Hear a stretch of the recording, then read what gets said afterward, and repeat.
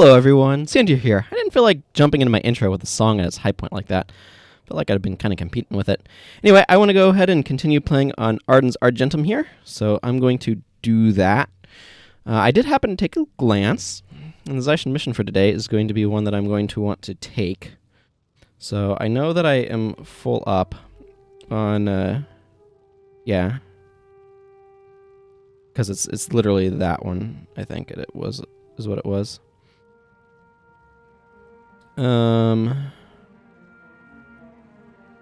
So I may go do consulate docks. I may not. Unwaking Waters is an easy one, but I'm a Gyala Hatchery away from that. You know what? We might just jump back into factions and go make my way to Unwaking Waters. May the gods protect you. But first I'm going to defend the Eye of the North against the attacking Modnir. Because that's how this is going to go. It's going to be that sort of day.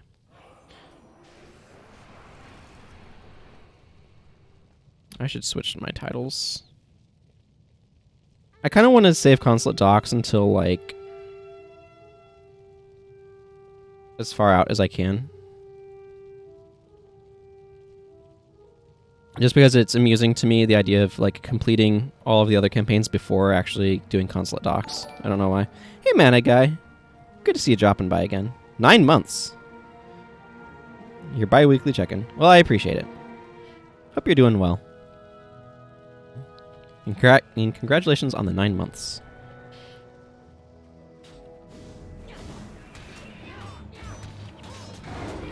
There are just moments where I wish I had Crude Swing on my bar, and this is one of them. But I suppose Acolyte Sasuke will have to do. I do have Whirlwind Attack. That's kind of like Crude Swing, except not.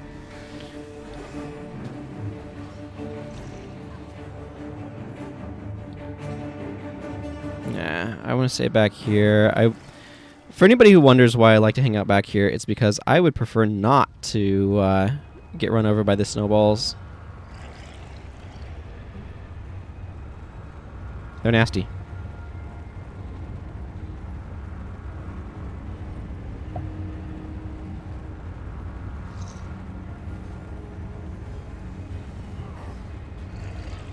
Okay.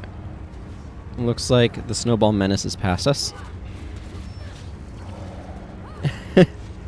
Yeah. The AI does like to spam Prot Spirit, doesn't it?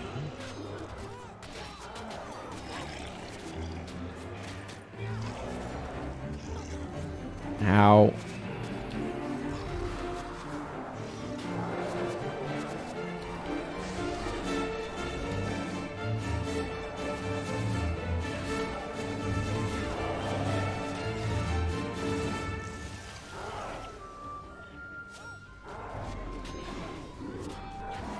You get smacked. Yeah. It is a problem. It is a problem.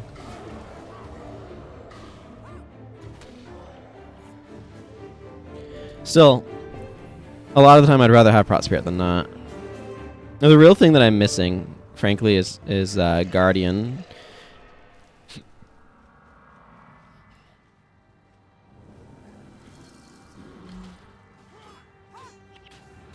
Really? Had just run out of adrenaline at that moment. I hate icy terrain.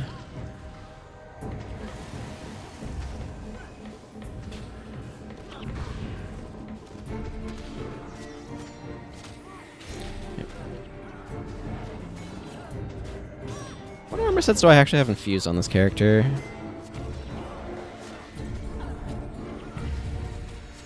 My Knight's Axe set?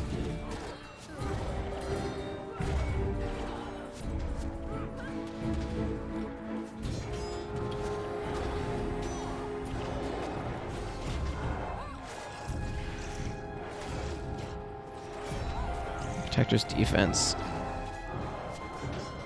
is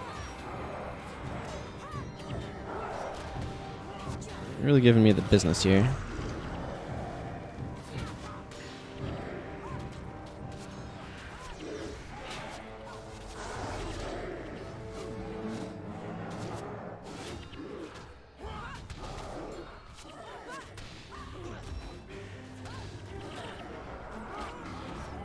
I also get really tired of trample.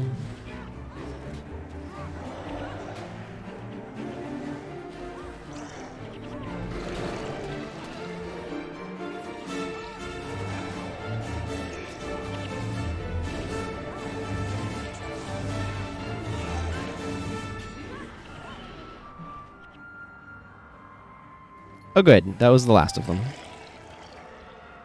It is quiet, isn't it? Assuming you meant diverse there.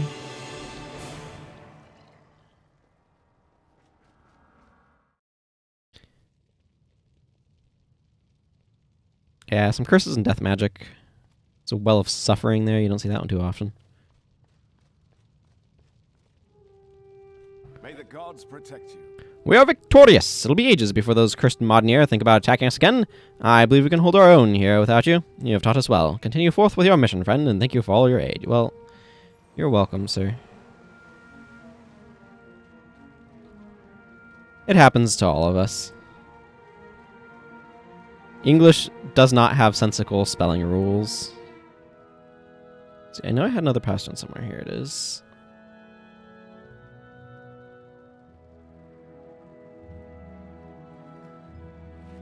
Virtuosos. I don't know that virtuoso is worth anything.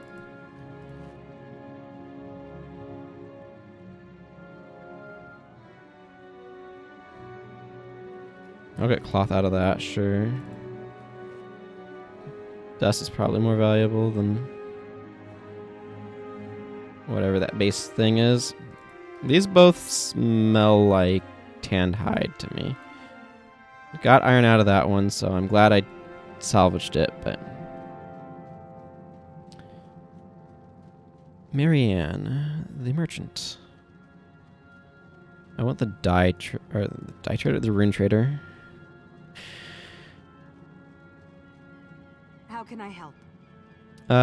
Is Virtuoso's worth nothing like I... Oh, we're out of Sentinel's insignia right now. No, 280. Nope, nope, that's worth salvaging out. Okay, glad I checked. Glad I checked. Are you still here? Okay. Right, so I want to go to Cantha for a little bit. Kinding Center.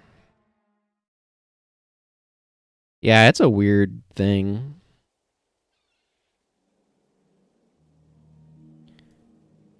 And we're going to do Gyala Hatchery. I do not want this bar, though. I don't mind Hammer, but I think I actually want to run Axe here. I don't think my secondary matters too much. I'm going to want my Knight's Armor.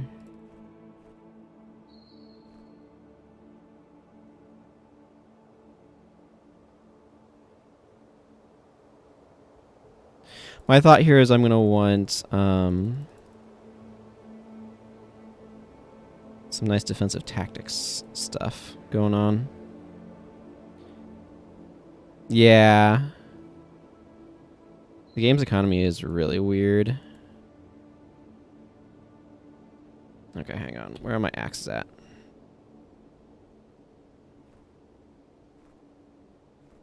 There we go. There's some axes in place. Excuse me. I do keep wanting to dye this, and I really should.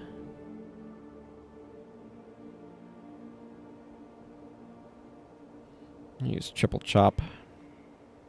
I want shield stance. I don't think I have shield stance. I think I didn't buy that one.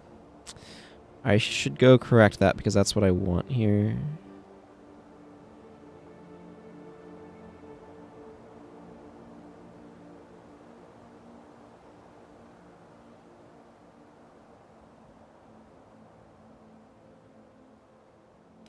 What, this armor? Yeah, I mean, this character is one that I haven't played in ages, so that's very possible. Okay, shield stance. Huh, this armor is dyed. This armor is dyed white. Or silver. Well, What campaign? Is Shield Stance just a prophecy skill, or is it... Okay, it is. So I do need to go... Hang on. We're going places.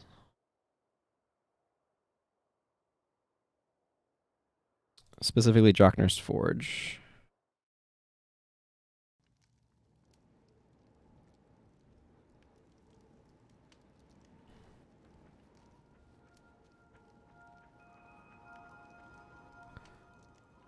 Where are they? Do they just have the Shunlai over here by Vanyi? Correct. Default is gray.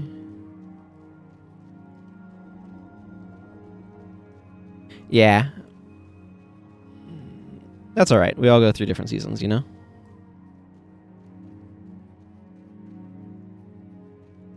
I don't know. How many skill points do I have? Oh, I have 2. Cool.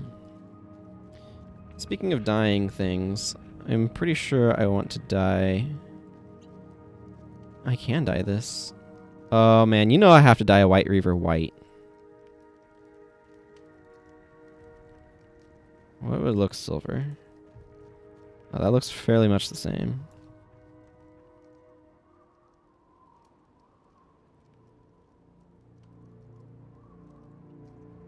I think I actually like silver a little bit better. But I mean, it's a White Reaver. I'm gonna dye it white. Okay, this shield... How does this shield dye? Oh, very nicely. Ooh, that's kind of a cool color.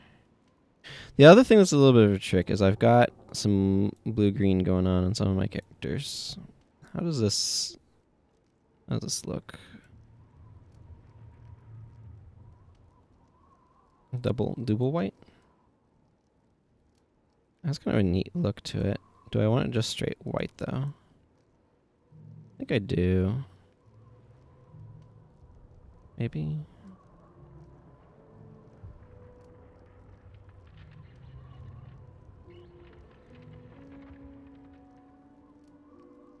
That's a really interesting color.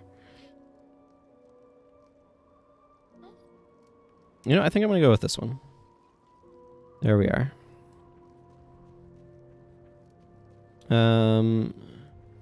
Bartok.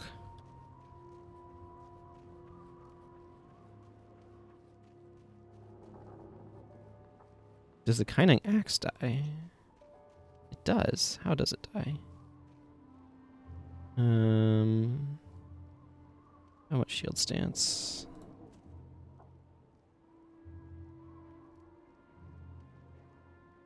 You know what? I'm gonna grab Desperation Blow. That's a nice option to have available. Okay, so it's kind of the edge of the blade. Ooh, that's interesting.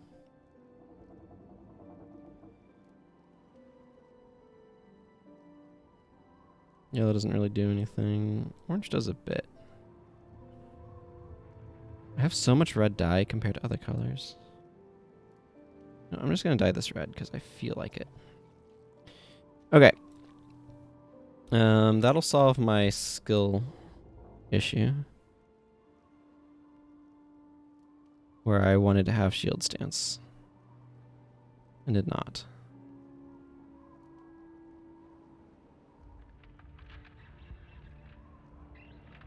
I wish there were more increased attack speed options. Unfortunately, warriors' increased attack speed options are like all kind of mediocre in PvE. And it's really, really annoying.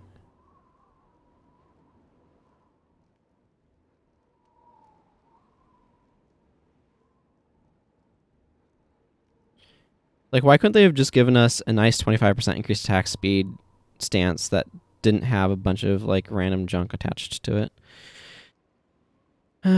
Soldier stance would actually be kind of nice here. But I don't have that one, so... I guess I'll just be content the way that things are that way. What else from Gyala Hatchery? I get 2 slots. I don't know how much I care about casters. Prot Spirit will be around, so having a defense against that might not be the worst. Or not a defense, but an answer, you know what I mean.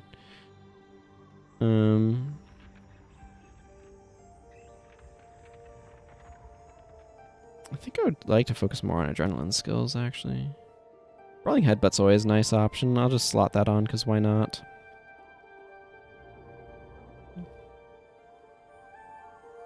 Maybe I can make None Shall Pass work. And actually, let's go with Ebon Escape. I'm going to swap those. Okay.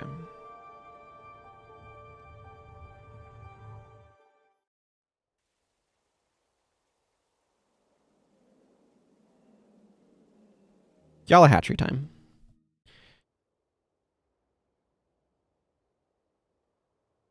Let's see, is there anything I want to change about my team?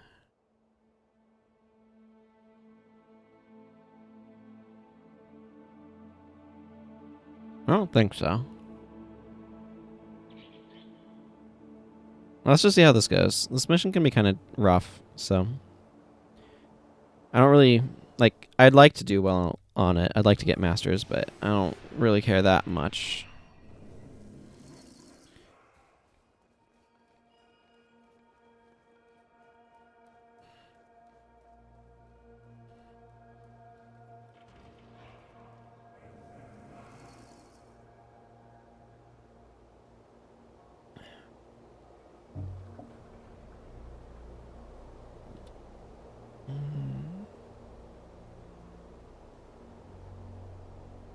Oh.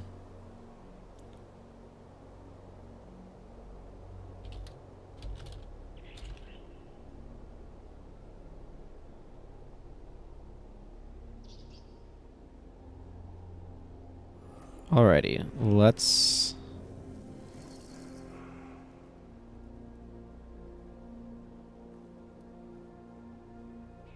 start this slow track. I'm gonna hide the ally thing because I don't really care to see the gigantic list of turtles. Actually, I kind of want to be able to see other. This is just gonna hide underneath my face a little bit.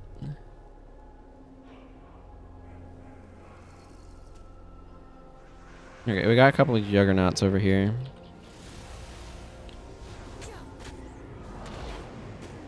Okay, apparently these guys don't care about knockdowns.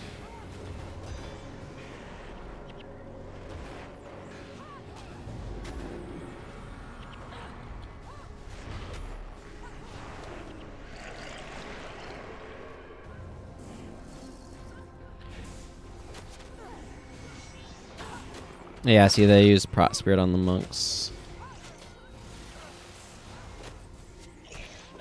This bar is very energy heavy.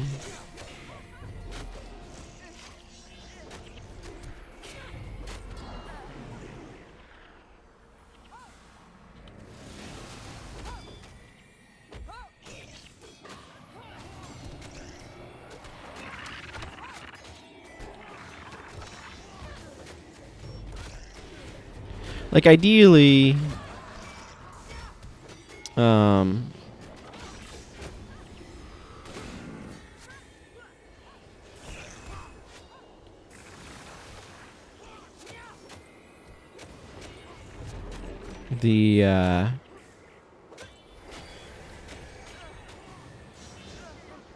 we go. We're able to keep them alive just fine, but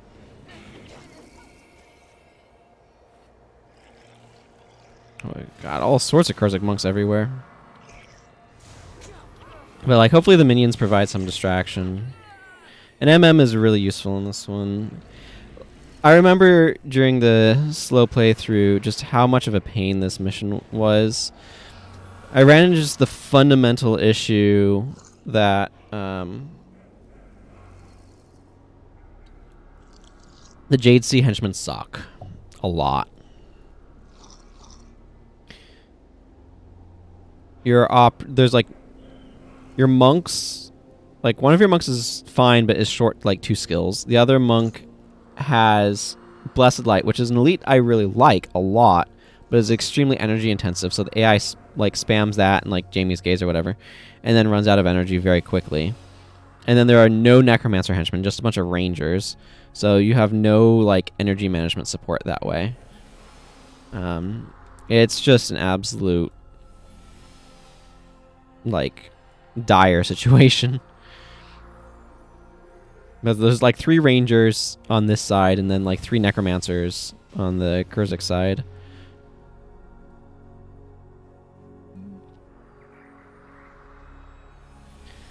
And you get better monks on the Kurzik side as well. It's a bit of a mess, really.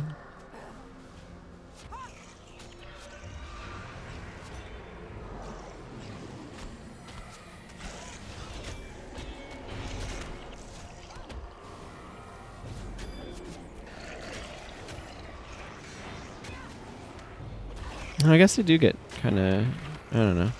Stopped doing things anyway.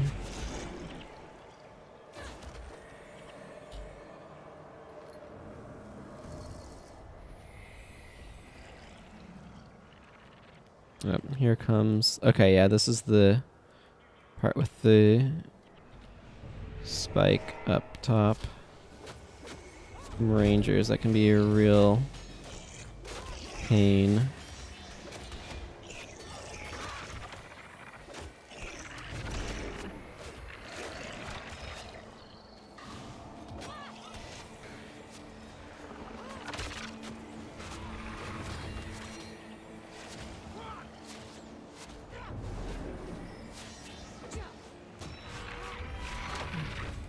What are you blocking with? Oh, this is a ward against melee, isn't it?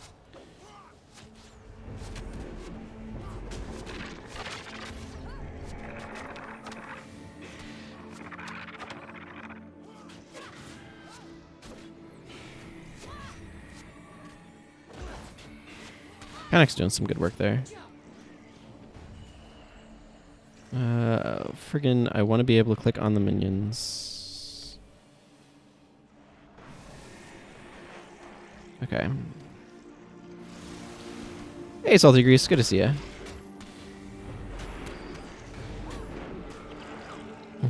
Juggernaut Toss. Juggernaut Toss is a 5-second knockdown. It is crazy.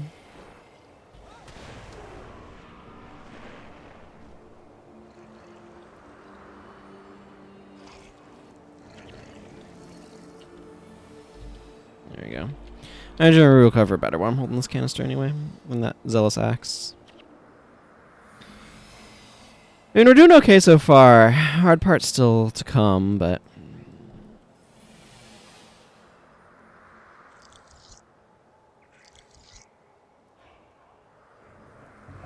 because the hard parts are underneath the land ship here. How cool would it be to see these things actually in motion? Not something the Guild Wars 1 engine could support, but I don't know if the Guild Wars 2 engine could support it or not.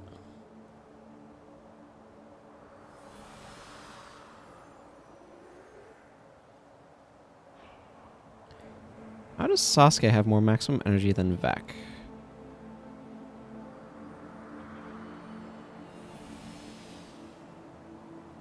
Must be the equipment they're holding?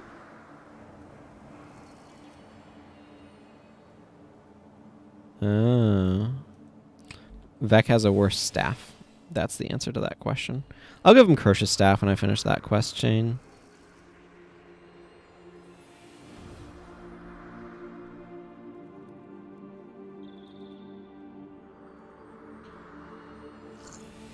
And I just drop that there.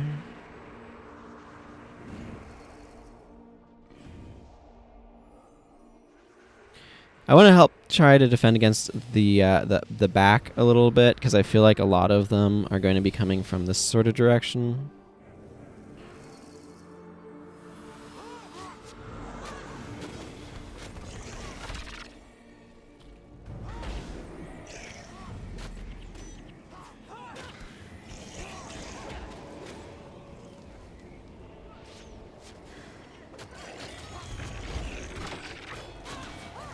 Minions are so helpful here, by the way.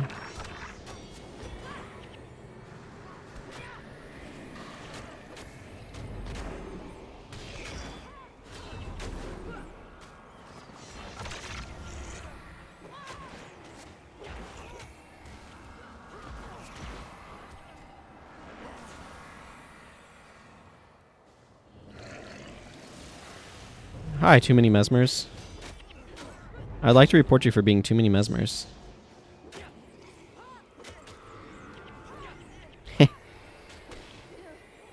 Panic strikes again. Argo used Argo's cry there.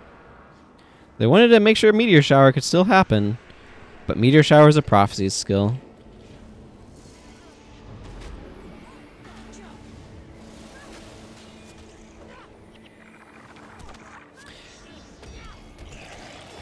I haven't really spent a whole lot of time making like an authentically factions elementalist. Reckless haste.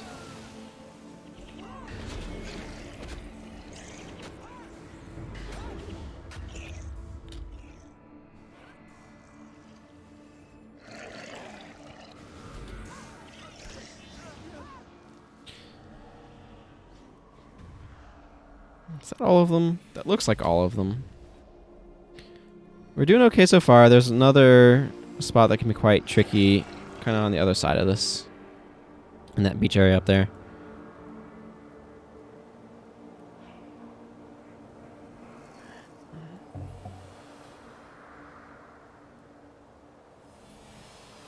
Glad I have Haida around. I think she really helps the monk's energy. More through Lyric of Zeal than her elite. The Power is Yours is one of those skills that sounds really good, but what it actually says is all allies within earshot gain 1 energy. That's how it actually reads, except it has a duration to it, so it can trigger stuff that cares about durations and things like that.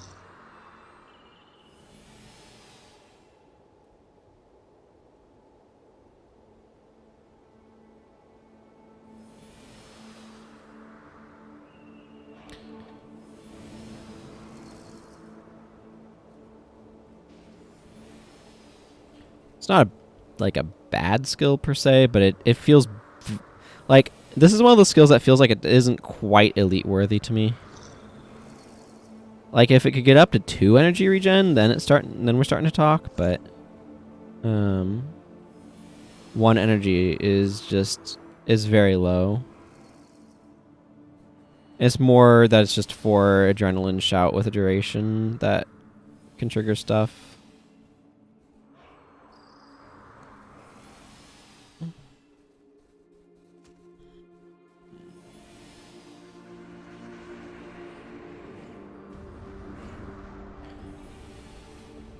Let's see.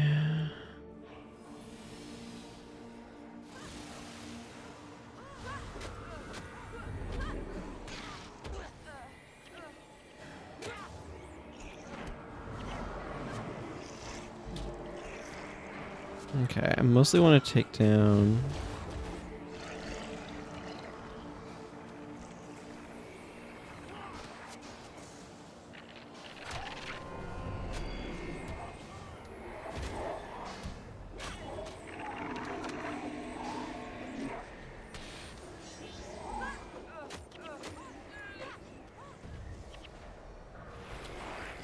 Yeah, make sure we're taking the Juggernauts down, because they're the real threat to the turtles. And the big siege turtles are really nice tanks to have around.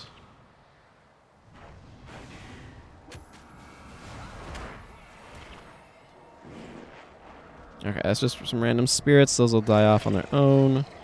Andre! Oh no, Andre! What will we do without his giant presence? Looks like we've got some more coming off over this direction. I'm gonna move this smoke canister back this way.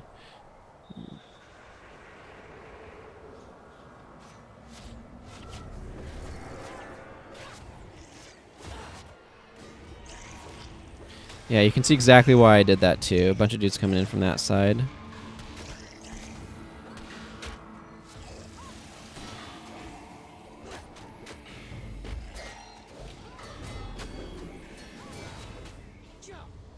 There we go.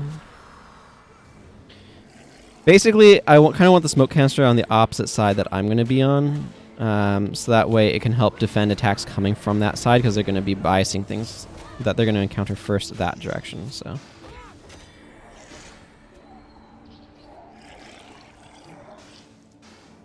Let's see. Is the main thing left a Spirit of Pain?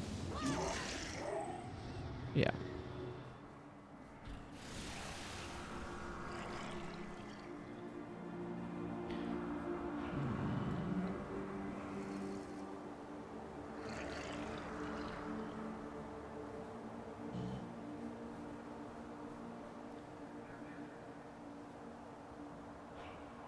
I want to make sure I'm keeping up on my fluids.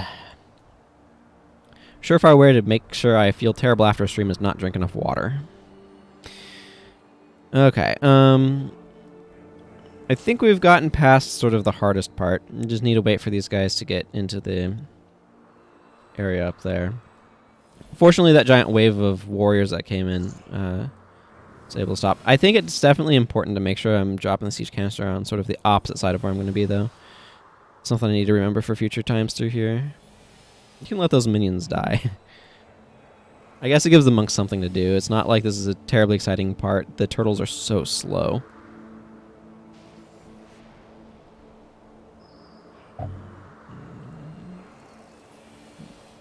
I guess there's, what, one more wave of Kurziks here, and then we have the Afflicted? I don't remember. I don't do this one a ton. Yeah, it looks like there's another wave of them here. Kind of have to wait for Petrus to get into position. He is slow. Where's our other young turtle? Oh, over there. Okay, yeah, it looks like we've got one more front over here. I'm gonna drop this here.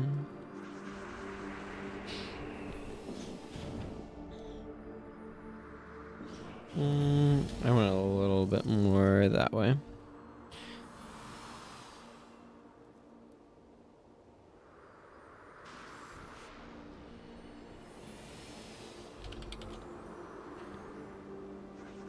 Got a boogie.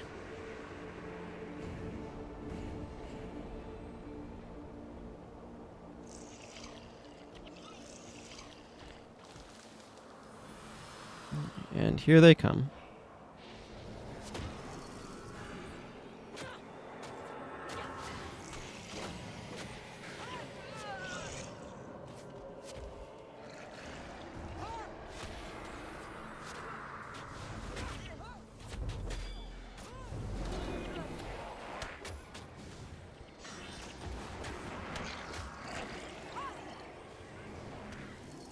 Okay, we got a couple of juggernauts coming on over here.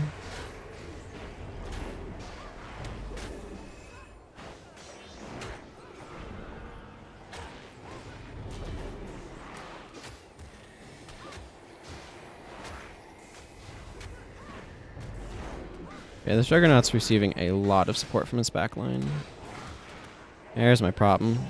I've got like 2 monks.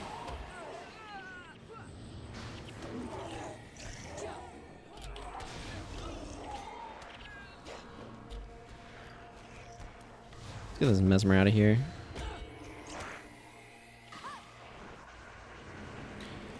Actually, having a shadow step here is quite useful as well. Well, I was going to try to tell them to stop running around, but...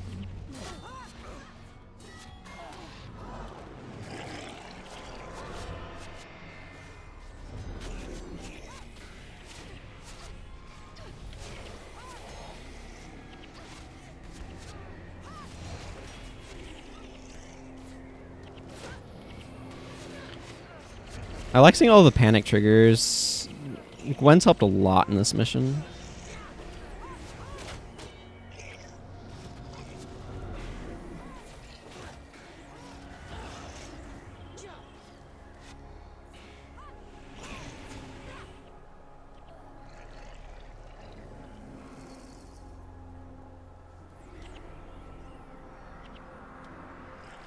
Okay.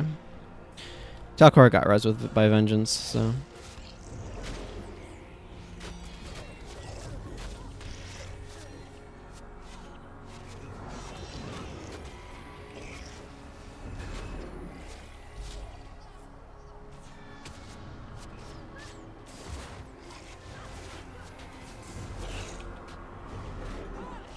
Random blocks going off here. Not sure what they're using exactly for. I feel like it's a ward against melee.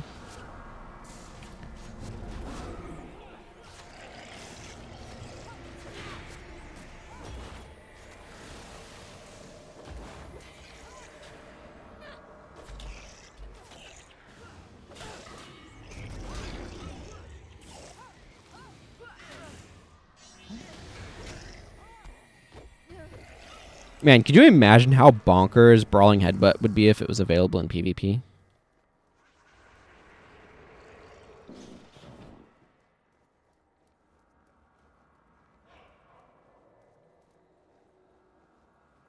Gwen has been having a bad time of it, apparently. She's at 28% death penalty. See, nobody has been vengeanced up, so that's good.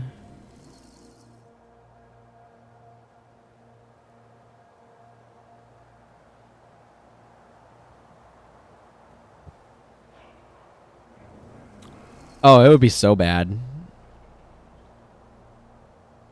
Like, Brawling Headbutt would be such a terrible skill to have in PvP.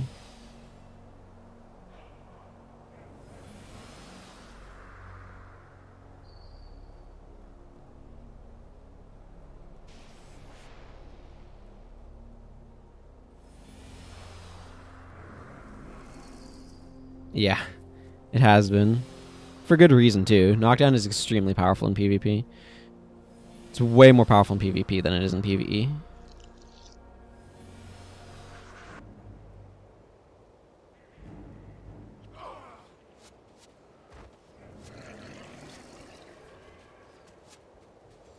Just gonna drop that there. The Afflicted only come from one direction here, so they're actually a lot more manageable than the other guys, oddly enough.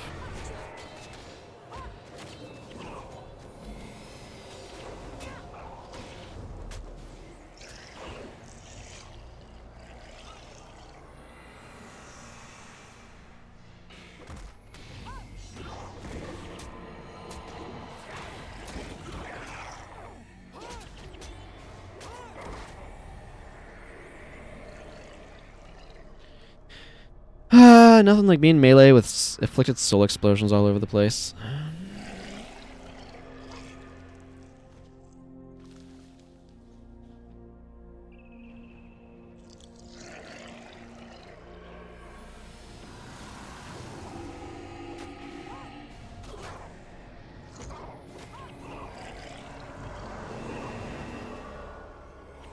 That's not mine.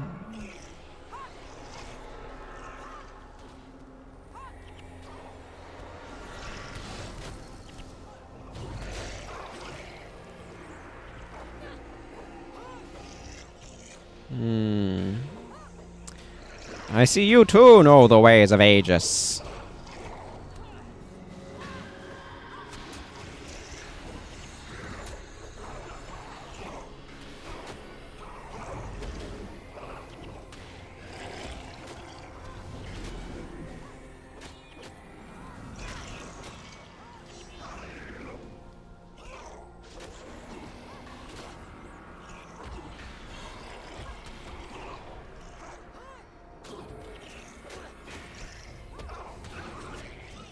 The fact that minions don't highlight themselves is annoying. Hello. It's yours? I'm not quite sure how to pronounce your name properly. Skill Booster League is this guy right over here. So I have a list of skills in this tool that I made. And I can add packs through this drop down to select them. And I do so when I get to new world regions, which I haven't for a while on this character. And I have a couple of other ways in which I time when I get new packs, but you could set up whatever rules you want. And these are the skills and quantities that I get to use. So my party gets to have 4 copies of Divine Intervention across it. In terms of my heroes, I'm just applying these to heroes, not my own personal character. But it's a way to try to compensate for having every skill available in the game, because my account has all of them unlocked.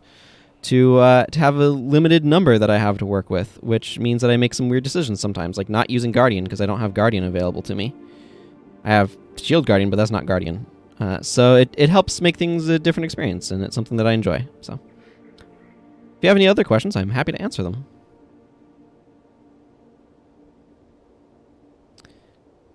Oh, thank you. Okay, Petrus, I think you have the quest forward, yeah? Yes. Find the Harvest Temple of Quanjun.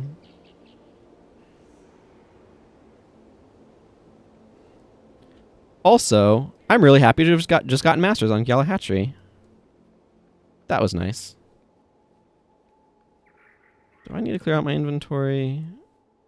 It wouldn't be the worst plan, but I don't think it's necessary just yet. Hey, Timmy. I haven't even been paying attention to what the next league is. I don't know, maybe. I've been having a lot of other stuff that I've been doing, so I don't know that I'll necessarily be streaming it.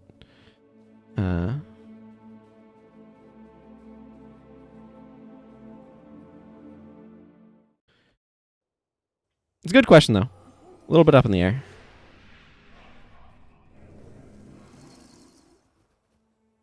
Are there any skills that I want to... whatever. I can go capture skills later.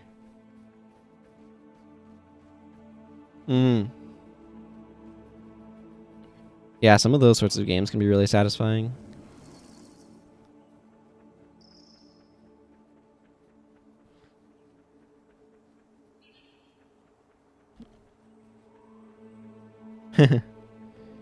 Yeah. A lot of my time has been going to just being really motivated to work on my own game project, so... Ooh, that's cool.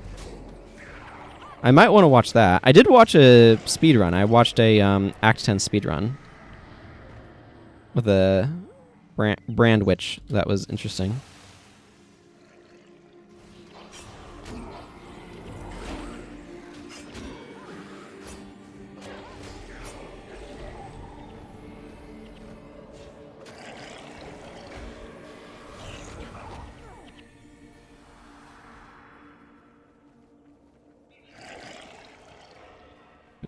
Havoc Blitz. Alright. Yeah, I don't know what a blitz is, but...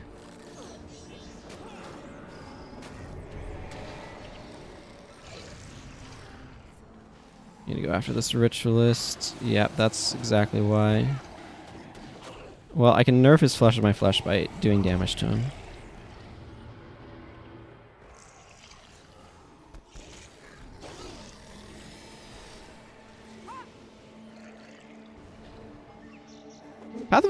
Path of Exile is an interesting game. I think I have overall enjoyed the Ritual League. I enjoy how many uniques it's enabled me to get, and I don't know, I just enjoy collecting uniques. But I will have to say that it can sometimes be really frustrating when it feels like I just die out of nowhere during a ritual, like getting things where it's just like, oh, suddenly I just die. That's very frustrating with Ritual. Like, I don't mind the occasional just like random just dying out of nowhere. It's not great feeling, but when it's in the middle of a ritual and it cancels the ritual and then you don't get enough tribute to get stuff, it's really frustrating. I actually think I have Moby out, who's out in this map, but I'll do that later. What's really annoying is I'd like to go into Seafarer's Rest, but if I do that, I reset the quest that I'm on right now, so I'm just gonna need to complete this quest and then go back for that outpost.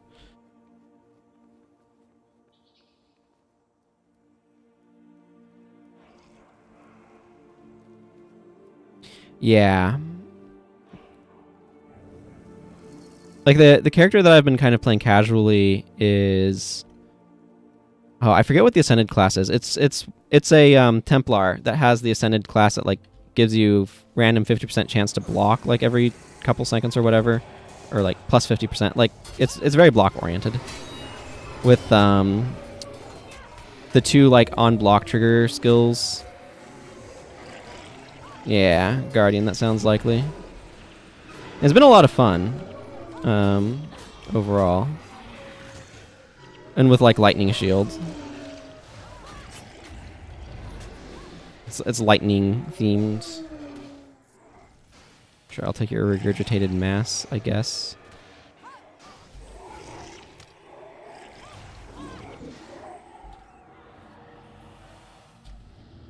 What an unappealing name for a piece of loot. Regurgitated mass.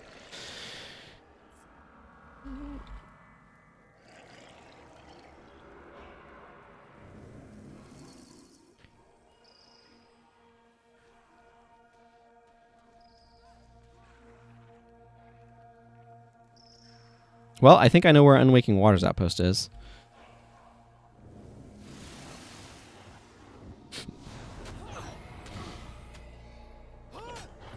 Oh, something else must have galed me.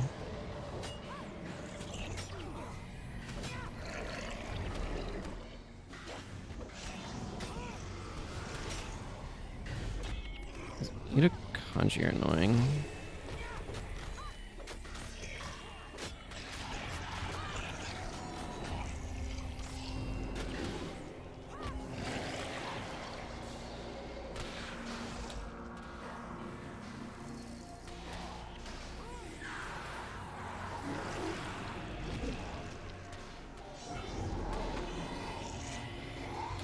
I have binding chains on me. When you have binding chains on you, you should stand still, because all it's going to do is deal more damage to you if you try to move, and you're not going to get anywhere. 90% snares are pretty intense.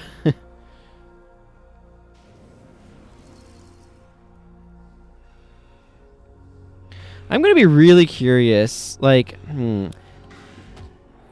I don't play Guild Wars 2 because the gameplay is not something I enjoy, but I'm really curious about, like, what they've done with areas, and I'm going to be really curious to see End of Dragons visually. I really wish Wooden Potatoes would continue his Guild Wars 2 Let's Play. That's how I want to experience the game. Through the lens of somebody who's enthusiastic about it, instead of me, who was like, okay, well, this was cool for about half an hour, and now I'm bored. Did I just get Aura of Restoration? I did. That's cool. Okay, you know what? 2 can play at that game. Granted, you do it better than me, but whatever. That minion is okay, come on, everyone. That minion is sacrificed. Oh, you know what? Master Togo. Nope, Master Togo's with me. Okay. Let the minions be a distraction. Oh, we have favor right now. You can tell because Grunt's statue is all misty and stuff.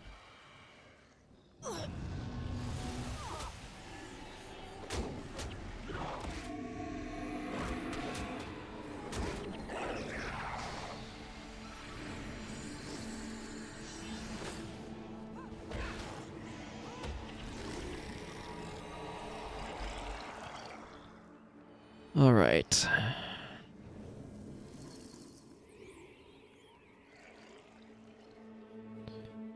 Go talk to Attis. Probably going to want a different bar for this mission. This one's a little bit of a tricky one. This is a spot where I might want to check my spear mastery. This is a good spot to have some spears. Factions with their extra dialogue.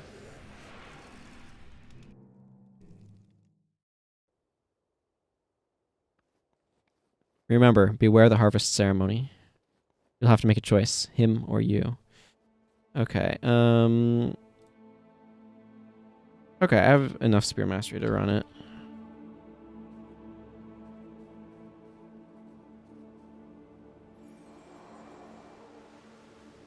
So I'm going to... Okay, somebody needs to clear out their inventory. I'm going to run a short commercial break while I clear out my inventory.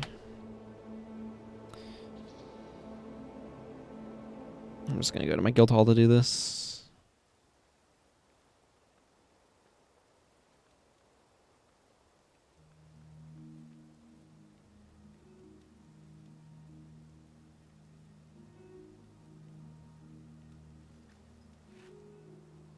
That's not what I was hoping to get from that.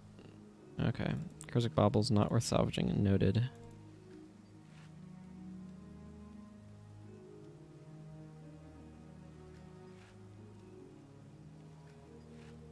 Disciples Attunement. Let's see. I'm just gonna... No, Plagueborn Armor is usually... I guess it could be bone, right? Well, I got some bones out of the regurgitated mass, I guess. Okay, let's see. Disciples is a monk one. Yeah. Attunement, also not currently having any value. That's fine then.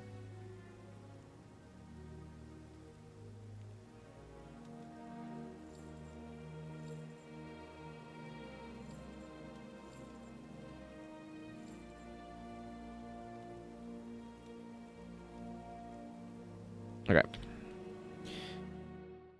That covers that. No, and I want to... I don't think I really need any tactics. I'm going to want flail. Hang on. Let's see, do I have any spears other than this one? I don't think so.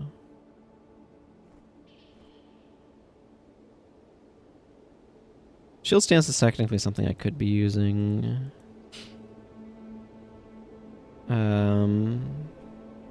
Go with my strength hat.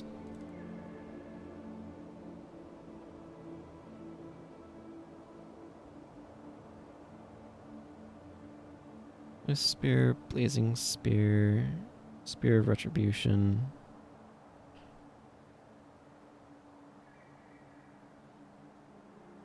Merciless spear, flail. But I have like no strength elites, do I? Maybe I do want some tactics. If I did grab tactics, what would I use though? Yeah, none of the tactics elites are of any interest to me right now either. I think the main thing is I just need more skills. I'll slot on Defy Pain because why not? How's that for an explanation? I can still use Shield Bash if I want to. Don't think I really do. What I actually need is I need Spear of Fury. I have plenty of Lux and Faction for that. Let's go grab Spear of Fury from Cavalon. Actually, grab a couple of skills. I can grab 2. There we are. Lux and skills. Spear of Fury.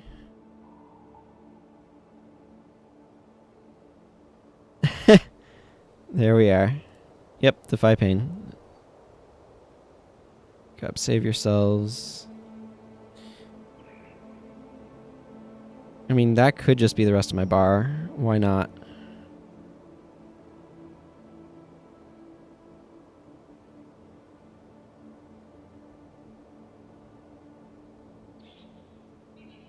Why not? The Kurzik versions would be slightly better for me because I have a high enough rank of Kurzik. Is it 5 or 6? We're getting there. I don't need that much more. I would like to get my Luxon up to a high enough rank that it's irrelevant which one I use. Okay, I'm just gonna go in now. Get this party started.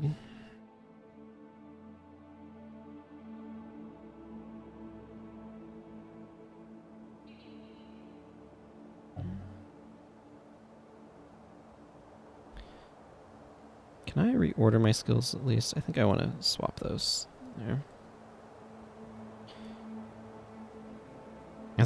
I'm so used to the Kurzik icons because I usually use the Kurzik versions of skills. I've traditionally played Kurzik side, so.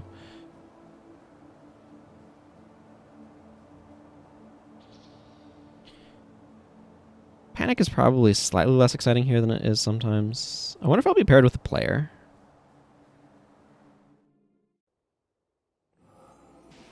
Survey says probably not.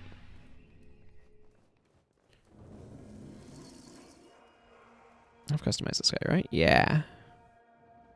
Good old Jadum's spear.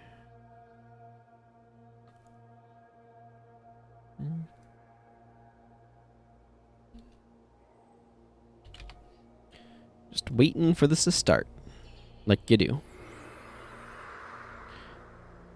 Dunkoro plays a drum solo.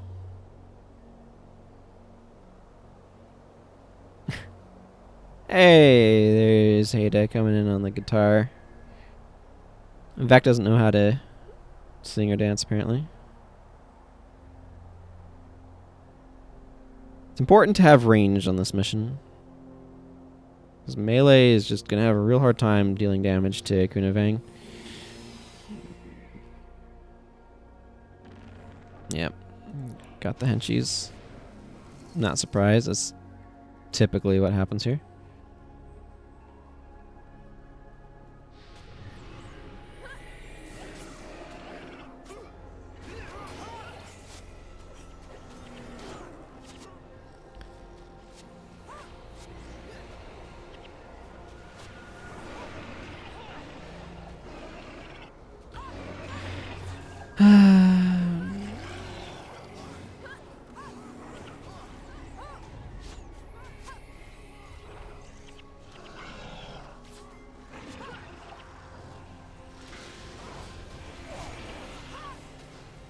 Do not like those monks blocking.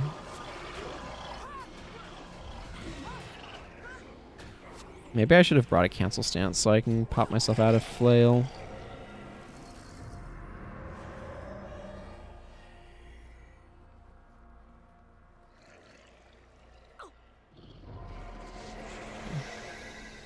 Well, that dealt enough percentage damage to me to immediately allow me to defy pain.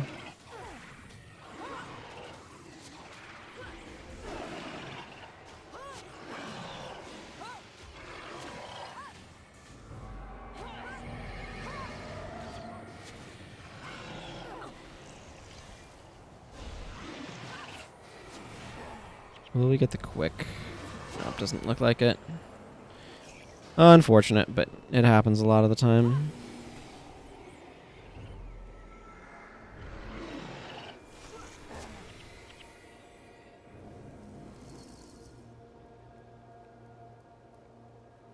Our damage is a bit too low to be able to get the quick kill there, unfortunately.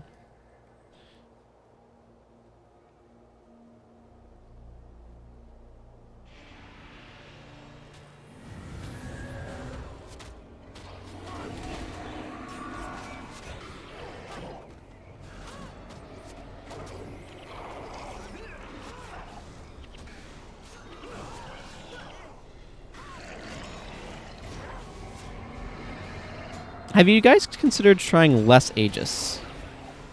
I think it would be really nice for me if you had less Aegis.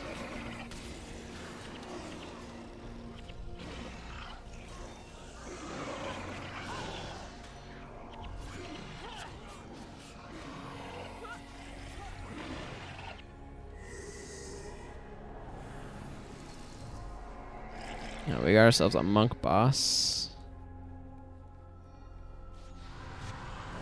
I'm not sure which is scarier, the monk boss or the Ellie boss.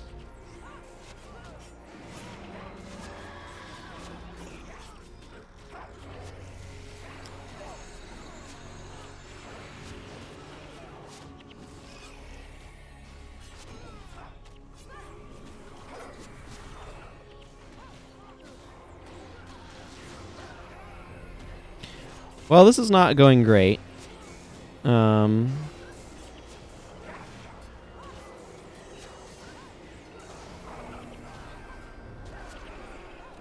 The good news is that the henchman did not completely wipe.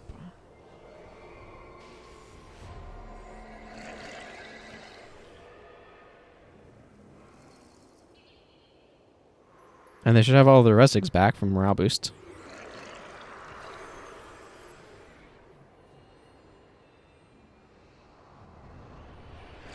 Excuse me, I'm going to turn Vengeance off here. Elias is about to drop over, which is not great for our MM.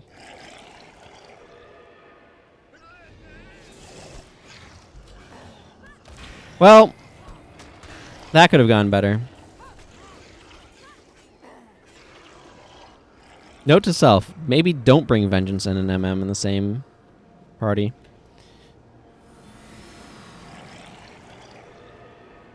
There's a resurrection orb that I could have used to pop everybody back up to. I did not. But I could have.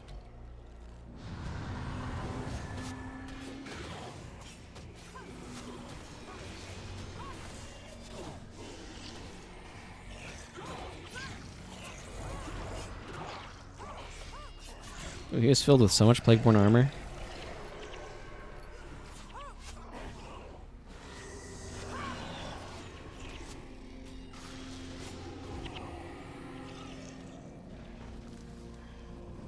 I have lockpicks, right? Yeah, let's open this Luxon chest, see what's inside.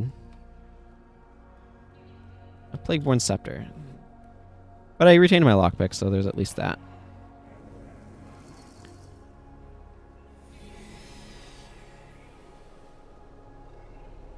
Hey, Kunavang. I see you still have not recovered all of your HP from the last round with us.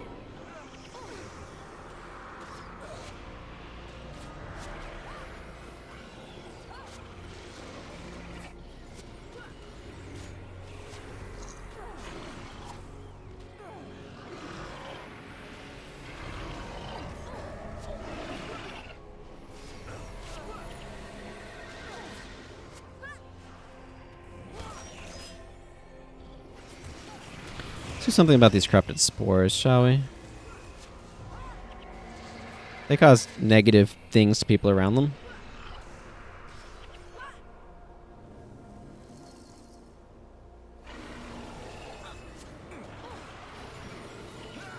It's amazing how much less of your HP the amount of damage she deals is if you have 500 HP.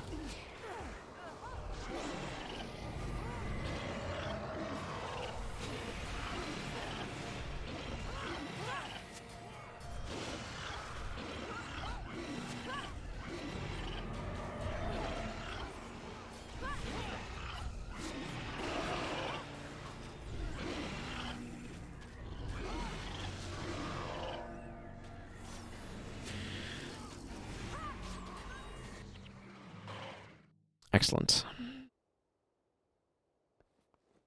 I'm going to go ahead and get my quest from Kunavang. I'm not planning on straight up finishing actions here or anything. Okay, I do have enough for another skill. I wanted to pick up the assassin one. Dervish one is not super usable. The Paragon one is I already have.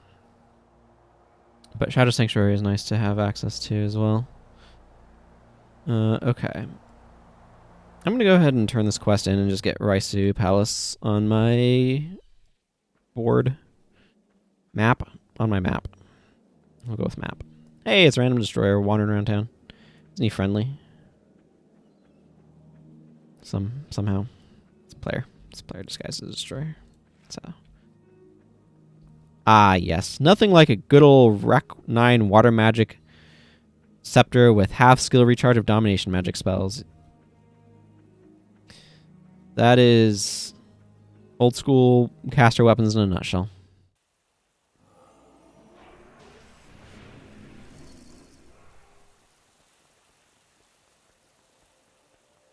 Zunkim. There's always one more of those than you think there should be, which is why they had fewer in the sequel. The sequel being Nightfall, in this case.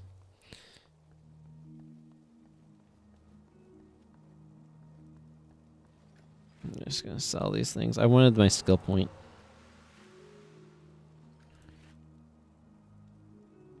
Okay. Let's go to Haruko.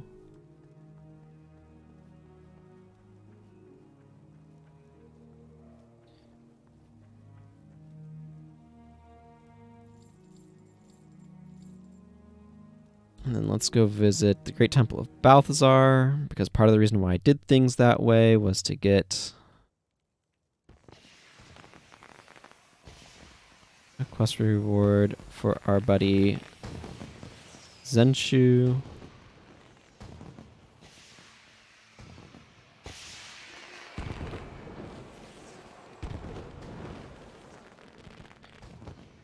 because today's mission is Warband of Brothers, which is the next quest to go do. No. No, I don't think I will be grabbing the bounty for Lord Jadoth. Thank you for asking.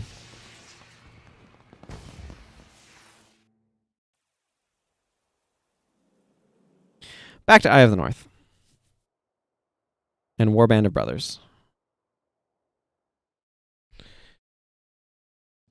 I want my bonuses here. I think we can leave that on fire. I do not want this particular bar, though.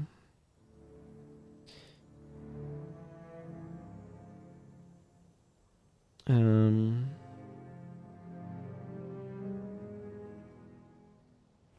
know what? Yeah, we can go to Axe Mastery again.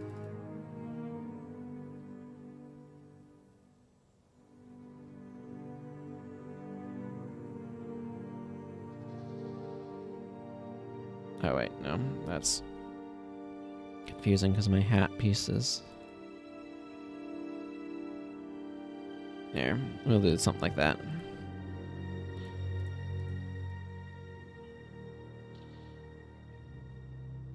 Good old Furious Axe.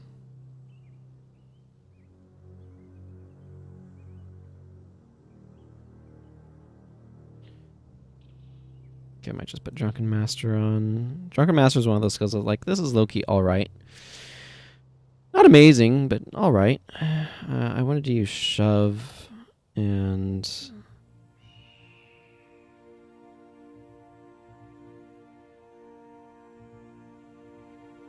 Low Blow.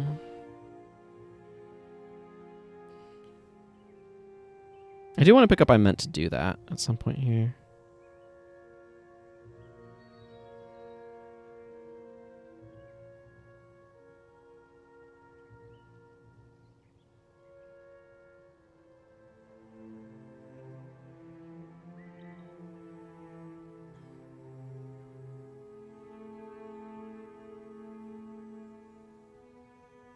Yeah, and let's grab Executioners. Something like this will work for me.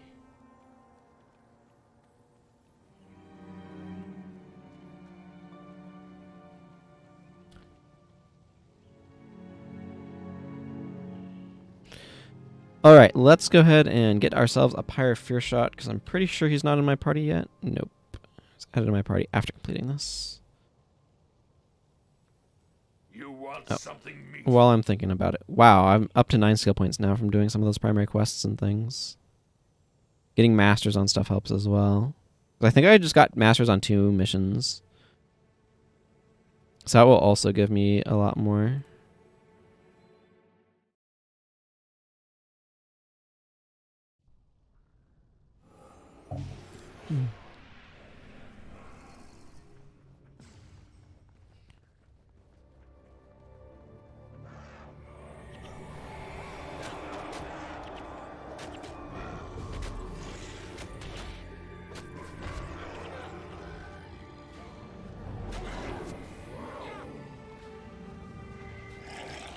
So Thrill of Victory is a pretty good opening move.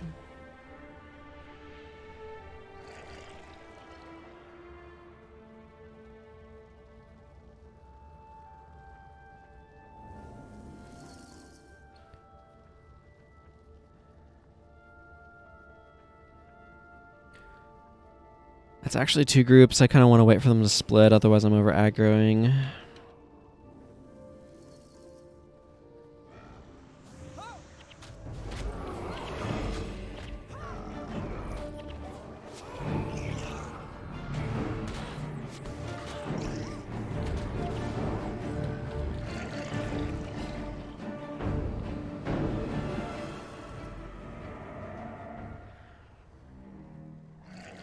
Whoa. Ah, some rubber banding.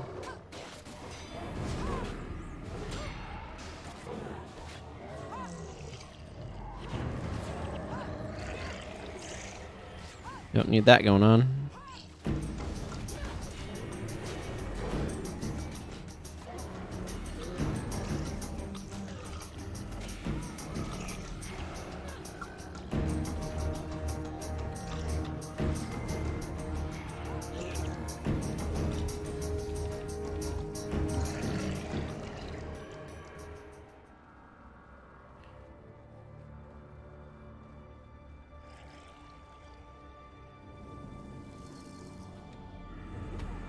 Ow.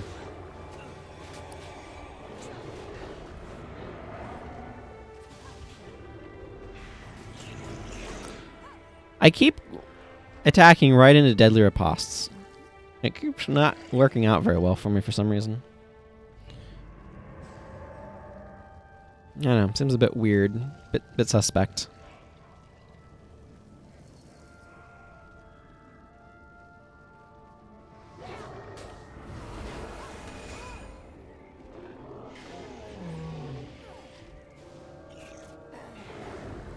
This party members? Yeah. So wondering if his party members are allies. That's a pretty big difference in terminology when you have minions wandering around.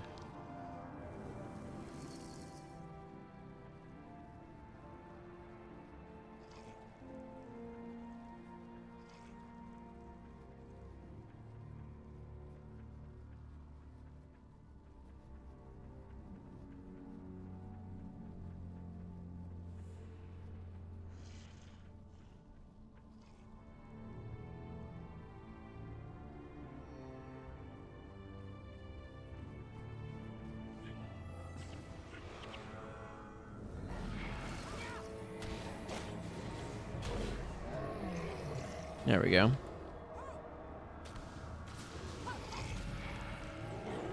Oh man, he even took damage from my shove.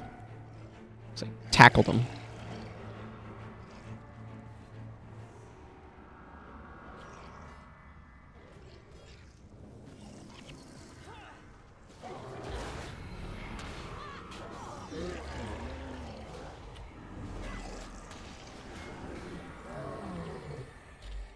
Okay, let's open the... Oh, nope, never mind. Got a Charr Flame Shielder that I need to kill first.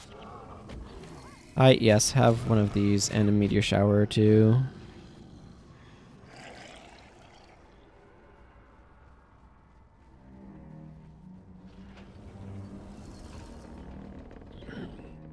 That's right. We've got some dudes who run off, and then we've got some other Charr that, like, run into position or something. These Charr are weirdly, like, weaker than other Charr from the standpoint that they added this whole lore thing about the Charr having these, like, great battle formations and stuff, and they're trying to make them a more coordinated unit instead of just, like, ferocious attackers. But the problem is that means that they spend the opening of each battle, like, running into formation. Which, from a practical standpoint, means that they spend the opening of the battle getting pummeled and then walking into a range for AoEs on each other. Making them actually kind of weaker tactically. Because they're trying to pretend that they're stronger or something.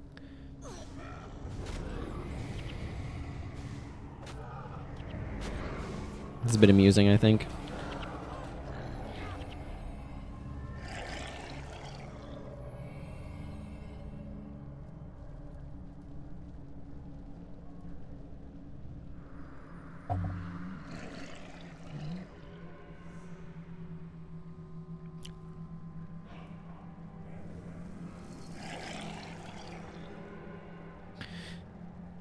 All right.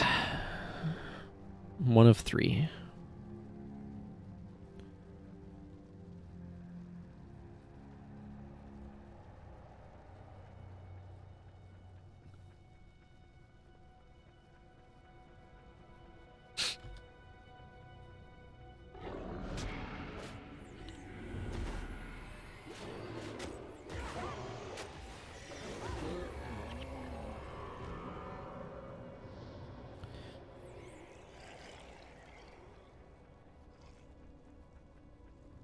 It's interesting. The elite that I actually want here isn't Shove, it's Judgment Strike.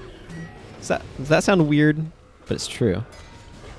This is exactly the elite that I want there.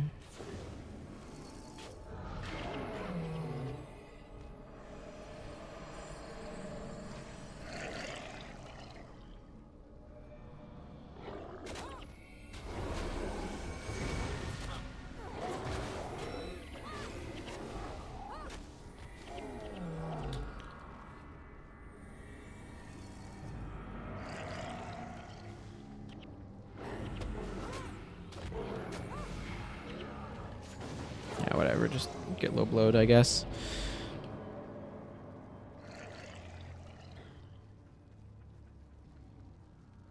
Why am I using this shield instead of this shield? You ever sometimes ask yourself a question, like, why am I making this choice instead of that choice?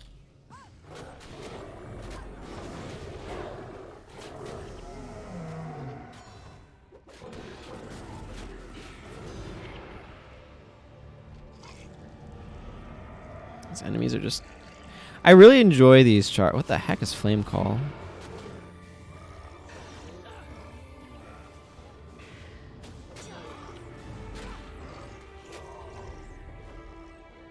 Oh, ward against melee. That's my cue to not stand there anymore.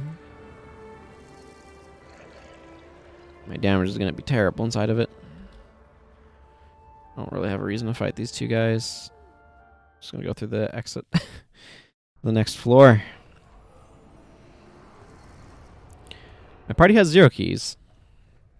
Well, I would like to get 1 key. Oh, right. Yeah, Rebel Yell. 40% more adrenaline and +6 armor and 2 energy whenever Charr dies. It's very good.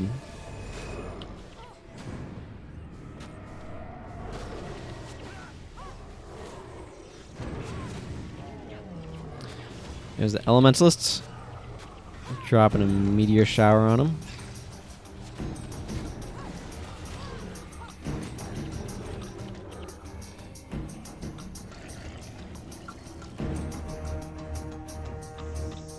These enemies are a little bit bunched up. I'm not sure I entirely like that. What weapon do I have in this slot? I want my spear. Hey, you. So I'm going to switch over to my White Reaver. I want the lifesteal.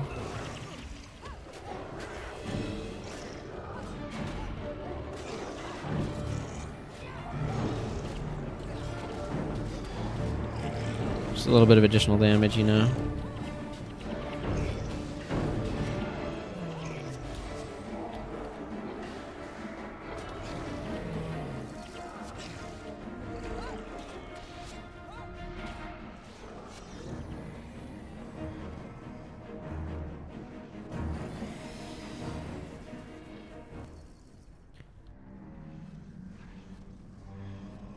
It's going to work a little bit better if I actually activate it, isn't it?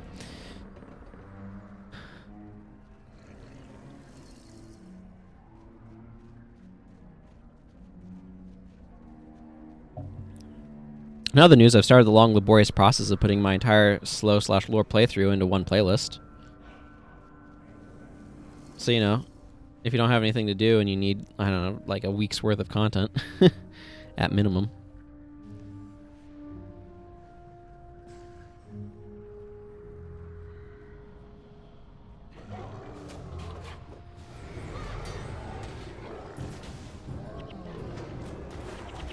I actually have no idea how long it is. I'm looking forward to finding out. I think it tells you how long playlists are. That's what I'm getting at.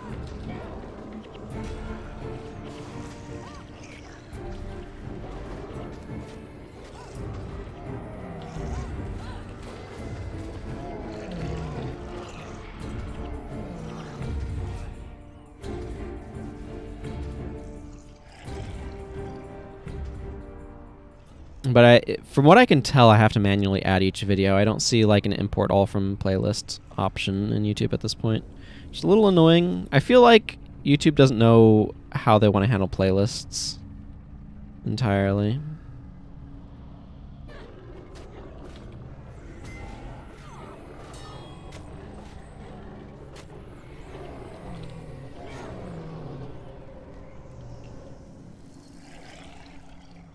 Because they've removed a number of very useful features for them. This Prophet is probably a higher priority target than some of the other ones here.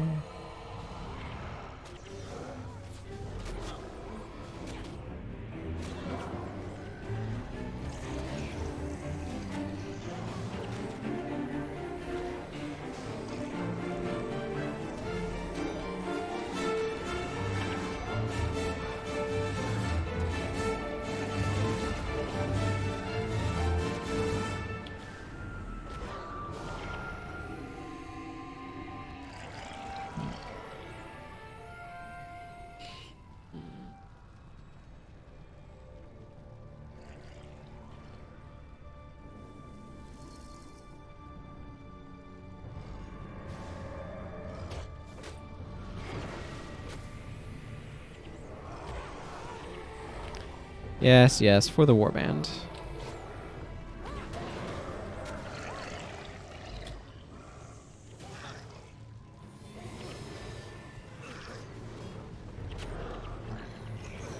I was thinking some earlier about something I was discussing yesterday, specifically like regarding the trope of like the magical like prodigy youth, which is extremely popular. That like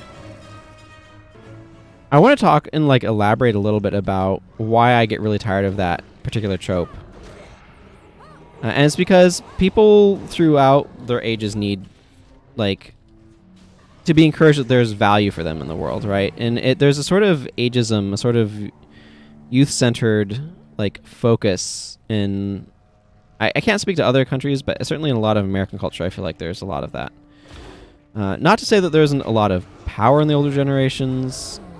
Congress is way too old, but what I'm saying is there needs to be like ageism is another type of like bigotry, really, in that being prejudiced against the elderly is just as much of a problem as being prejudiced against the young.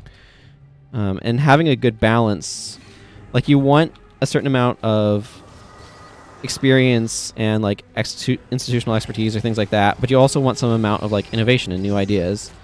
I want my Zealous Axe here. So it's like, how do you balance those things? And so there's just a lot of tropes. I know a lot of anime does it as well, where like there's just not people. And hey, Y2KY, good to see you. That there just tends to be a huge focus on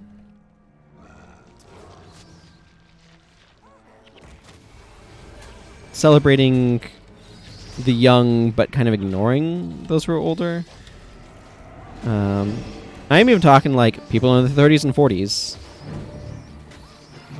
So I don't know. It's just something where I get a little frustrated because I feel like, I mean, this is something that kind of affects me more directly in the sense that I just feel like I've not lived up to the youth ideal of like, oh, I should have been able to be more successful earlier in life because that's like what we celebrate in our culture. So, oh my goodness, I did not realize we had this big of a spider problem. How did we end up with this big of a spider problem?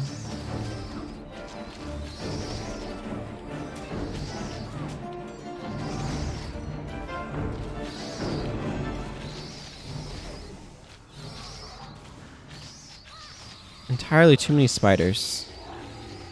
Entirely too many spiders. So anyway, I just wanted to kind of elaborate. Yeah, apparently so. On some of my thoughts there a little bit. I see. Part of it's there's just a bunch of like level 14s. Okay, you know what? This is just not. This is not important. I don't need to defeat every single spider in this room. I have a spear. I don't need another copy of it. I can just walk through the portal. Problem solved.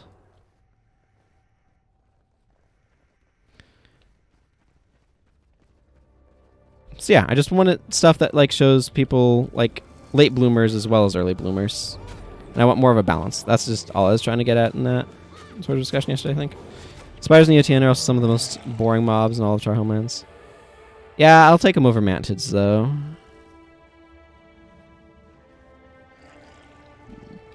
The Charr are probably my favorite enemies in Eye of the North.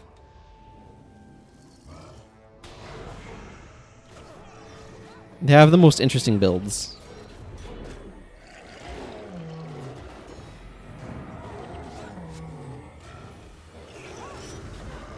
I want more build diversity in enemies in this game in general, though. That's just kind of a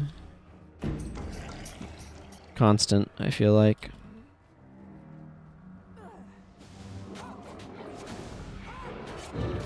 Well, he made the mistake of using Frenzy.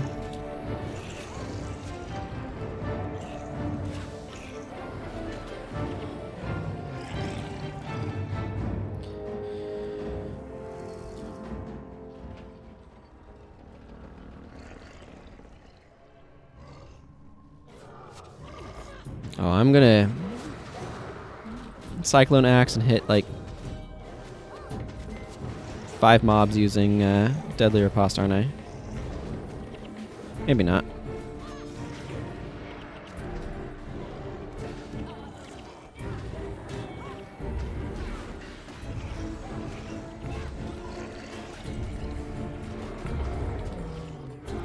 You know, if I continued on through Raisu Palace, I could go capture 7 weapon stance.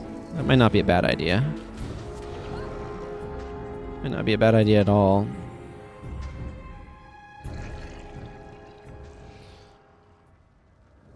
Seven weapon stance is a fun skill. Powerful to be sure, but a fun one.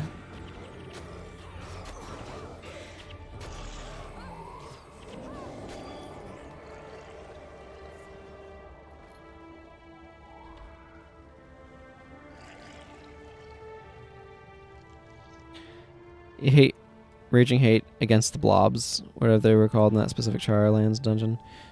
Oh yeah, the oozes in the slime pit down here probably.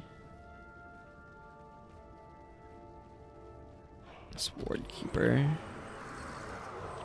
Yes, got ward against melee.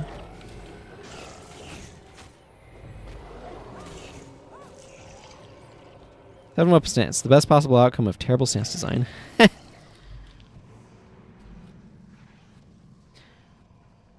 It's a fun skill. I really wish Warrior had, like, you know what? I wish Flurry, instead of being 33% faster with 25% reduced damage, I wish Flurry was just 25% increased attack speed and like maybe slightly better uptime ratio, so it wasn't so freaking hard on your energy.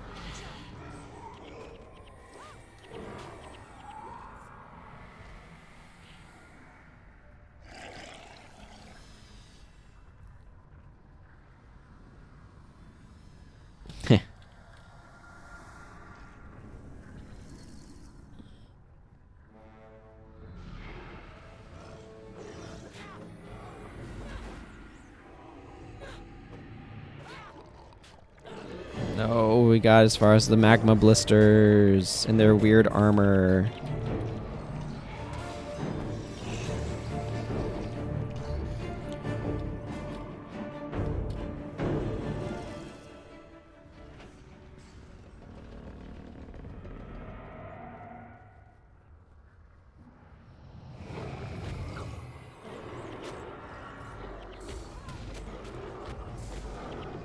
There we go.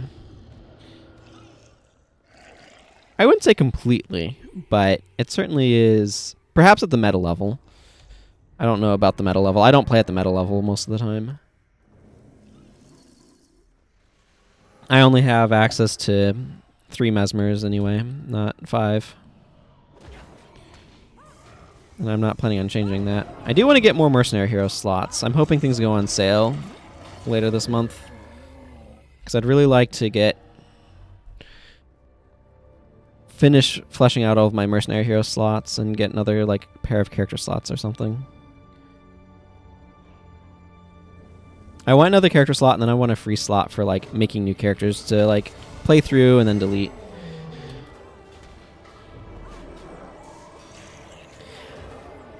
I've heard that there's some areas where they can be useful, but yeah, I mean that's the thing.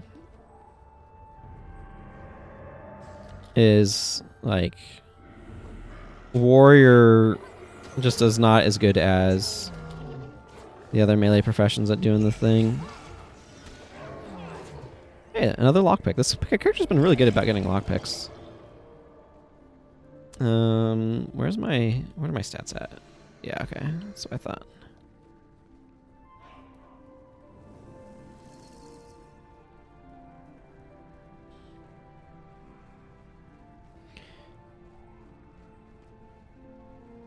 For Battle Rage? I mean, I did a build for every elite project. I think it was actually...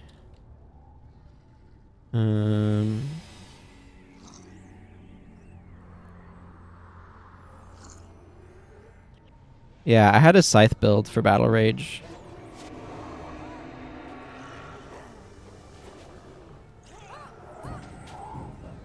How have I been? I've been doing decently well. I just finished a huge... Or last week I just finished a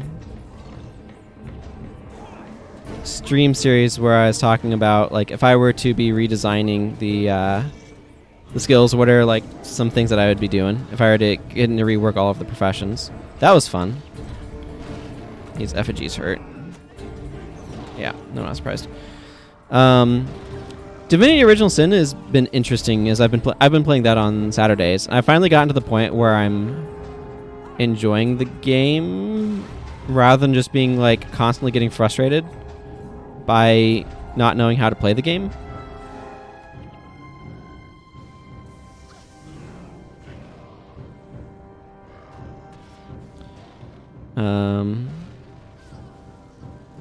What else? I've been making good progress on the game. I've been making an RPG Maker. I'm excited about that.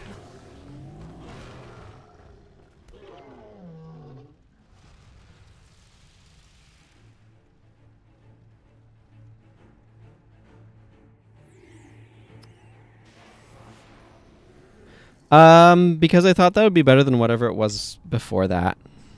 I forget what Primal Rage originally was.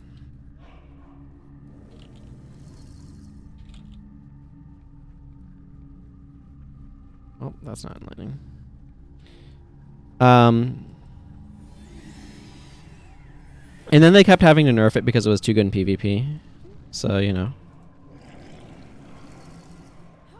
I think it was originally a skill that basically never got used because it was garbage.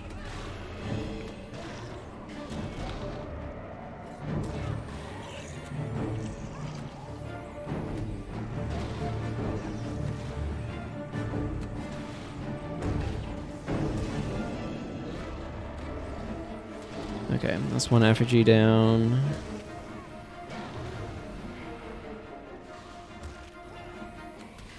Man, these things hurt because I have a reflection shield kind of like Dunk in the Black. Hang on. Who do I need to... Shield of Fire. All damage dealt to this creature is inflicted upon the attacker as well. It's very annoying skill.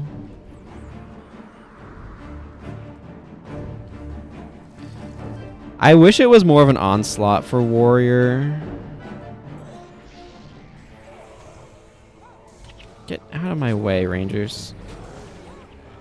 I want to take out your boss.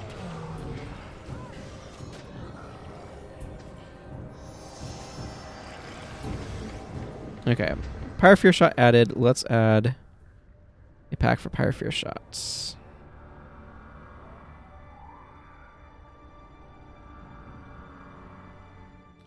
Oh. He wants pets. Let's see, what new stuff did I get? Pin down. Rapid fire. Oh, yay. Quick shot. Quick shot's such a garbage skill. You have freed my warband. And now that we have, you don't need us anymore, right? Yeah, that's nice. Yeah, Primal Rage is one of those skills that I wish looks way more useful. 3R plus 10%, crit chance and 20% armor penetration on all hits.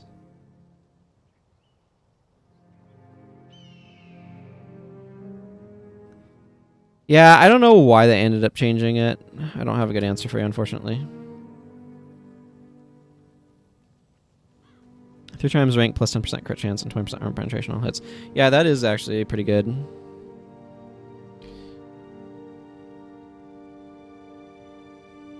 I don't know why I tried to put those in material storage. It's clearly not where they belong.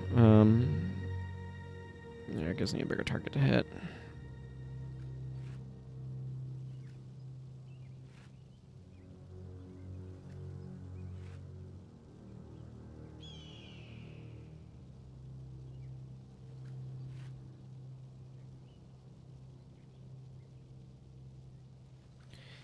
Yeah, there's definitely a lot of skills that maybe were changed to less useful versions over time as well.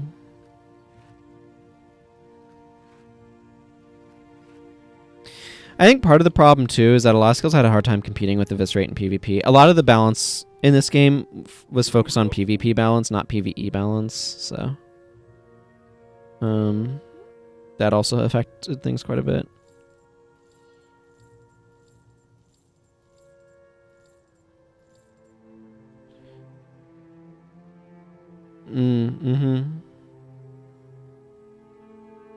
Yeah, that would be really cool.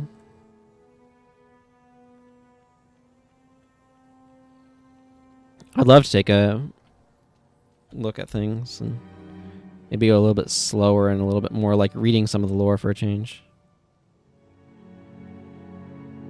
I want to turn this in, but I don't need to yet, so I just want to remember that it's there.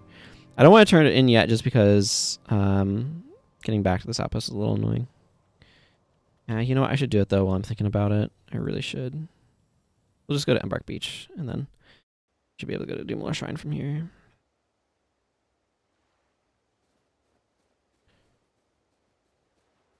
Zenchu.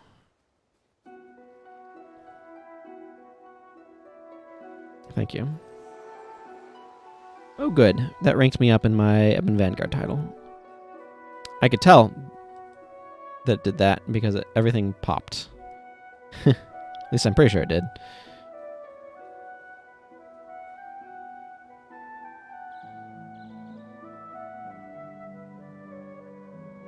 Okay, where is Tyrian travel? Northern travel. Nagi.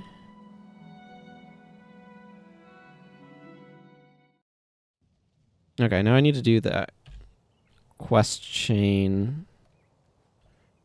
Who do I talk to? Bonwar, Fierce Blade, that's who I talk to. I'm not impressed. What must be done?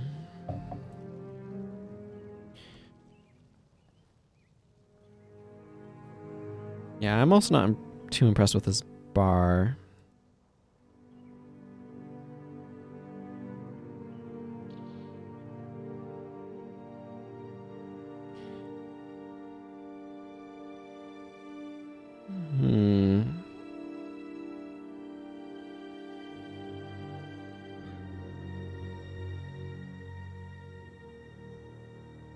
Good old lacerating job.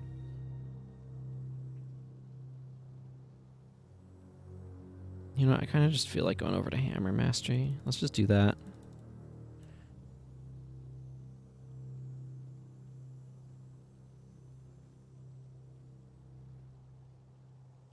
I don't know. I've been enjoying Low Blow, so I kind of want to keep doing that.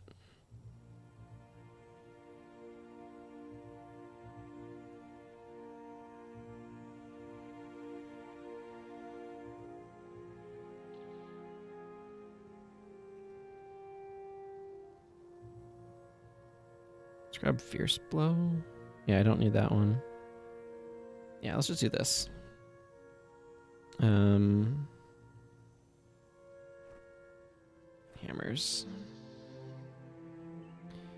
Yeah, that's right. I'm planning on picking up a Gavel of the Nephilim.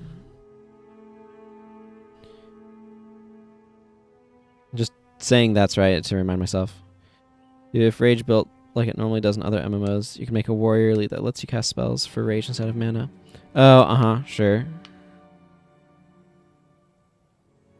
That would definitely be an option. If it worked that way. It doesn't, but it would be an option. Okay, let's continue on then.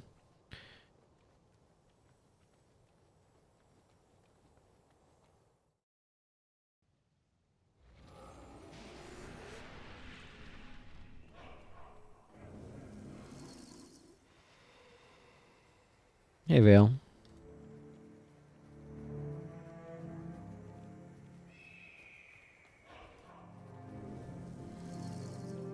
We need to go learn how to properly operate a Siege Devourer.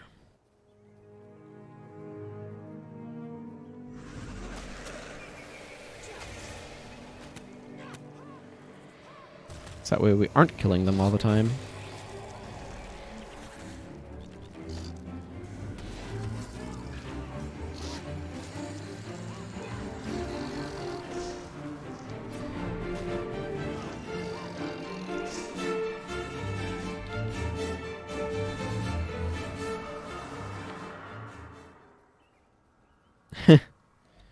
I have no idea.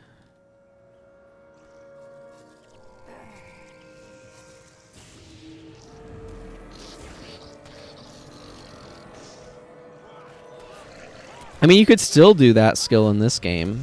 It would just be structured differently. It would be more like... I'm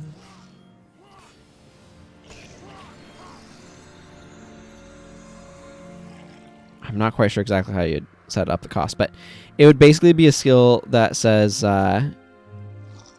your spells build adrenaline and cost adrenaline instead of use energy. So it's like you'd have to attack things, and then that would build up adrenaline on your spells. Then you could cast them with it. Like that theoretically could be an elite that they could make. Like that would be a more interesting take on Rage of the Tuka than what it currently is, frankly. It would probably be pretty difficult to implement on the back end, but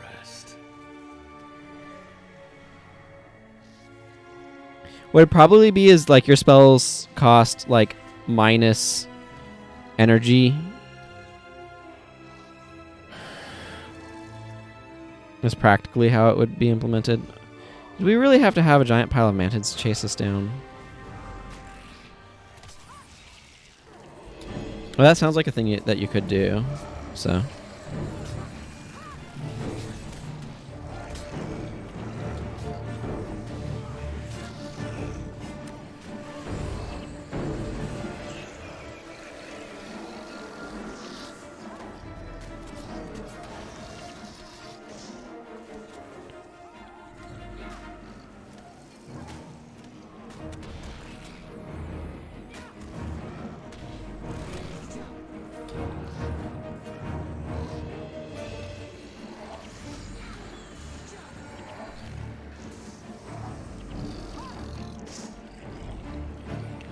Freaking mantids.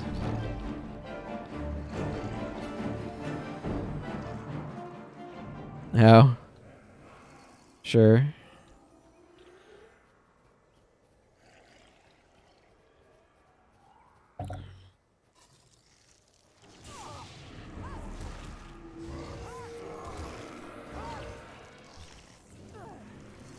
I actually kind of like the design of mantids because they're very like pressure focused, and I think that's cool. I just really hate the fact that they can stand back up. That to me single-handedly like ruins my interest in fighting them as an enemy.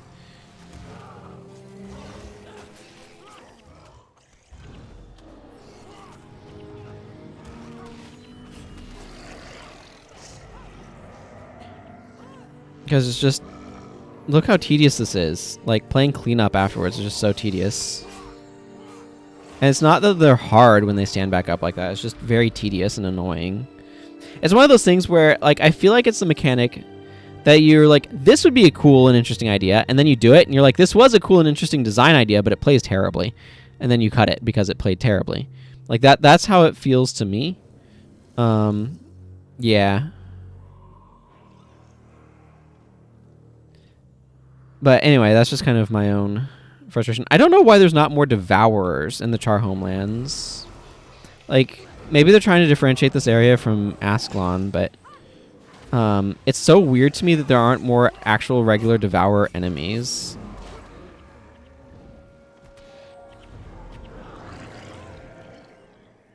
They're such a huge part of Ascalon, and then we have like Molotov Rocktail and a couple of like Rockshot Devourers hanging out around him. But we don't have anything beyond that. It feels weird.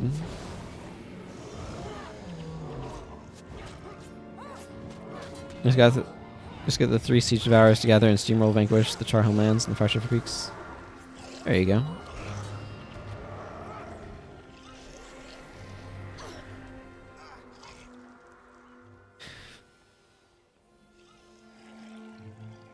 So, anyway.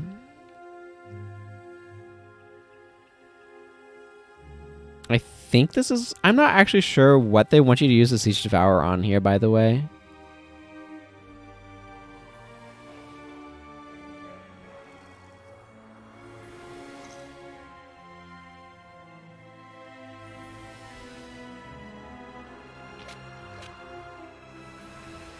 I think it might be these guys.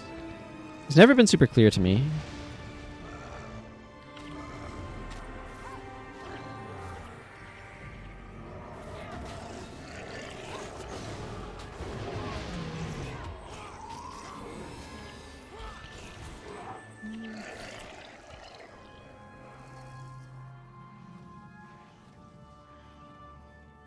We'll leave that Siege Devourer there.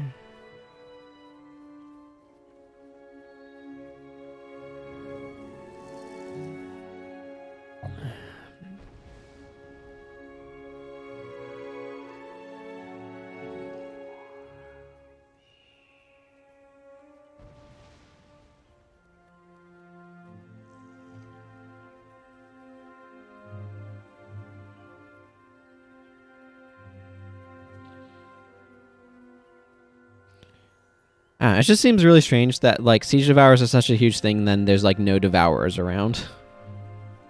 Maybe most of the Devourers have been domesticated. Maybe that's the lore, the deep lore. We just don't go to the Charr Devourer farms or something. This area really rewards divert hexes. Or mantids do anyway.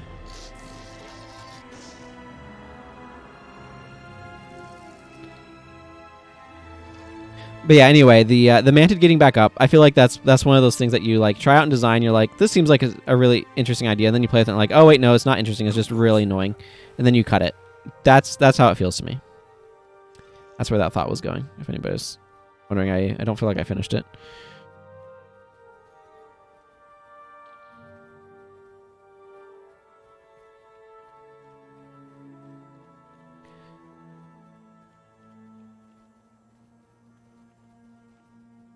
Good old stretch. I am not impressed. Oh, yes, here's the Siege Devourer. I'm glad that this is a cool little optional thing that they have in. I don't necessarily like using it that much these days, just because I like playing with my own skill bars rather than like pre-designed ones like that, but anyway.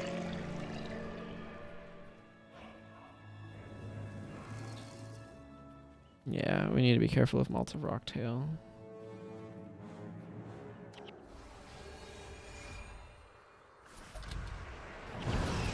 Hey, guess why Talcora survived so well? And everybody else exploded in death.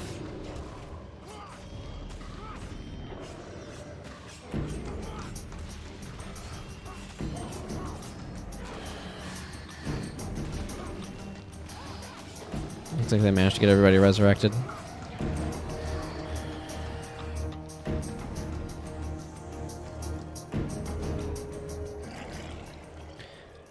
But then, like, him and a couple of Rockshot Devourers that just pop up here are the only Devourers in the area, and it just feels super weird to me. I understand why there's not, like, any of the ruins of the human kingdoms up here, because this is the Charr lands. It's too far north, but...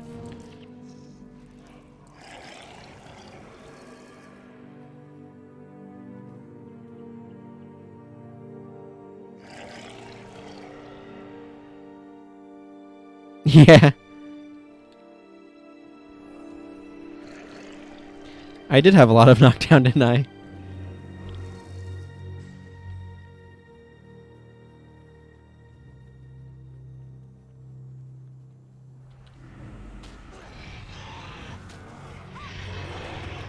Also weird, one of these is here. It's basically a Ceratodon.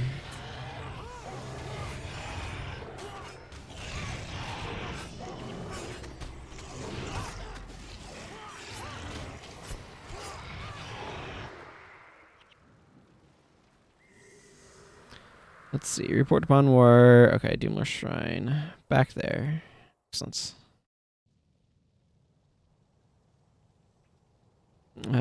Where is Bonwar? Oh, right behind me. Excellent as well.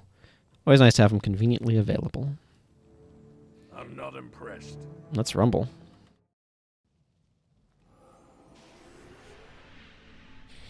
Okay. This is the part where they talk about superior Charr battle tactics or some such nonsense. They really did a lot to retcon the Charr in this one to try to prepare them for Guild Wars 2. At least it feels like a retcon to me. Pre-Elementalist rework the Armored Saurus or Profound Walls. They're dedicated near meta Obsidian skin builds. Well, they certainly don't use Obsidian flesh anymore.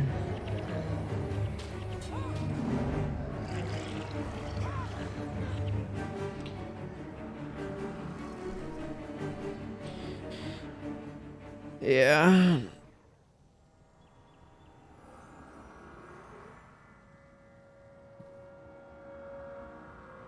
Is there anything I want different for this upcoming mission? I probably want to swap out Acolyte Sasuke. He's useful, but we're going to have some destroyers to fight, so he suddenly becomes a lot less useful in that situation. Not sure if I'm going to want to swap in, though.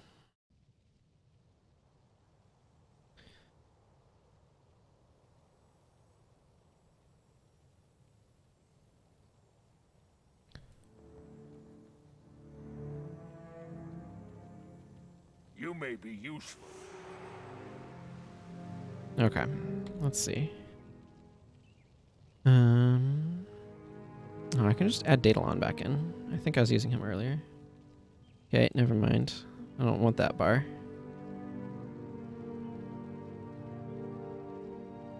That might be good. Oh, you know who I had in? I had Parias in. Yeah. Yeah, I'm just going to roll with that. Do I want to change anything on his bar? I have Splinter Weapon in my list of skills now. Over here. So I have Splinter Weapon that I could slot in if I wanted to.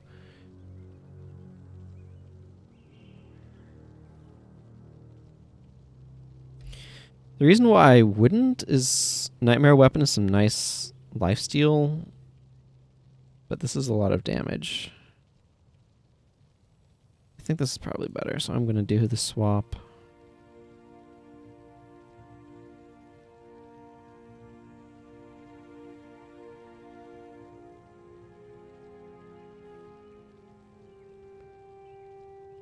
Yeah. Yeah, and I want to replace Vengeance. How many people do I have using what reses? And what do I have here? I have the 1 copy of Flesh of My Flesh. Don't have Death Pact Signet because it would appear before Flesh.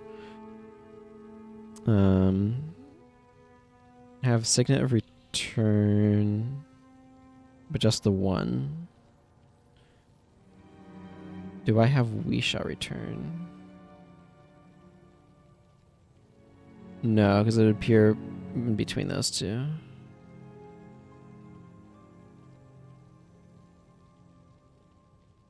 Ha! Of course I have 2 copies of Vengeance.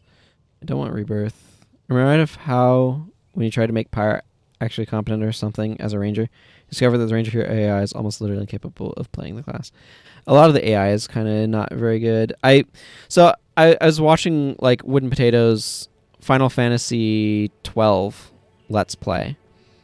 And the Gambit system in that, where you can kind of customize the AI, is basically what we'd want in this game if it were more of a single player game focused on kitting out heroes and stuff.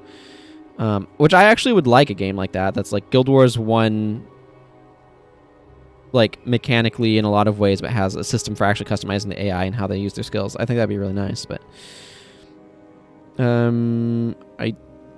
wow, so I have like Rebirth, Resurrect, which is not a very good skill. 1 copy of Restore Life, 1 copy of Renew Life. And I'm using both of those. Like Restores here and Renews here. I don't have Res Chant.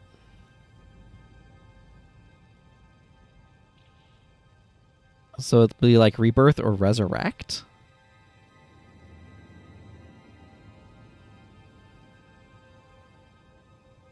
Well, that doesn't seem particularly good. I would be interested in... Light of Dwayne is almost a usable skill, and I think I could use it here. I think I might just swap him out to a Resurrection Signet, frankly. I have plenty of those. And that stops the problem with that. So Renew Life is decent, but I'm already using it on Gwen, and I only have 1 copy of Renew Life, so I can't put it on multiple other characters.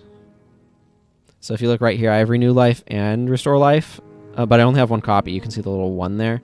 So across my team, I can, or across my heroes, I can only have 1 copy of it. And so like Elias already has Restore Life, and Gwen already has Renew Life, so that leaves me in a little bit of a... And I only have the 1 copy of Flesh of My Flesh. I don't have Death Pact Signet. I'm not going to use Rebirth or Resurrect. I only have Signet of Return. I'd use We Shall Return if I had We Shall Return, but I don't. As you can see, it's not in my list here. It goes Stand Your Ground, Anthem of Guidance. So We Shall Return should appear between those two. So yeah, that's kind of what I'm running into, is I just don't have the RNG has not given me very many resurrection skills for sort of the way that I'm playing things. I could theoretically use restoration as well if I had that, but I don't think I have that either. No, it should be right in here, right? RST. A, B, C, D, E, F, G, H, I, J, K, L, M, N, O, P, Q, R, S, T. Yeah, so restoration would appear in between there. I might have a copy of Lively as Naomi. Yeah, I do, but I don't want to use Lively as Naomi. I guess I could theoretically... What is this? This is Resto? Yeah, I don't want to use a low Resto and Lively as Naomi. I could theoretically swap it, or put it on Parias, and then give Flesh of My Flesh to Vac, but I think I'm okay with this, so... I like the build challenge of working with a limited skill pool.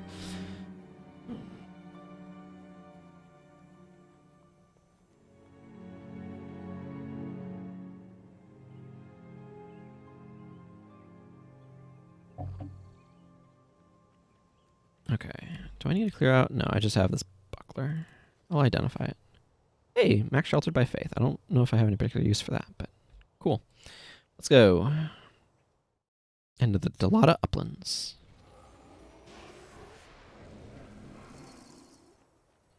I'm just going to keep using this bar. I'm not impressed. Do this. Get Captain Langmar back.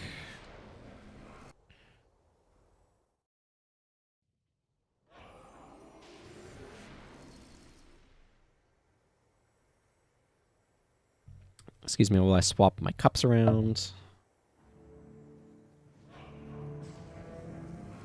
Fortress Gate Integrity. Capture those siege devourers and break down that gate. The enemy awaits our blades.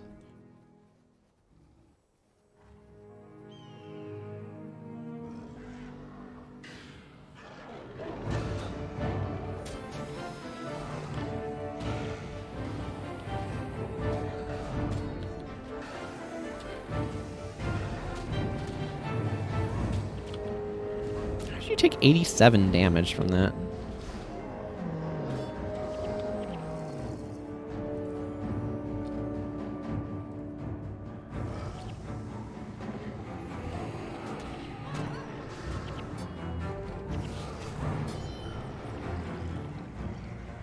Okay, I want you to fire at the gate, please.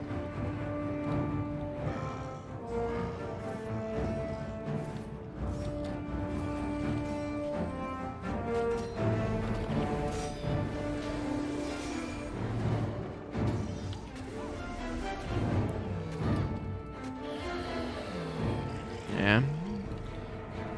Oh, that guy fell over. He'll get back up after a bit, but... Yeah, see what I mean?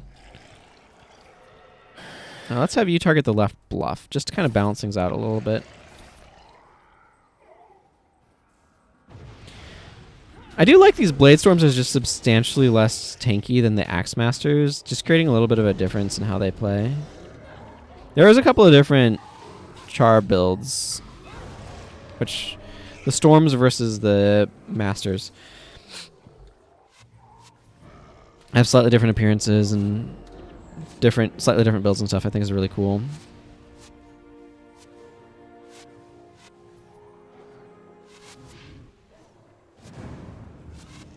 There we go. Healing Seed is the Armored Saurus' best friend. Everybody just down here. We can get Talcor up later.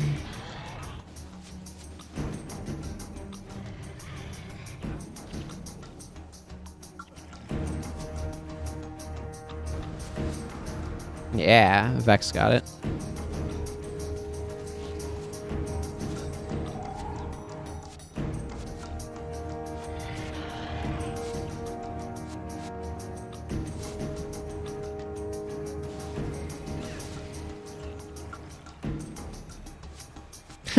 You do that, Elias. You give some minions up there.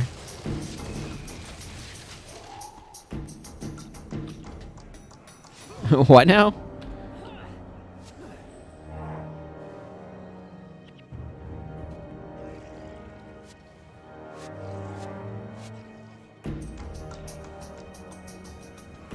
Yeah, I agree. I think the Charr are the best implemented of all the enemies in Eye of the North.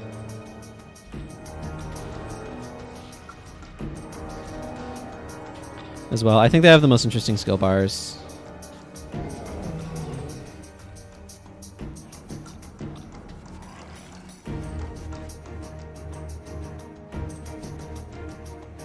Oh yeah, a lot of the melee are jokes, but like you actually have to prioritize targets and stuff with them, and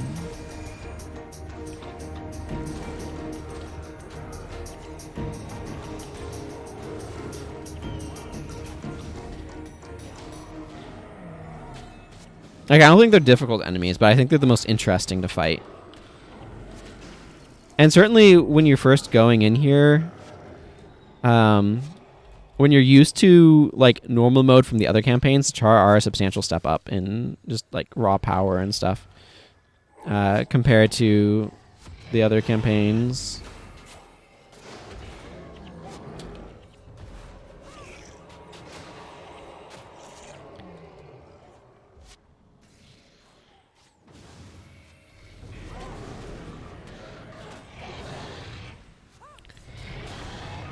That was a lot of ignite arrow triggers.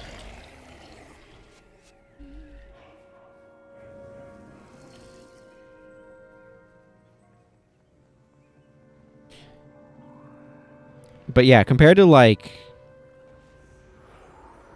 the even hard mode Charr from in Prophecy's areas aren't as dangerous as these Charr are. And just from a skill bar standpoint. Obviously hard mode buffs are a heck of a drug, but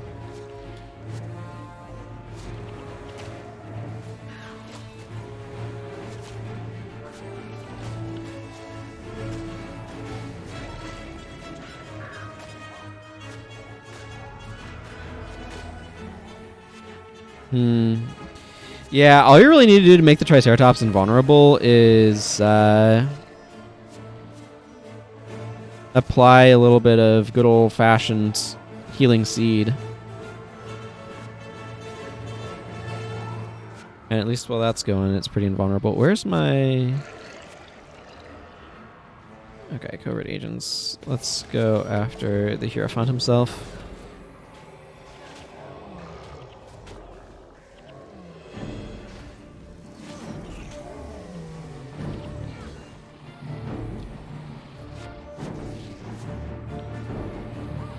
Ridiculous title management, but here we are.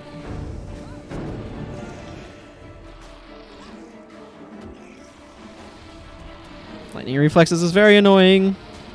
Just wanted to make sure everybody knew that. I think that's just a spirit of winnowing in there, yeah. Oh, we got some Charr, so that means I want to swap over to my covert agent title. Oh, looks like these Charr managed to take out the Guardians. I congratulate them on their victory. What is blinding me? Probably Shadow Song. My nemesis, the spirit of Shadow Song.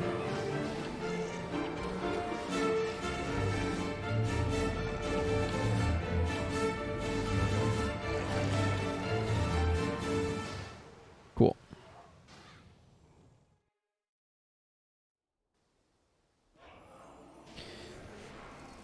Hey, Langmar. I'm afraid I'm busy. Thank Who goes you. there? Failure to communicate. What news? Smell of Titan in the morning. Are you still here? I need a Charr. I need a decoder as well.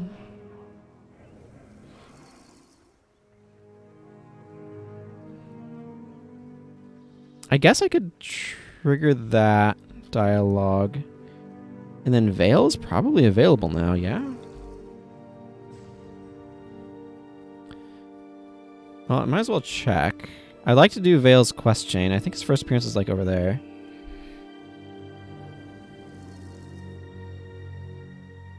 So I want to get a bunch of the Ebon Vanguard skills here.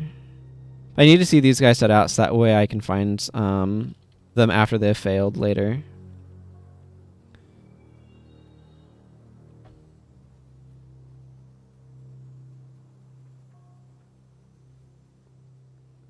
be kind of nice if the Triceratops for that section, if it actually still used the Stoneflesh aura.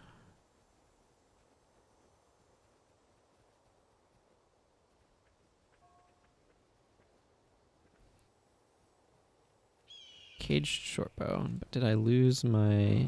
this is Vacus. No, Hada. Here's the bottom one. Successfully retained my lockpick. Excellent. I'm having good luck with my coin flips today. No, I mean his quest chain. Like, I know where you can go talk to him.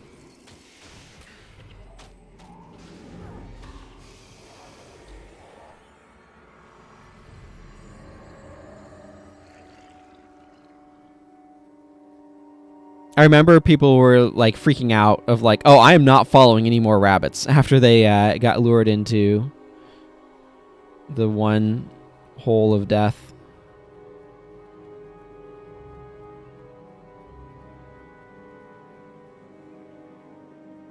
Also, failure to communicate might actually be a quest that I can progress right now, even if Vale is not over here. He is. Okay.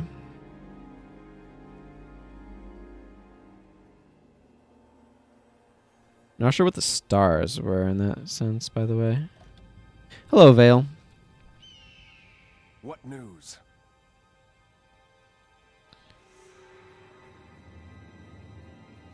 Okay, we can be very, very quiet. Yeah, I mean, I think it's a fun gag, but it is a bit of a ridiculous area, yeah. Ebon Earthcaller, if I remember the name correctly, of the actual boss there.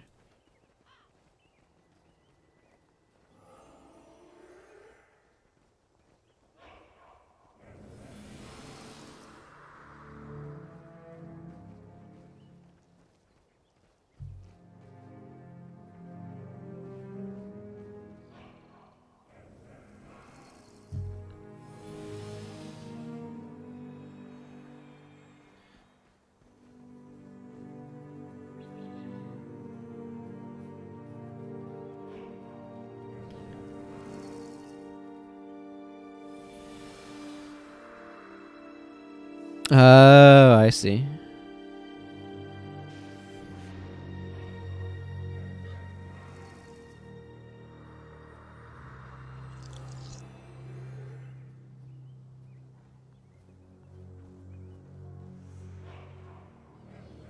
I've not really played Resident Evil, so I'm not really familiar with it. But yeah, you're right. There's like a Chris... And then Westar, I'm sure, is related and stuff.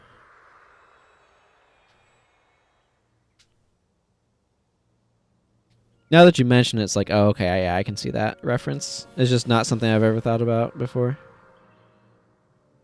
Because I haven't really played the Resident Evil games. I don't tend to like horror games very much. Subnautica was pretty neat, but that was kind of a more complex thing than just straight up horror. Who goes there?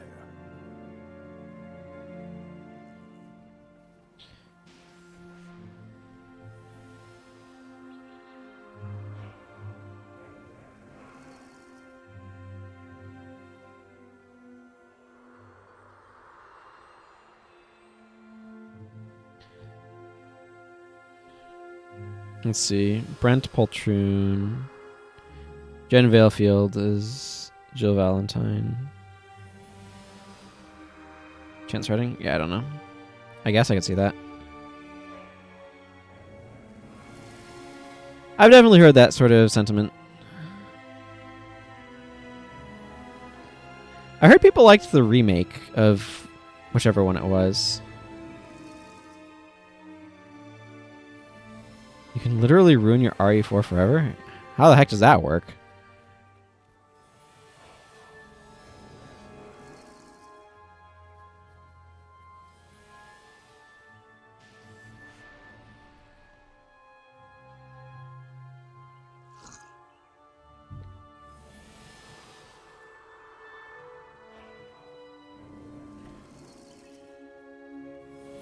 I wish this didn't take so long to like properly activate as a thing.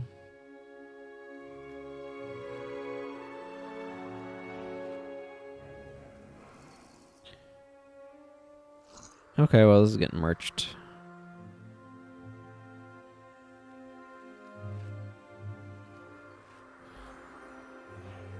There's a wolf and a bear trap that you need to rescue to get an assist against a boss 6 hours later, and you can shoot the wolf, making it scared of you.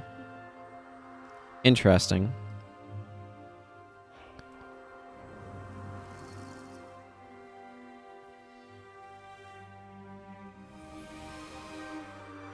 Anybody's wondering, I'm waiting around here to see...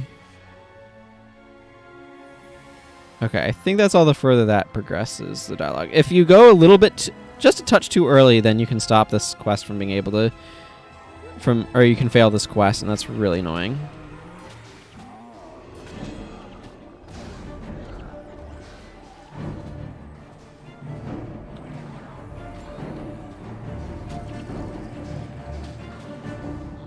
I have a Spirit of Soothing out.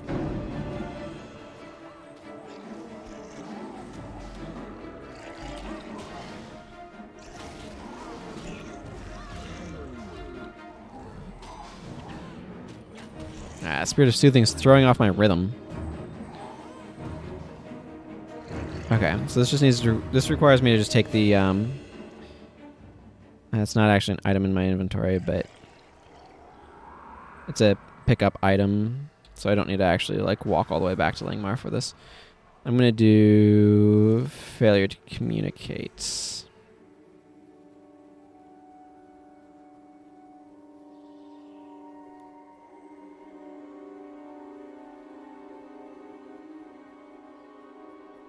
So Chance Redding is Chris Redfield. It's a connection people are making. I'm assuming. Hey, Anton.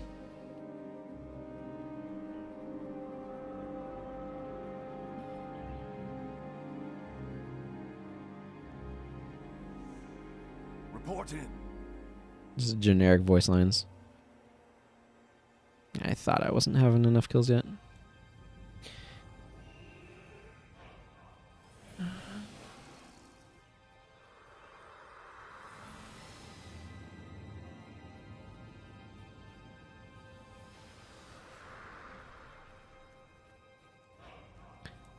Because we only have 2 hands.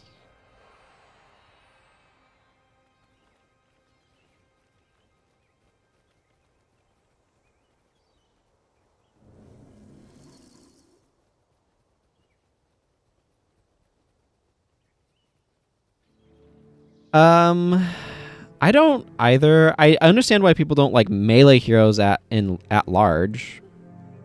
Because like melee AI in this game is a little bit incompetent, and by a little bit I mean very. Yeah, I mean Shadow Steps really help alleviate a lot of the issues. Okay, finally broke a lockpick. Like, I mean the basic issue with melee AI is that it doesn't understand when it's getting body blocked, so.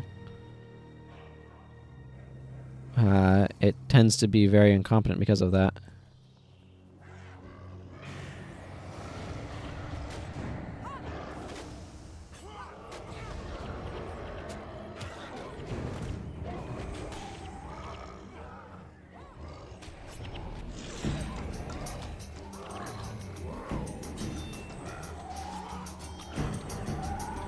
Wait, that Flame Shield just use Ether Prodigy? Huh.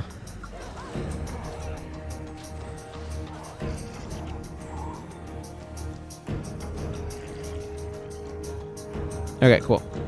I'm gonna go see Langmar for my rewards. I think Assassin Heroes do a fine job of doing the thing that they're supposed to do, personally, but I'm gonna go grab some quest rewards here.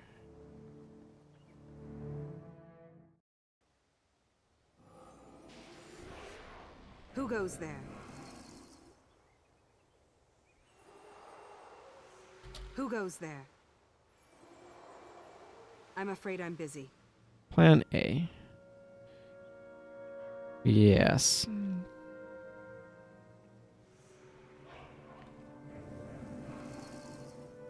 Do I want to go do this now?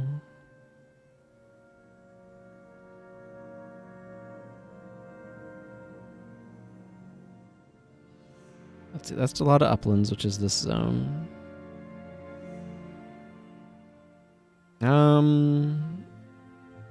No, I don't really want to just yet. I need to clear out some stuff in my inventory anyway. I was just thinking about something else too.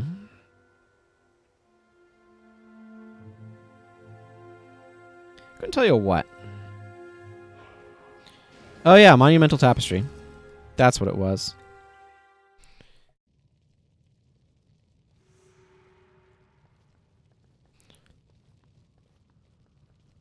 Let's go take care of that.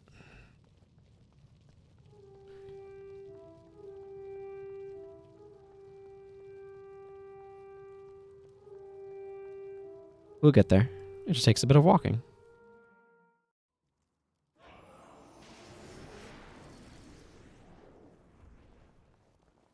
How about devotion?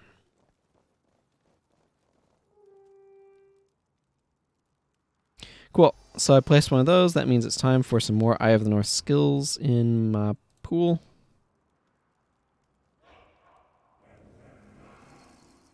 Add 25 here. Another copy of Chest Thumper. This is not terribly exciting.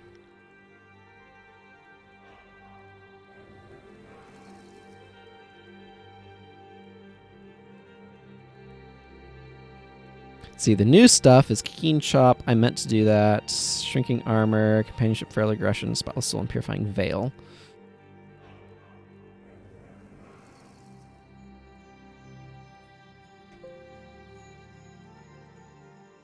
So I don't think that's really going to change a whole lot for me.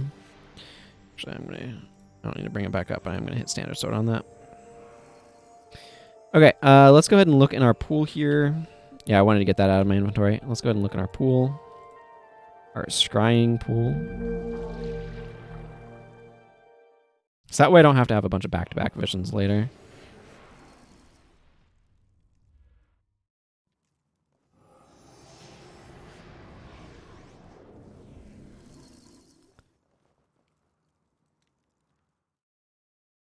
Pet skills.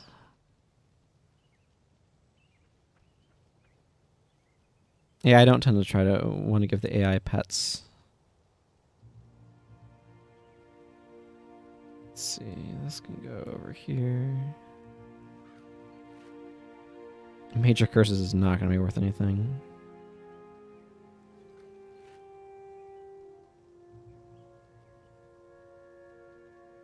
Cool. Let's see. Who's the merchant around here? Guffa? Guffa? Something like that.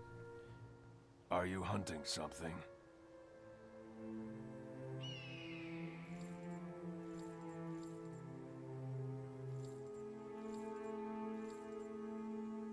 I want a new one of each of these, please. One of those is out, and the other is one thing away from being out, so.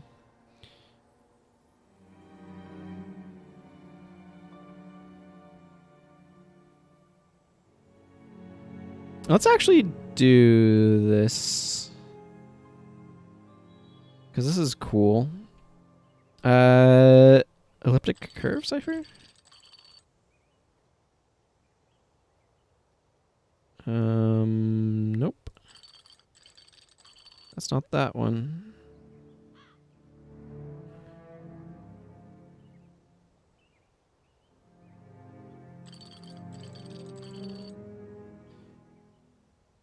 Send 3 companies to Dragon's Gullet to stage wall breach under the full moon.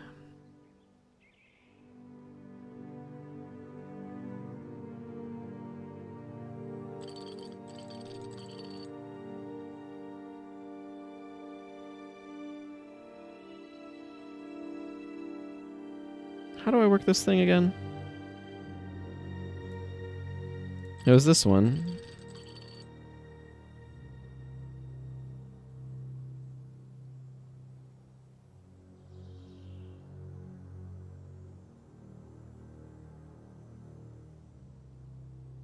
Do I talk to Lingmar about them? Maybe I talk to Lingmar about them.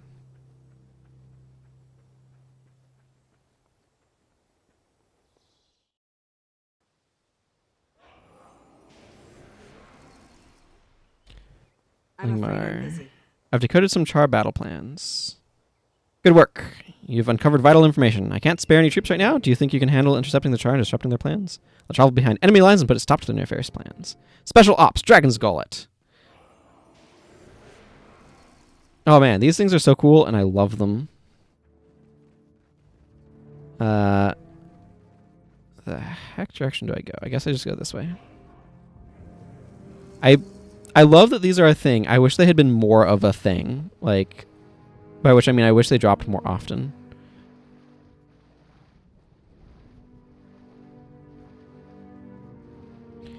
Bunch of level 8 Charr here with some of the higher level ones mixed in for good measure.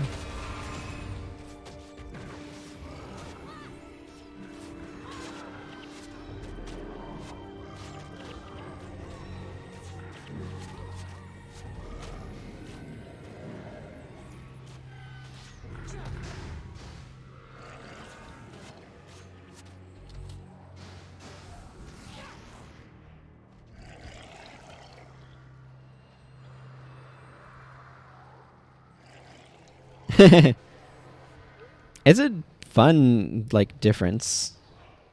For sure.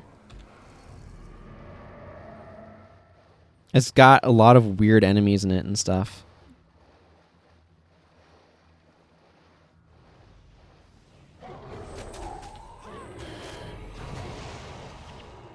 See how much damage that does when it's not coming off of a boss, and you can understand why Molotov Rocktail is such a threat.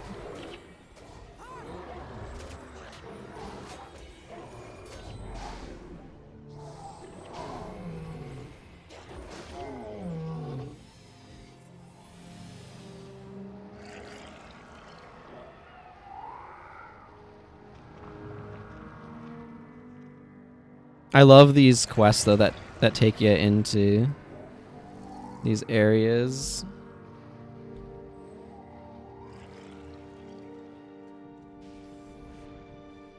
Oh, okay, I just need to kill 100 Charr. That seems feasible.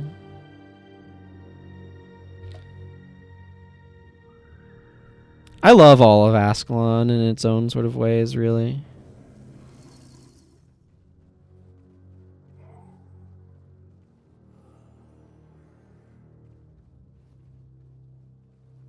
I'm a sucker for ruins, though. I love ruins, and Ascalon is just full of them, and implications about what the past was and how glorious the Ascalonian kingdom was in the past. And there's just like a lot of really interesting implied history, and I love that.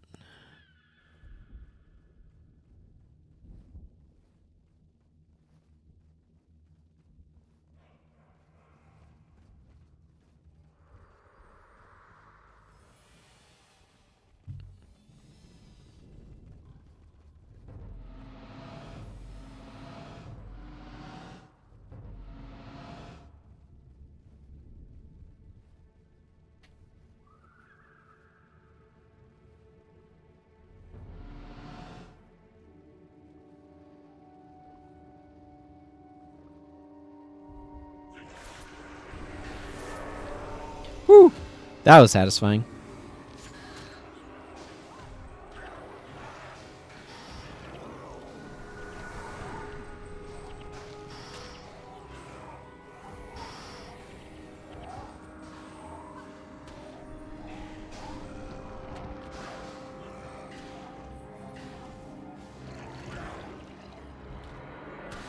It's interesting because the like standard attacks that this has are like set damage values.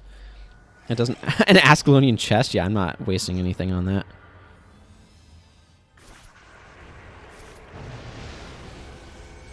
Oh man, the walls of zeros.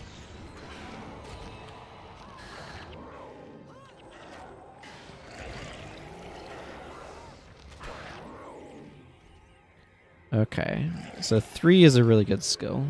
And 4 is my healing skill.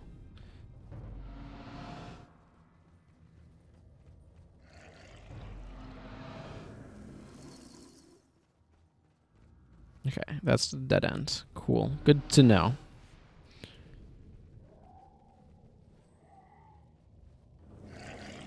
Yeah.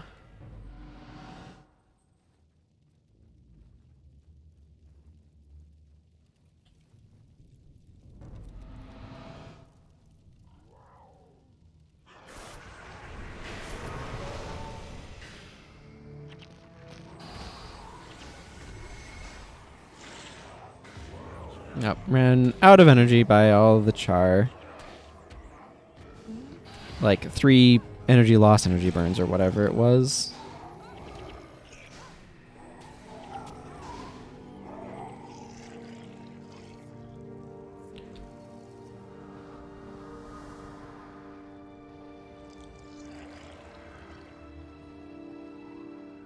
Ooh, that's a big group over there. Hey, Axe Master. Have some explosives.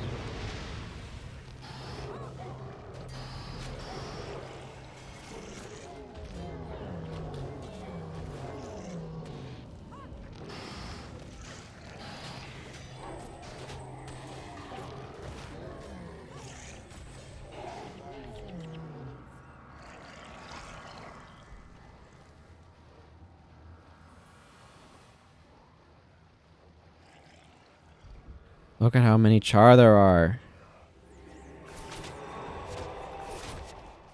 Woo!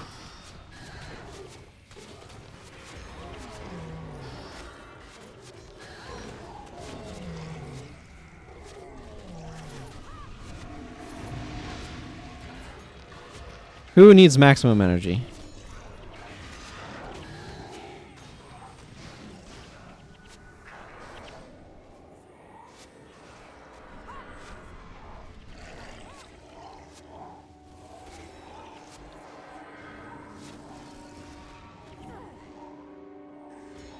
But like I said, I love these.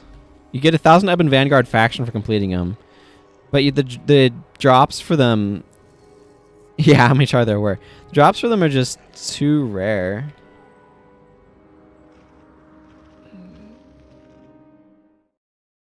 It's the sort of thing where it's like, it's too cool to not have happen more often. That's kind of how I feel on that.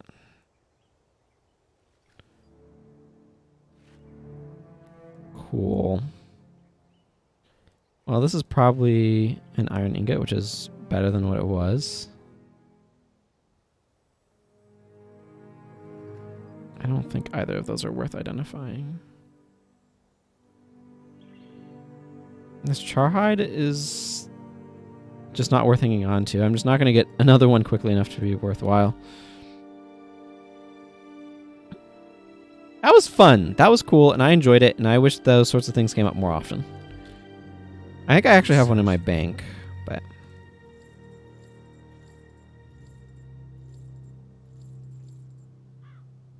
Yeah, I have one right there. Another encrypted Charr battle plans. It's a different one, too.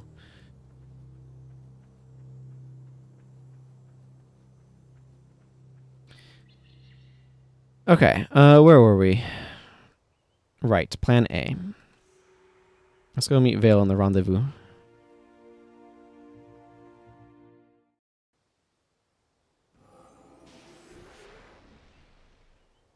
Well, I mean, it depends upon the quantity. But yeah, diamonds are like, what, 250 a piece? Diamonds are...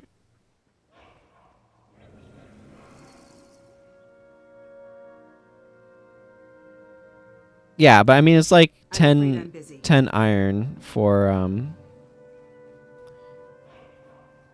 the stack, right? So it's like an individual one is worth 1/10 of that. So if it's worth 380 for a stack of, or for a stack, a grouping, I don't know, of 10, it's 430. So that's 43 per iron ingot.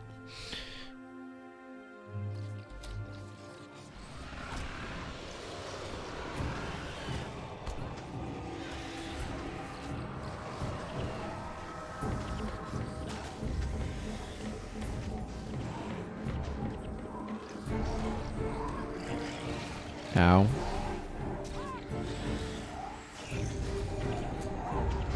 Oh, good. I got blinded and stuff.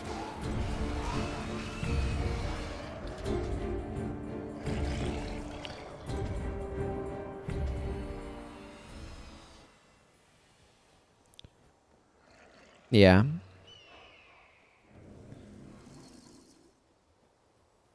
I mean, there's a lot of diamonds that are cheap in the real world, too. Most of them are not jewelry grade, I guess. But I mean, that whole market is a complete fabrication anyway.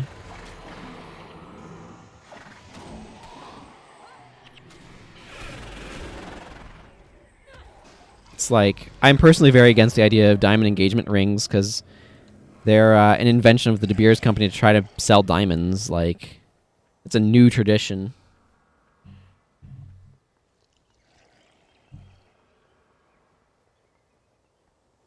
The blind fighting feat? Oh, the ability to fight effectively while blind, I assume.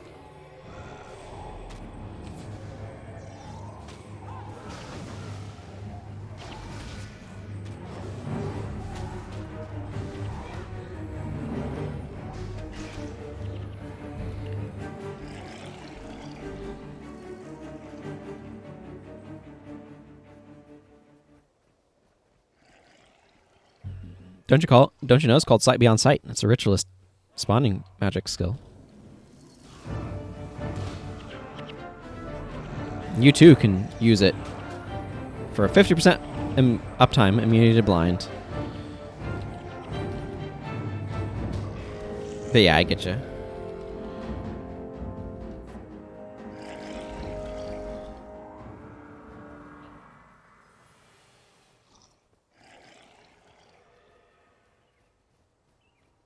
Thrakus Thundermaw. Strong name, that one.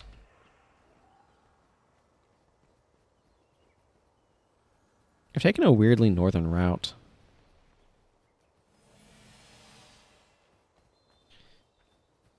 Oh man, I love that view. Look at that good view. You know, I wish there wasn't distance culling cutting off some of the mountains. But see, I don't know like Dungeons and Dragons feats. I assume it's Dungeons and Dragons feats. Could be Pathfinder, but I don't know. I don't know them.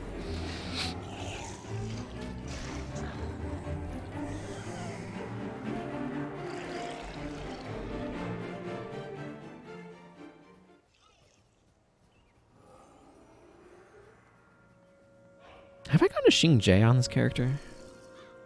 I should consider that.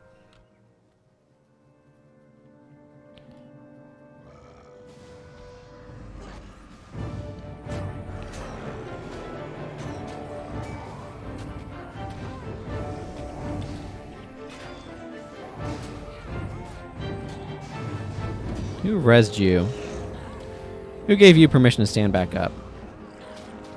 They're using some res 6, it would appear. Or, go with me on this one, you could not stand back up. Or use your resurrection signet.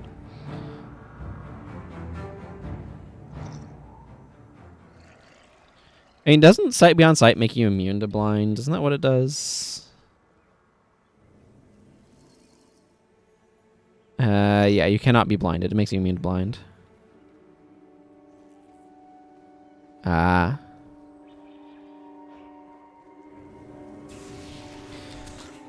So you use the Force, is what you're saying.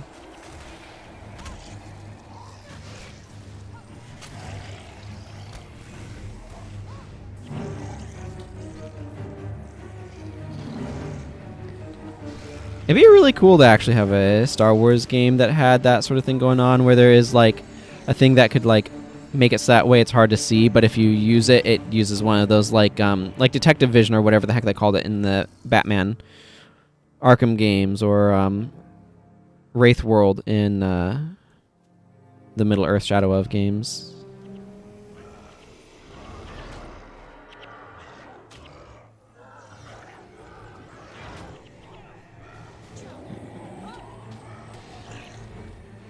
I think doing that mission got me up. Yeah, I'm rank 3 now. I feel like my adrenaline's building a lot faster against the Charr than it had been, so.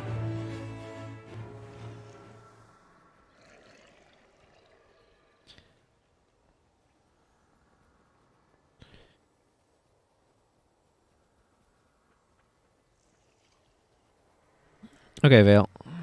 Report in. Plan A. Let's see. Get into position, wait for Vale to create a diversion. I feel like I remember him having dialogue where he's insulting the Charr using references to Monty Python and Search for the Holy Grail, but then he doesn't seem to have, or maybe his dialogue here is random? I don't know.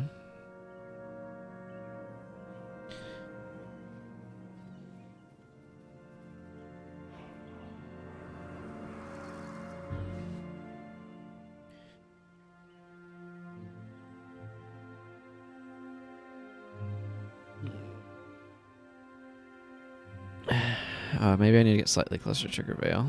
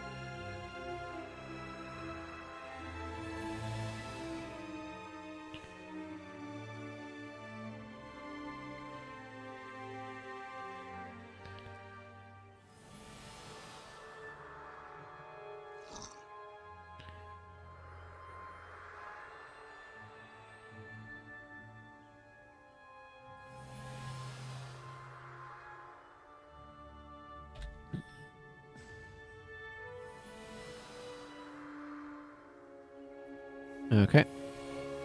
He successfully led them away.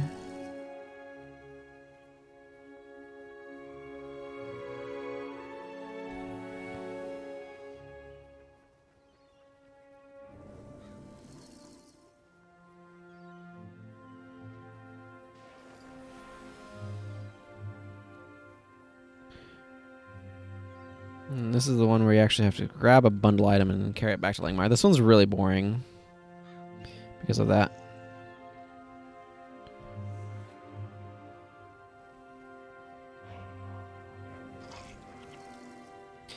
That would be actually an interesting idea for an alternate like primary attribute for warrior in like some theoretical expansion where they're doing primary attributes.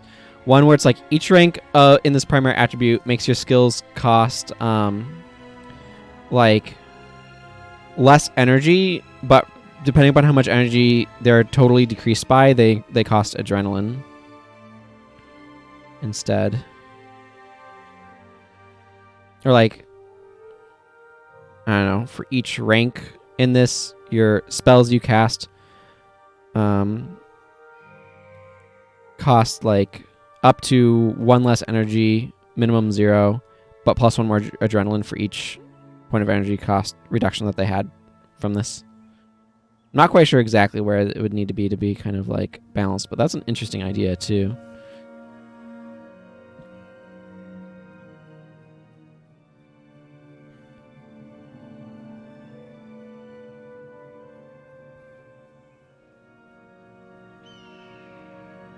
I mean, this is where, to some extent, too, the name meditation was wasted. That skill could totally have been on something that's like lose all adrenaline and then you gain energy based upon the amount of total adrenaline lost.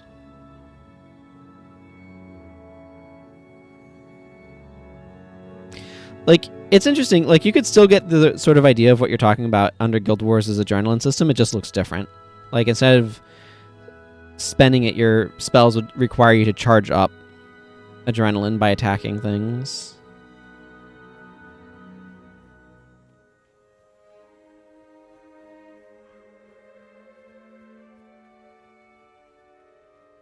I don't know if you do a straight 1-for-1, like energy cost or adrenaline cost, or if there's some sort of like curve you would apply to where like 5 energy becomes 1 adrenaline.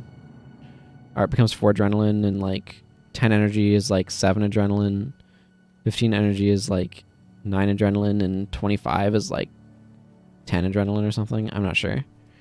I feel like there's some sort of scaling you'd need to apply to like how it ramps, but some sort of like logarithmic scale. It's like I can tell you, it would be really cool to be able to use Inferno off of adrenaline. On the other hand, I would not want to use Flare off of adrenaline because it wouldn't be worth it. Most likely, anyway.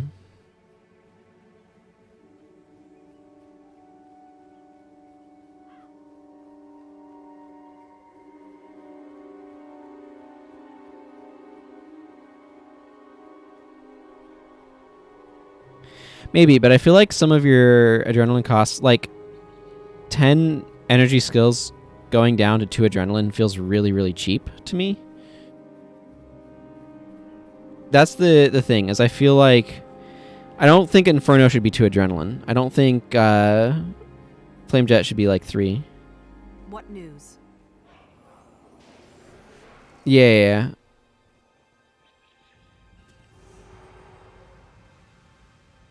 I'm afraid I'm busy. Forbidden Fruit. Yep. Saknoth Valley. Okay. Let's go advance stuff with Anton's quest chain. Yeah, because that's units of adrenaline versus strikes of adrenaline, which are 2 different things, which is weird and strange, but the case. Radiant Beast Mastery. I'm going to have to check on. People have been kind of on a Beast Mastery thing lately.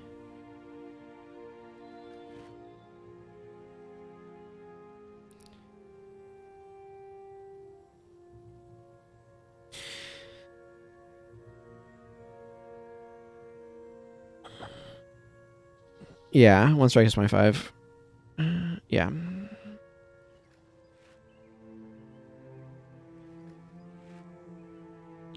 This sounds like it should be plant fibers. It is plant fibers.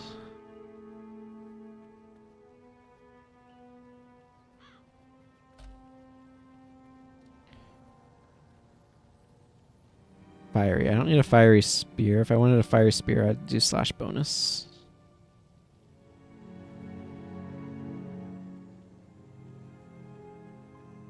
You want something meat? Yeah, I want to sell you some junk. I know that really sells it to you, doesn't it? Calling it junk.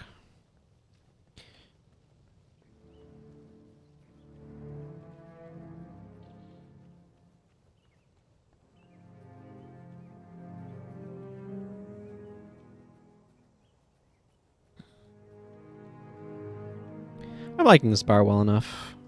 I don't tend to use Fierce Blow a ton. Maybe I should swap that out for Crushing Blow and just see if I use that a little bit more.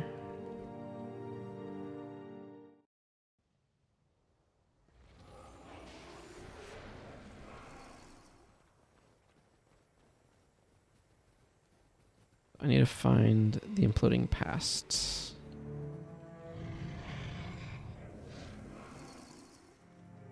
For Ascalon.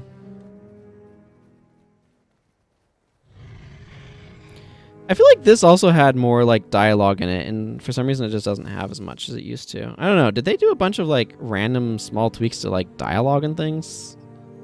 This game is very weird.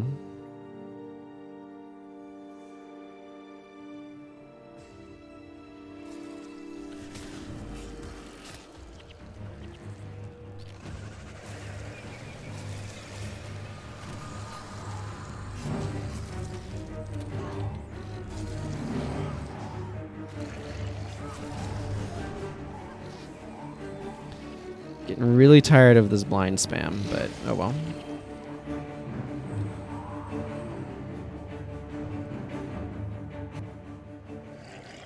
Yeah, there's like some skill that's like 80 units of adrenaline rather than like 75 or whatever.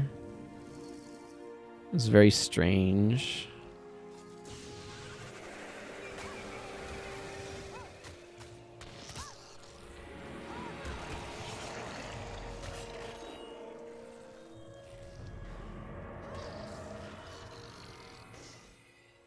So that does plus 21 damage regardless.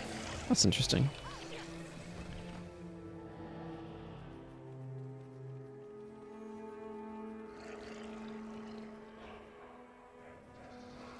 Weird.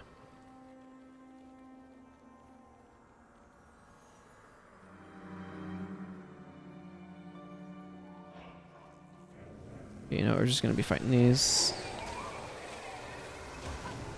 Because I distinctly remember Vale having dialogue that was kind of along the lines of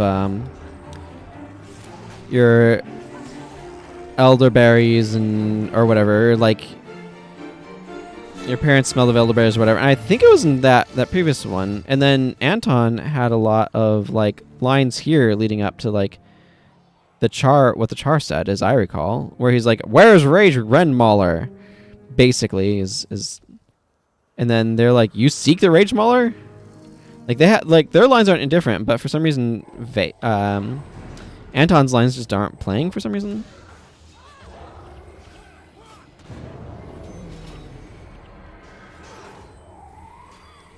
It's very odd.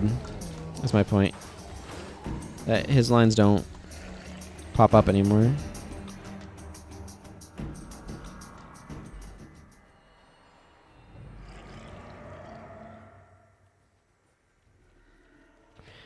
How do you define Marty/Mary Stew? Just curious because it's actually a term that is a little bit nebulous and different people define it somewhat differently. So I'm curious like how you define that idea.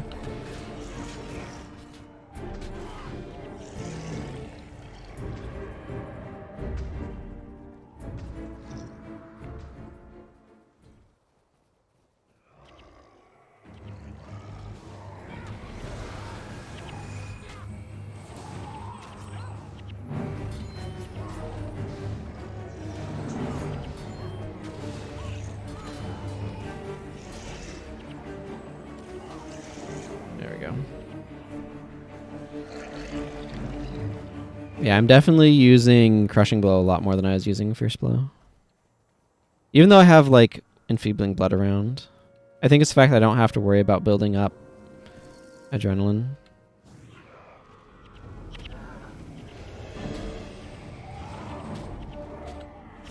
See, and this is where, like,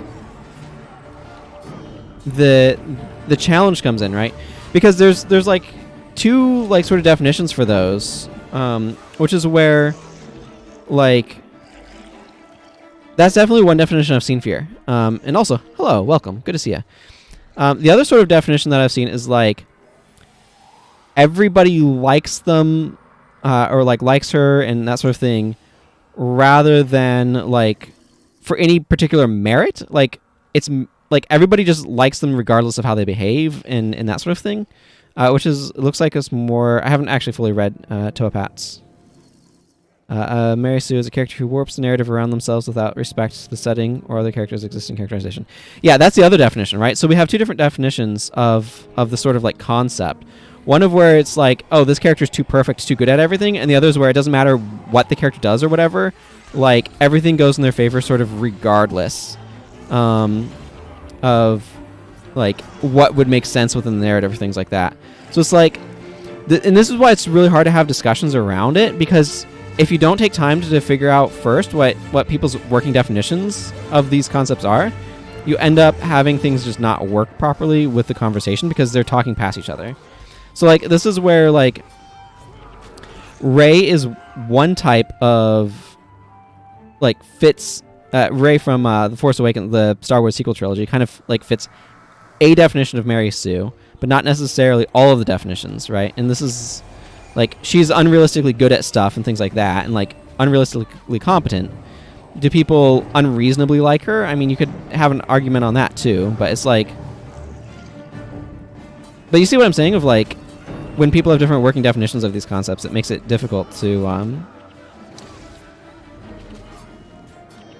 actually have conversations without first establishing what the working definitions are.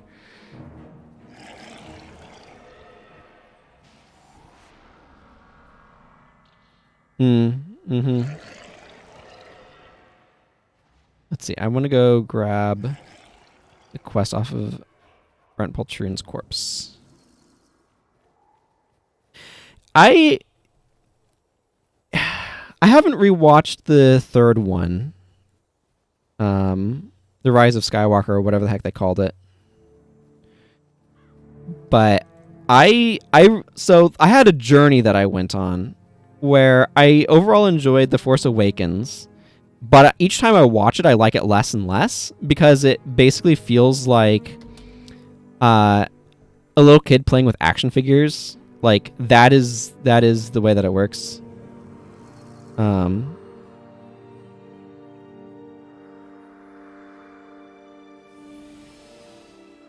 And so it's like the other thing too is The Force Awakens just really sets things up absolutely atrociously. Like where does movie 8 go with the setup of what's going on with Luke Skywalker? Like it's a really big challenge. And then Like, The Last Jedi, like, I don't think is a great movie, but I enjoy it. I've enjoyed it more on rewatches relative. Like, it started off very low and has, like, climbed up a bit. Because, like, at least it feels more, like, narratively cohesive, relatively speaking, even though it's, like, nonsensical. Like, what the heck are these characters thinking? And why is Holdo not just being more forthright with Poe? Or, you know, like, there's entire plot arcs in that happen because people aren't communicating with each other when they're supposed to be on the same side. And that just doesn't make any sense. Or, like, makes very minimal sense. Unless they're, like, fearing a mole or whatever. And then it has, like, all sorts of other, like, universe-breaking things going on. But The Rise of Skywalker, I enjoyed it quite a bit in theaters, but I've only seen it the once, and my expectations were, like, embedded in the bedrock. They were so low. So, like, it didn't have, like, it basically was almost impossible for it to not exceed those expectations because of how low my expectations were. So I haven't seen it since then to see how, like, well it lives up.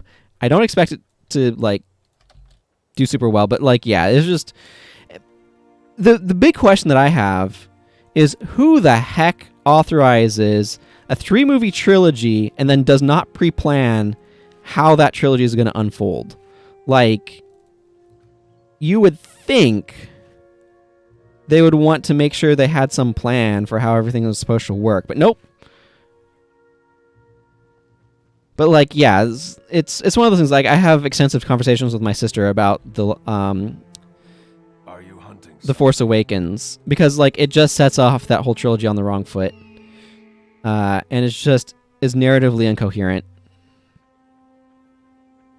And, like, there's, like, basically, I feel like most of the individual scenes work, but it's like there's no, like, rhyme or reason for why like scenes in The Force Awakens connect to each other. I'm afraid I'm busy. And that's where the issues for me really kind of sit most heavily. Let's see.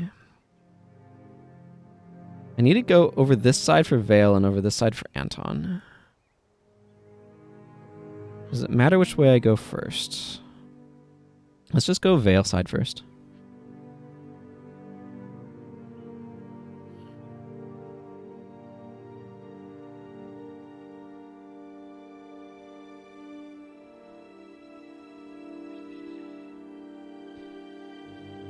I'm not sure who Trevorrow is, but I'm assuming that's the one of the filmmakers that they were originally planning on having on 9 before they were like damage control.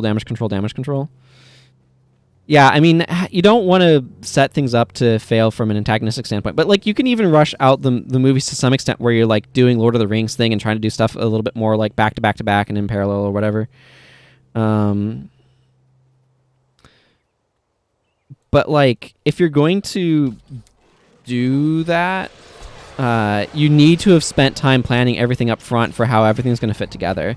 And just, like, the thing is with those, the person I feel worst for is Mark Hamill, who basically got robbed of his opportunity to play Luke Skywalker again. And I think he really likes Luke Skywalker.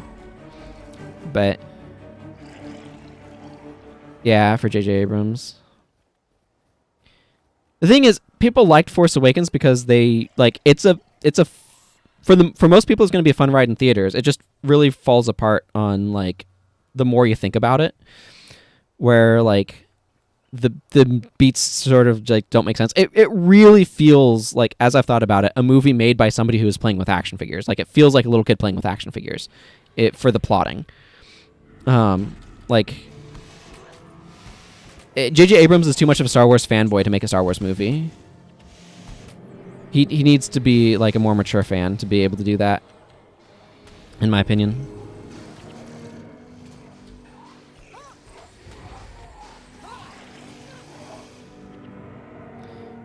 But anyway.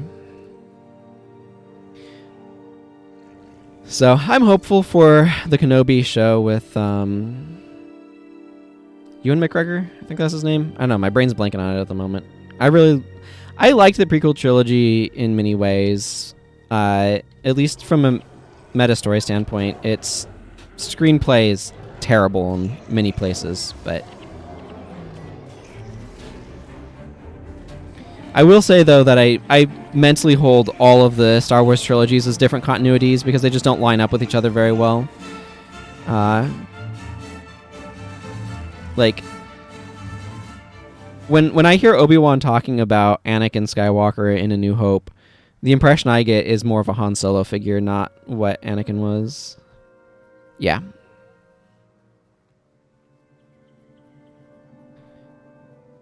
Yeah, prequel Obi-Wan.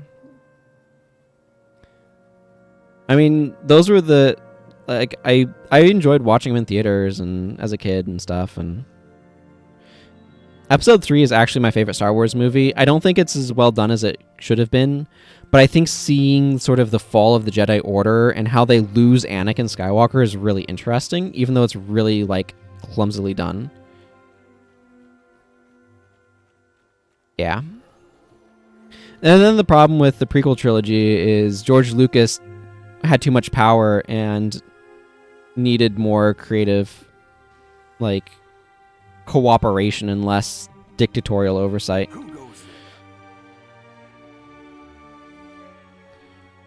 Yeah.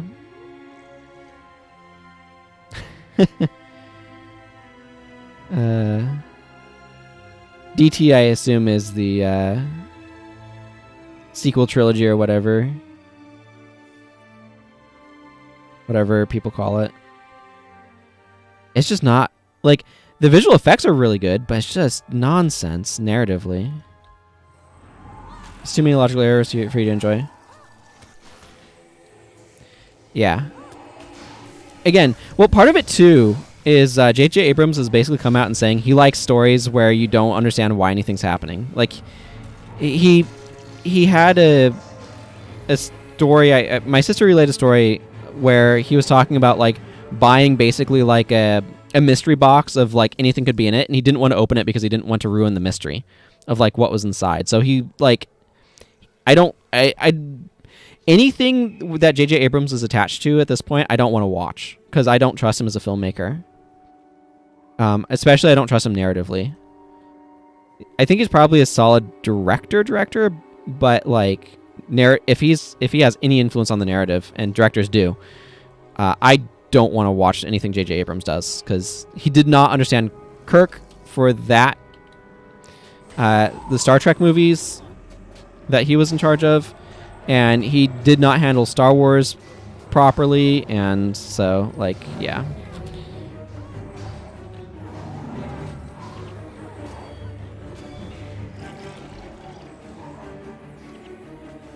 Warhammer 40k, you run into and discussing Bionicle.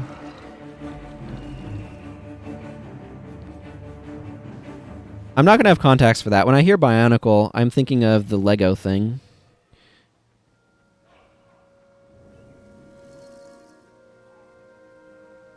I'm unfamiliar with those two.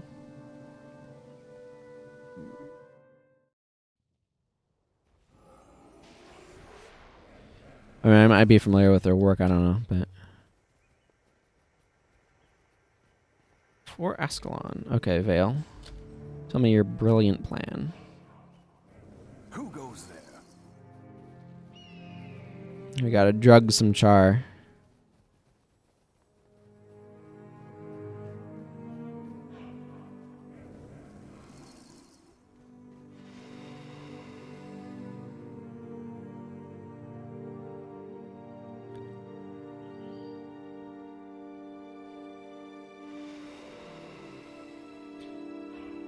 What? I only know the, like... I didn't look at Bionicle, like, super long term, so I just kind of know the original stuff with, like, the 6, like, characters and stuff.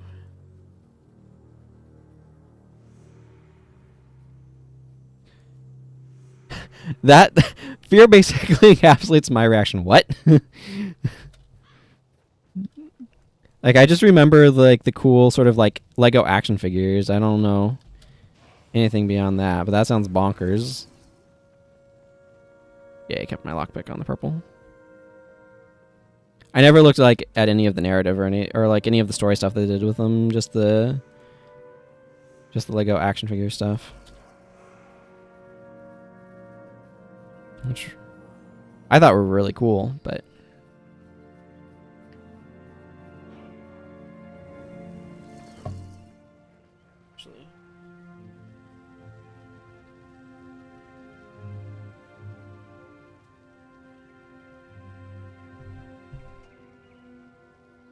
I made a Hydralisk out of one. Out of some of them.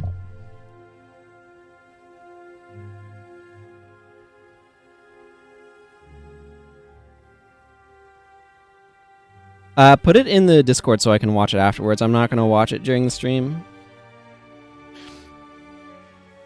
I think you're on the Discord, right? Who goes there? Report in.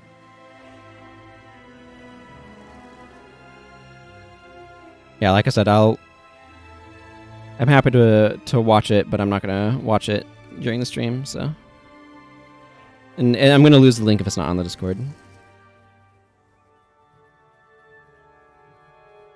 I'll just put a. I think you're there, but I'm gonna just drop it there for anybody who's curious.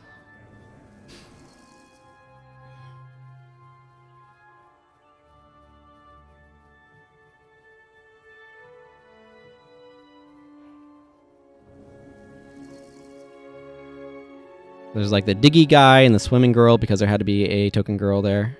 And I don't know, women get associated with water a lot for some reason.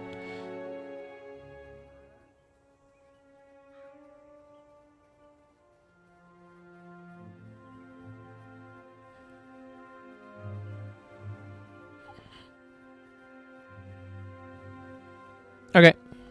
Thank you.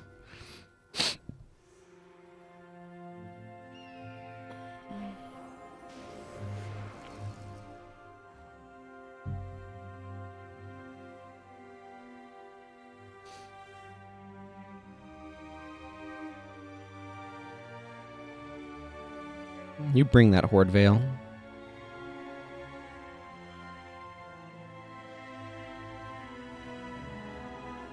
I've never actually looked at any of the stuff, so I don't actually know on that front, but yeah. Then there's the Ice Sword guy, the Fire Sword guy, the Earth Digger guy, the Water Girl.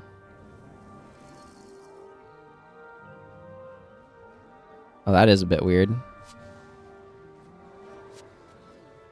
Yeah, sure. Are there 5 or 6 of them? I find myself unsure offhand. It was a long time ago that I remember like that first sort of round. Blue with yellow, yeah.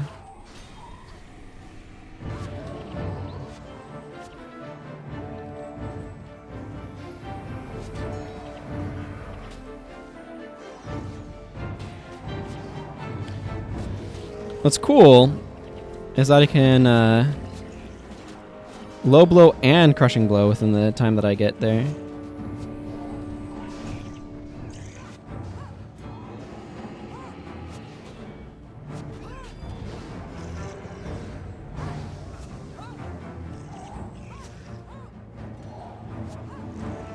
Okay, 6-member teams.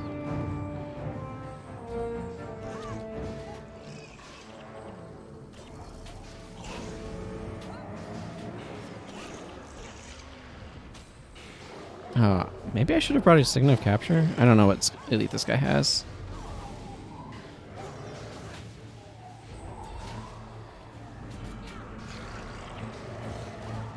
Takanuva later on.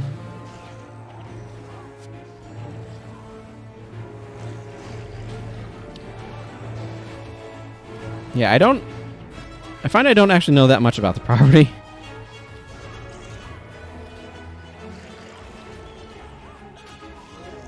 Oh man, if I had the money and space for it, I would buy so many Legos. It'd be irresponsible. Probably.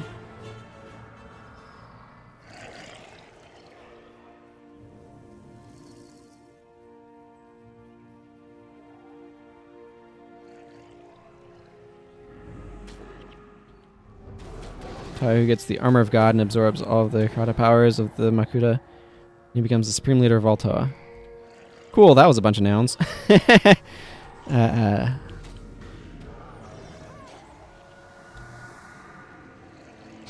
Which basically means I don't have enough understanding of what those things mean to understand what you just said, but anyway.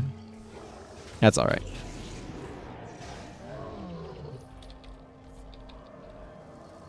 I need to go talk to Vale. Not Vale. I need to go talk to Langmar for that quest. I need to go talk to Anton. It was this direction, not that direction. That seems like a bit of a jump, yeah.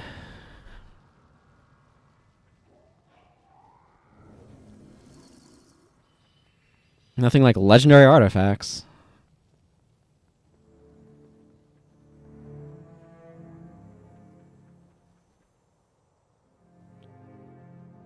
Ah, gotcha. Can I get down? Maybe I need to go this way.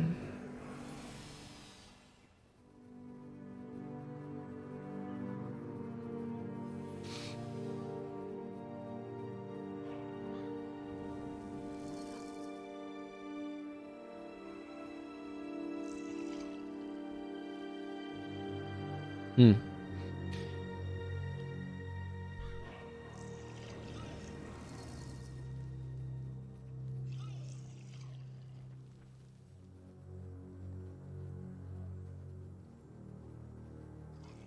All the gates are closed right now, aren't they?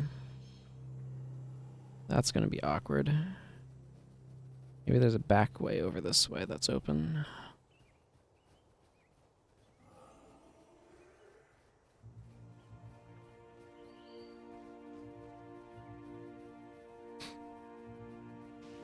Well, if there is, that certainly isn't it.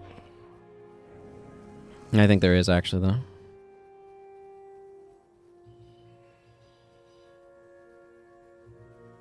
I think I should be able to go down here.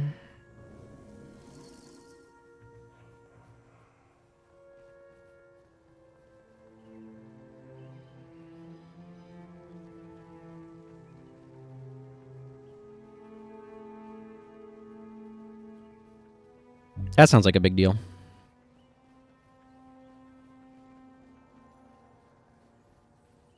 Why the heck did you originally bring these up again? I mean, I'm interested about this, but I was just like, what?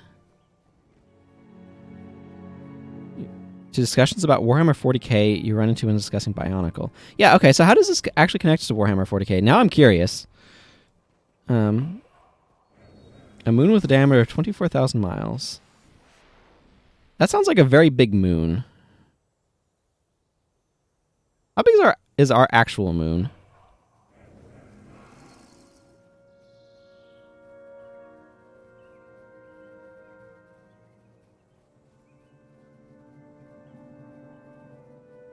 Either way, that sounds very messy.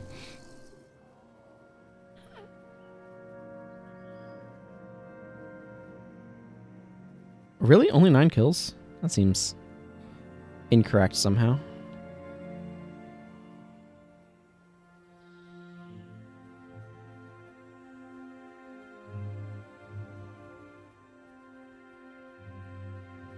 There's a chance riding around here somewhere.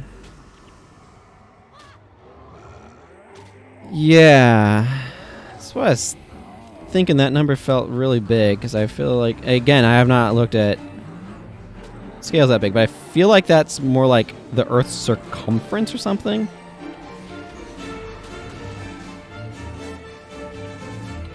But then I couldn't remember if I'd seen that in kilometers or miles, so...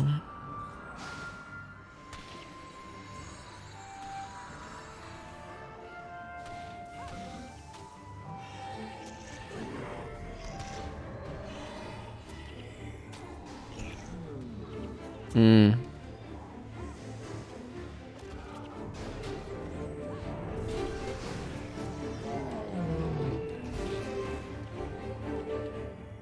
Gotcha.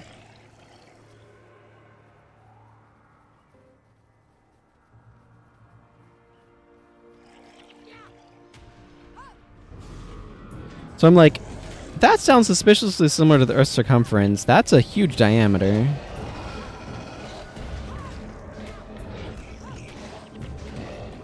Yeah, because it would be the diameter times pi. So yeah, that is roughly 24, probably closer to 25 or something.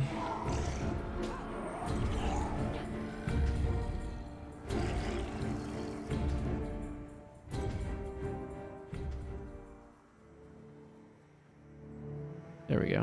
Now I get some Vanguard reputation points. Some recognition around here.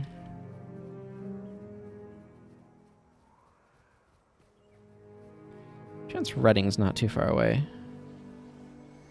Apparently. Unless either everybody's adjusted to a much higher level of gravity than we have on Earth, or it's a very undense thing, too. I'm assuming Aqua Magna is their planet. When you're talking about a moon that's 3 times the size of Earth, you're talking about a huge structure.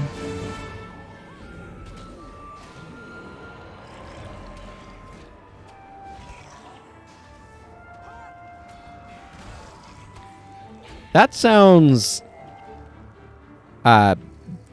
very devastating, to put it mildly.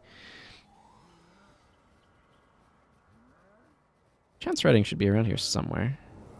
Not specifically looking for him just yet, but...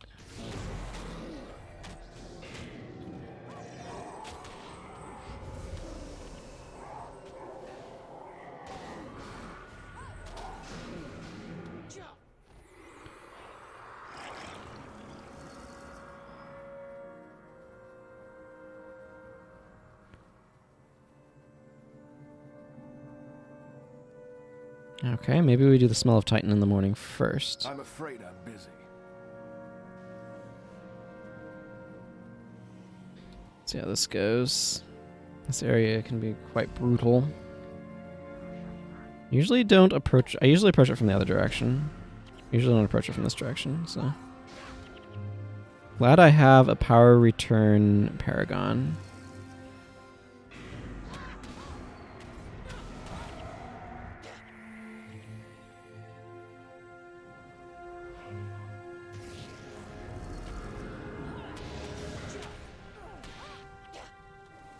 Interesting that they have all of those details thought out, though.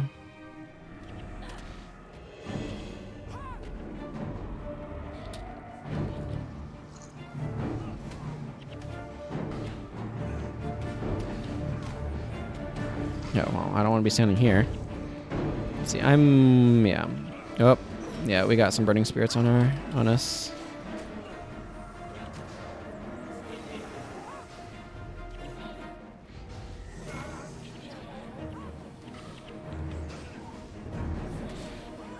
Oh my goodness, Searing Flames, why?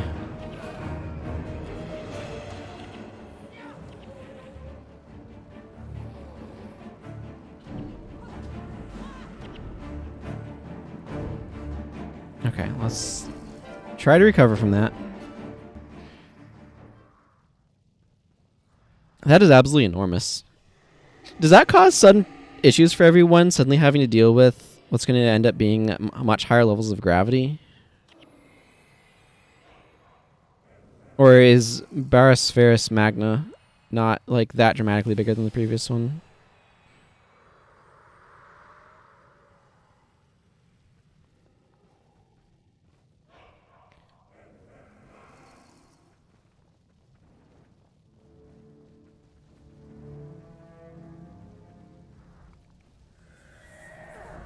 I really like how the Philistine Elementals look. They're really cool looking.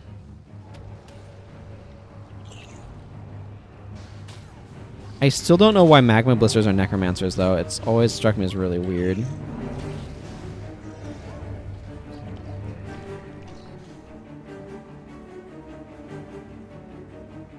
Ignis the Eternal. I want to take this guy down.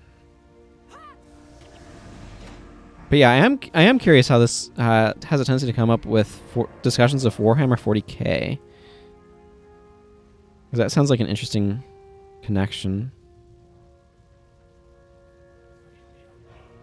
See, is that Borges's group? Yeah, it is Borges's group.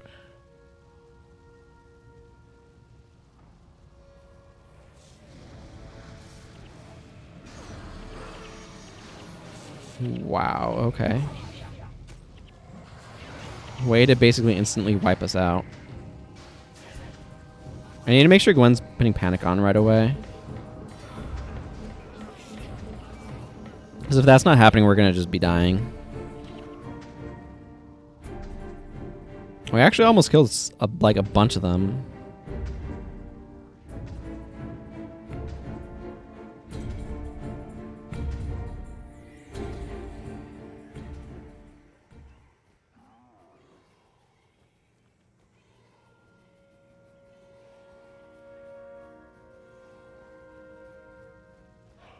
I don't actually feel like we need to kill Borges. It's just, if they're going to be patrolling around, I'd rather not have them patrol into me, you know?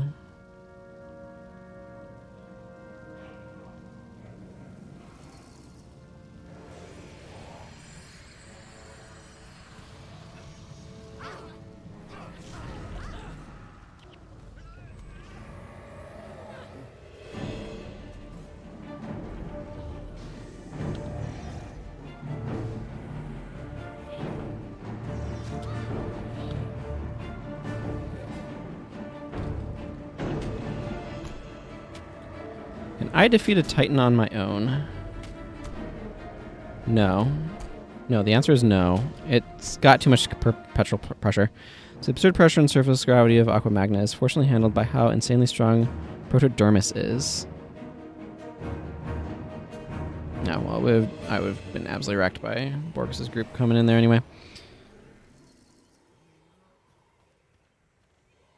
Requires infinity to infinity energy to deform. That seems a bit absurd, but okay. We'll roll with it as their premise.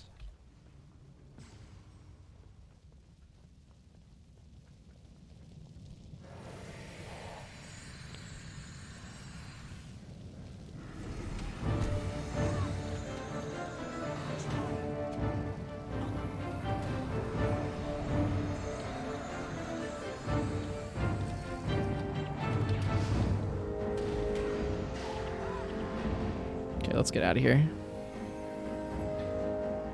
So it's basically impossible to deform it, which means it's also impossible to shape it in any other meaningful way.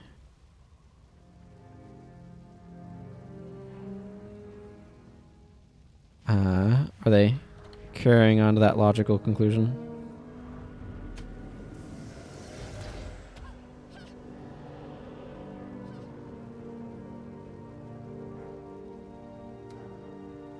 A stable around a Spherus Magna that cause death is the gold standard of feats.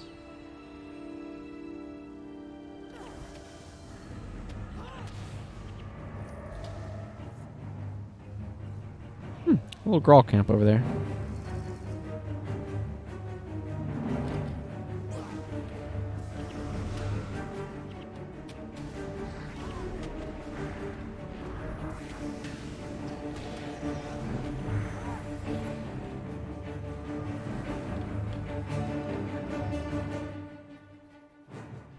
Well, we emerged from that Who goes there? burning scape of fire. Talk to Jen. Well, they use Protodermis to generate the energy to deform Protodermis. I see. So there is a way that you can, like, combust it or something, then. Is what that effectively means.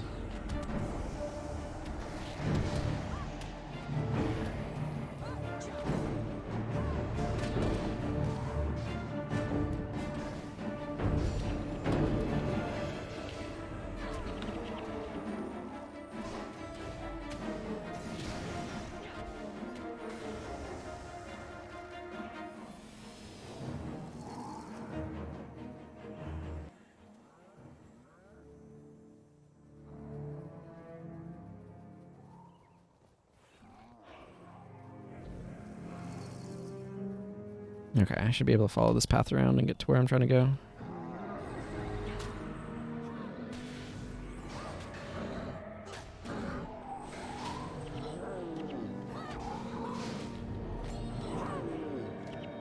Protodermis is basically carbon, but with the additional properties of iron.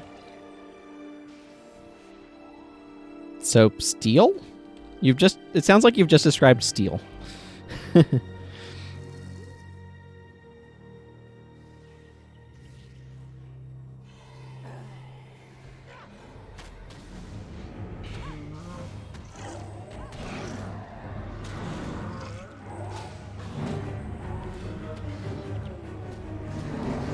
Was the basic, like, building block of life or something?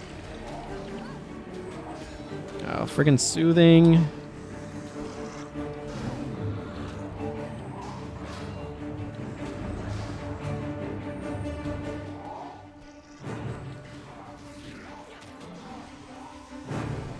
Let's get the spirit pile cleared out.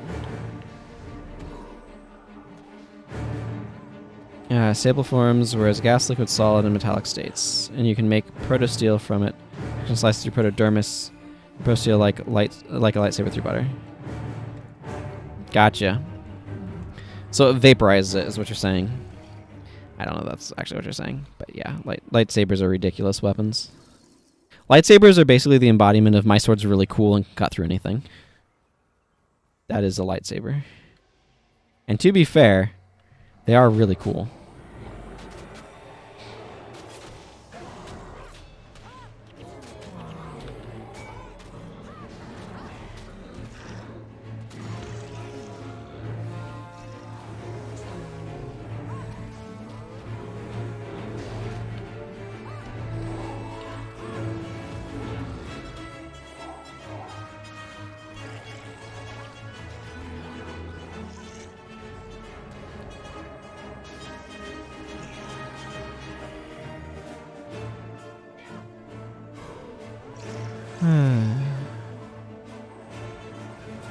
Yeah.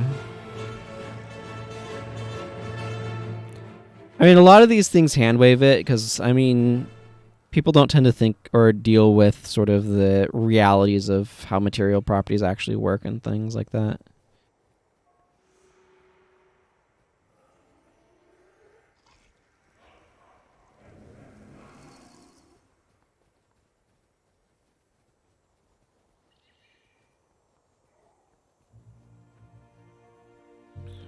Love having my team have almost across the board 32% death penalty.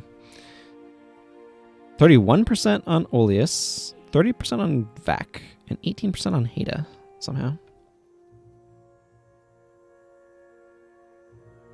Because of the Borak Vol of Call of Vacuum, it launches itself into stable orbit around Spherus Magna, becoming the Spider Moon.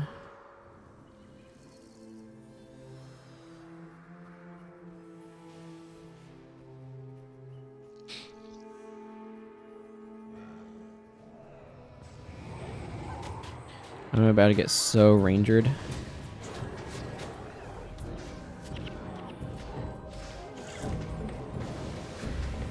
I guess not a friendly meteor shower. I need to stop standing in this unfriendly meteor shower. Hey Novamara, good to see you. So freaking sharp, I can lose it without feeling the difference, at least for us as humans. Yeah, I mean there's that as a possibility as well. We seem to have developed a side fight. No Aegis.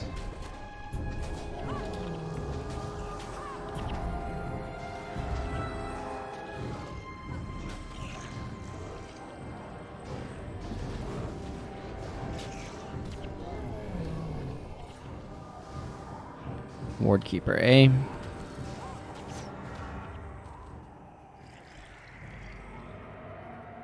Oh good, that gave me something to do while they were finishing their little chat. Okay, I'm not going to use lockpick on that then. Hey, Bands and Saber. Good to see ya. Doesn't do this. Let's see. It's by generating an infinite column of vacuum. No, it doesn't do this by generating an infinite vacuum column above it. It does this by launching itself at speeds beyond that of light into 700 miles of granite, blasting through the surface of Aqua Magna, and then pile driving itself through the atmosphere that is 100 times denser than Earth's. That sounds intense. I'm gonna drop some flowers. That's a heck of an approach. I'm gonna just, you know, go through the planet so hard I make a thing on the other side. Of course, I salvage out to wood. Why wouldn't it? Whatever. I don't know why I'm bothering with these flowers. They're worth practically nothing. Let's see. Which direction do I need to go now? Yes, I need to see that from Captain Lingmar for my reward. Captain Lingmar for my reward. I need to finish falling out. Okay.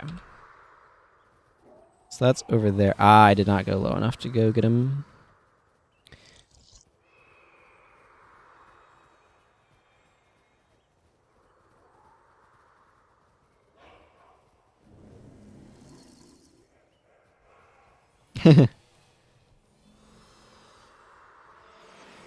Yeah. Oh, man. Do you have the problem where you go to bed early and then you just don't fall asleep for like hours? All is doing pretty well. All is doing pretty well.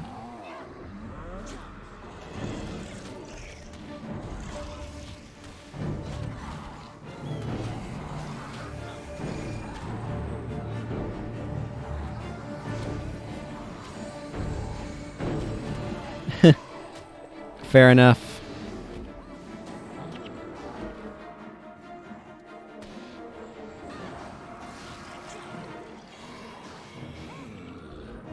Kills in the next 150 seconds. Well, looks like the enemies want me to work on that. Ah. It's like the bat signal, but for unconsciousness. That's cool. I'm glad to hear that.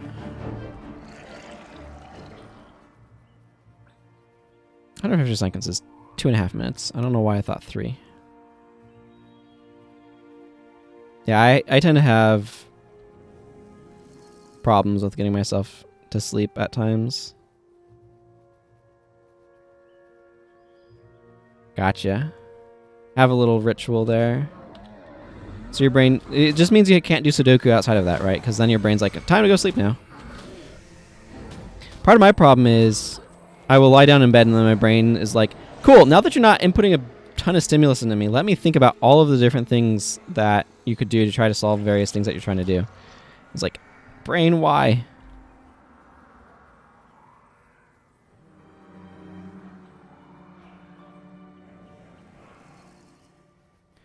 I didn't need you to try to solve all of these problems. I needed you to go to sleep. But here we are.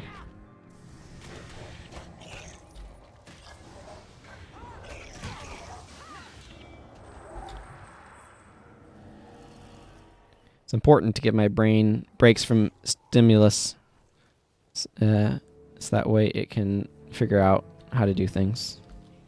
It's very easy in this society, though, to be like, I need to constantly be doing, like, things that are inputting stuff into my brain, and then my brain is not able to get the time it needs to actually figure stuff out. And that's terrible.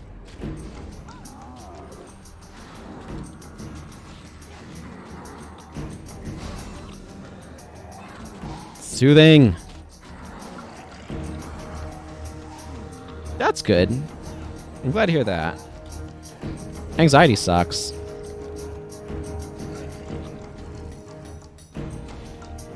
Oh no, that's cool.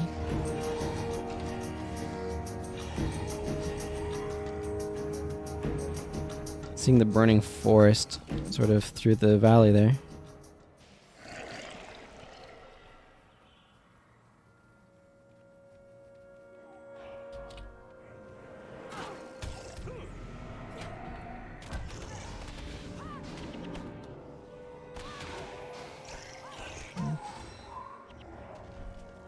Yeah, I've got too much loot, too much loot. I should probably drop some of the less useful loot, but I don't feel like making decisions on that front.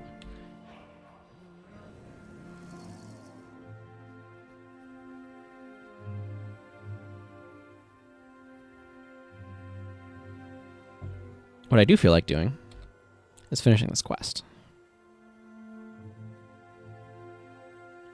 Hey, it's a swarm of bees! I love pre-steering.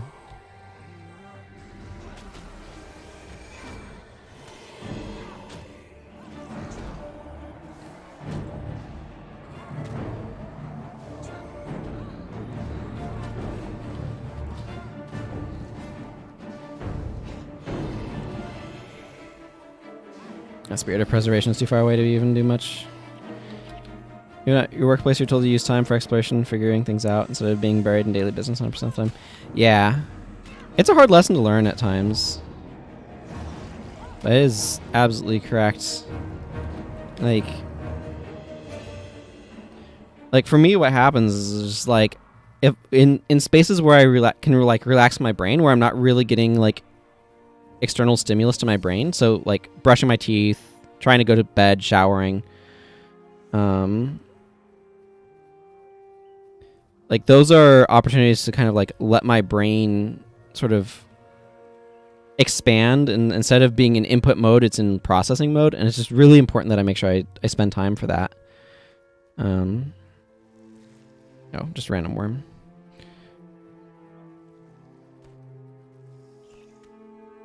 I'm not familiar with the skunk works, but anyway. So I found that like I need to, like, if I don't feel like actually doing a thing, that means it's a good time to like not be trying to do a thing and just let my brain relax. It's just important to do. It's the thing that's so counterintuitive about it is if it doesn't feel productive. It doesn't feel like I'm being productive when I just create space for myself to like relax and think.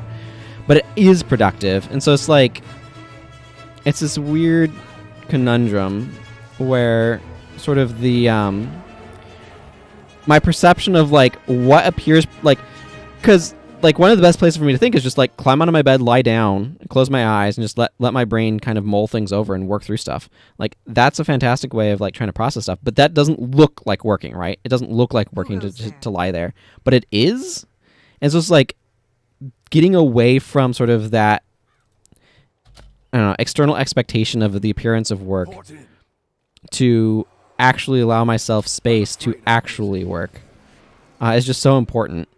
But it's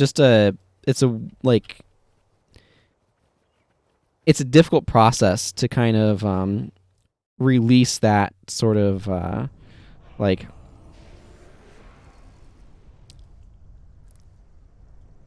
appearance-based thinking, I guess, is the best way of doing it. Like, what does this look like? Like, if somebody saw me, what would they think I was doing? They think I was doing nothing, right?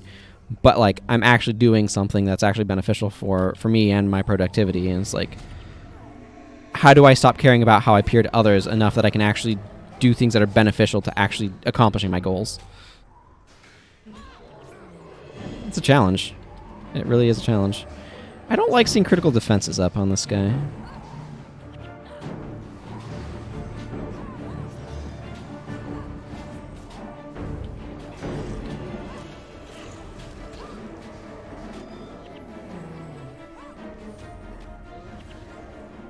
Okay, cool. Okay, time to go back to Long Eyes Ledge so I can turn in like 4 quests to Langmar.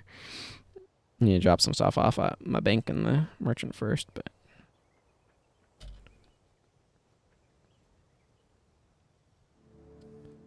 let's see, I think I'm full up on chitin, yeah, and I don't think chitin has any special value either, so it's not worth trying to sell. Blessed might be worth something. And I feel like these are going to be, yep.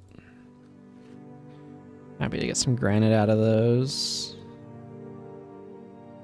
I'm just making sure I have space for, I don't think Forsaken's worth anything, for some quest rewards.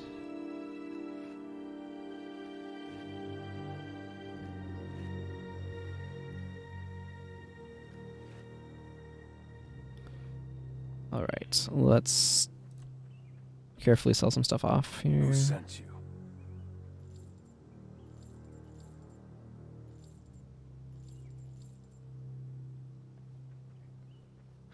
Yeah, that makes sense.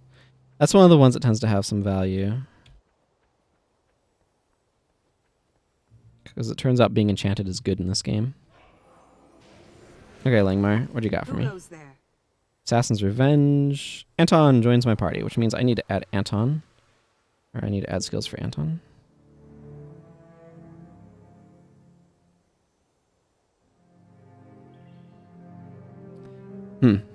That also doesn't entirely surprise me. Some reasonable stuff there. It's actually new. Beguiling Haze. Oh, Death Blossom. Death Charge. Trampling Ox. Return. Mark of Instability. A couple of other random stuff. Give that a good old standard start. Report in. The Hunting of the Charr. The Signet of Infection. That was one of the skills I was looking to pick up here. I'll take another lockpick, sure. Weakness Trap. This is a skill that I don't tend to use very much. Cool.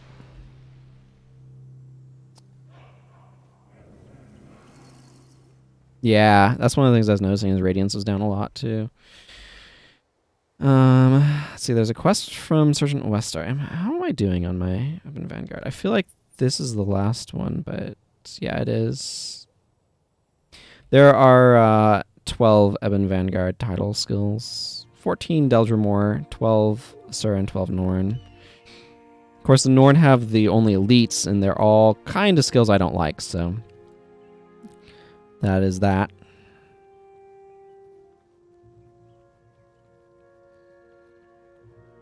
Where am I at for the title? Oh yeah, it's quite a ways away. At least this character is female, so it'll make doing that quest chain, that there's a Norn quest chain, a lot easier.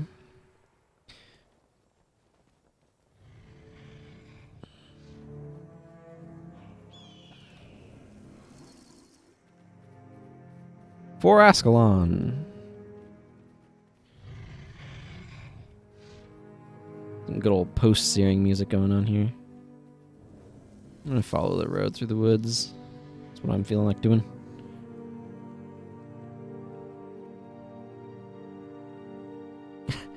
Yeah, I don't blame you. 7.2k for Night Stalker is a piece. I'm assuming that's a per piece or a per insignia rate. But yeah, 100 gold now. Wow, that is a huge cheapening.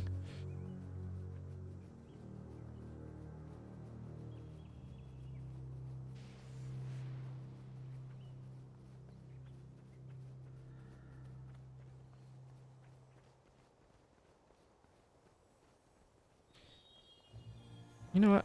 I feel like using this armor.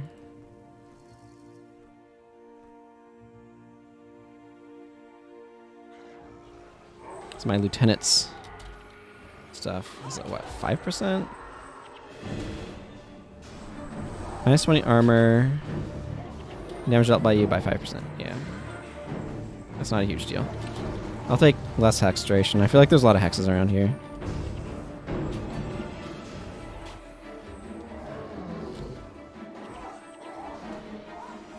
Ah, 7.2k for 4. Okay. Yeah, interesting.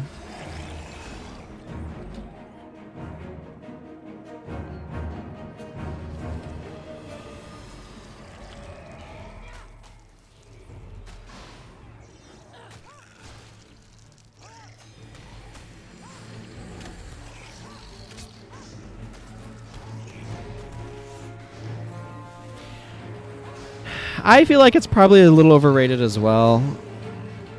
But what you gonna do?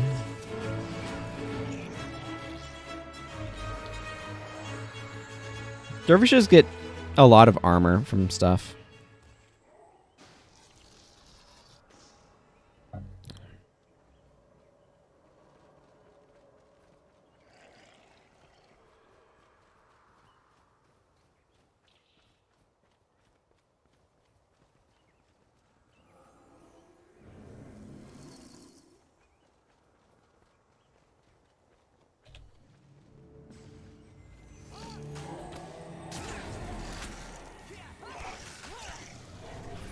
Like, Windwalker takes a good bit of work to make better than Blessed.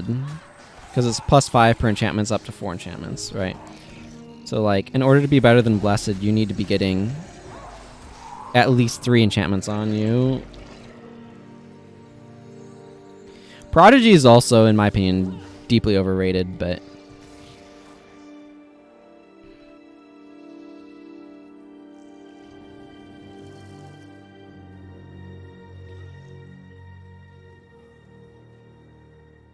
Yes, absolutely. Yeah, they go under the... Or, like, they are not part of that armor cap, yeah. Whereas, like, defensive and, I guess, warding and shelter weapon mods do become part of that cap for some reason. That's always struck me as kind of weird since I learned it. I feel like they shouldn't be part of that cap, but here we are.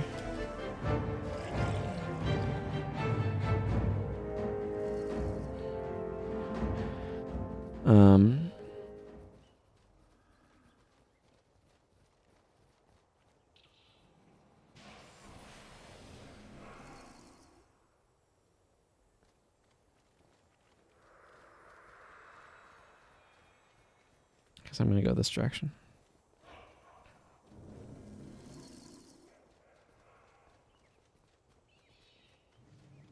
But like the thing is, like, Blessed is like so close to the same sort of value that you get from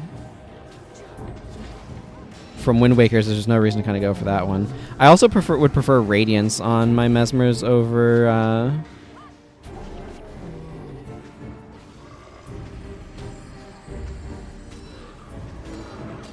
-2 stands are enchanted on that slot on shields.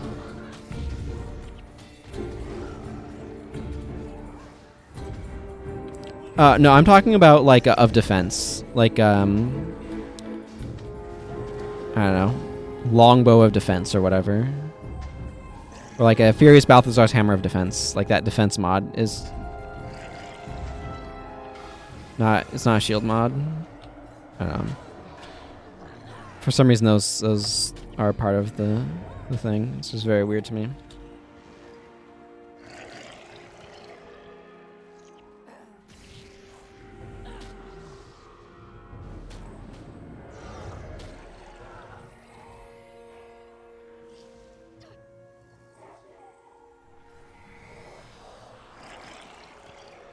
Broke my lockpick.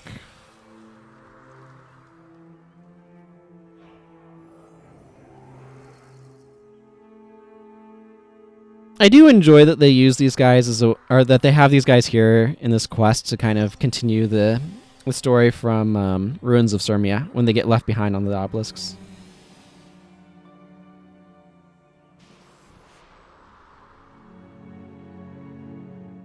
Are you talking about like the armor versus earth stuff? Or I feel like we're talking about different things. My understanding was that the like the plus defense. Yeah, I have of mastery for my offhands on this character. Some of these are mastery. This one is. And this sword is as well.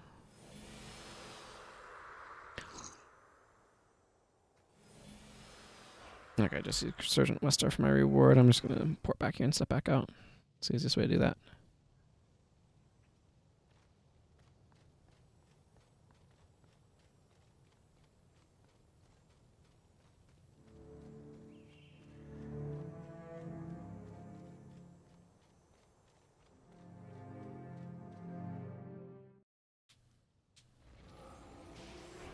Hey, Sergeant.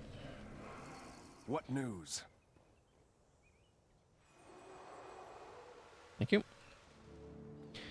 Okay, I could try Cold as Ice again now that I have some of the skills that I wanted. I can also go work on the Norn quest chain.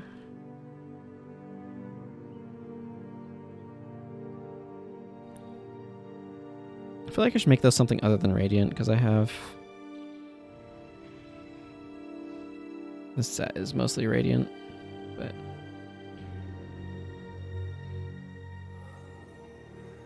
Hmm. Well, what I should do is clear out my Junlai stuff.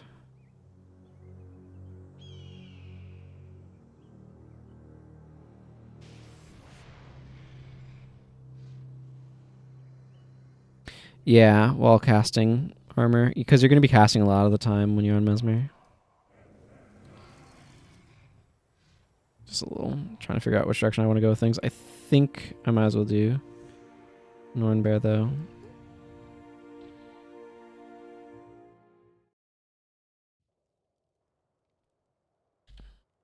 I mean, you could be repositioning yourself. But yeah, no, I get what you're saying. For sure.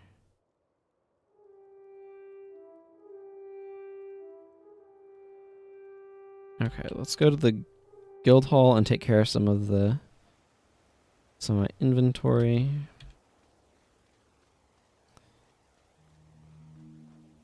Got a bunch of inventory to take care of. I'm gonna actually run an ad break while I take care of this.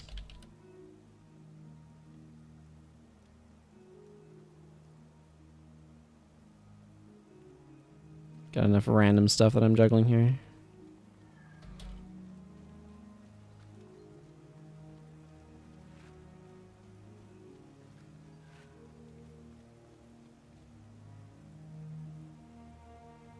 Scrolls are up.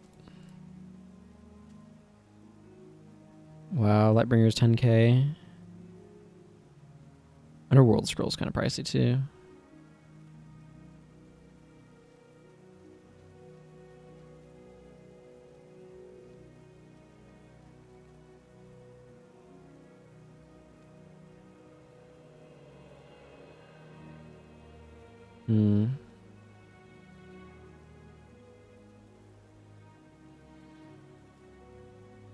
Additional 10 armor versus physical. 10 armor while attacking. I could see swapping these over to be like survivors instead. Might consider that. Blessed is enough to be worth salvaging out.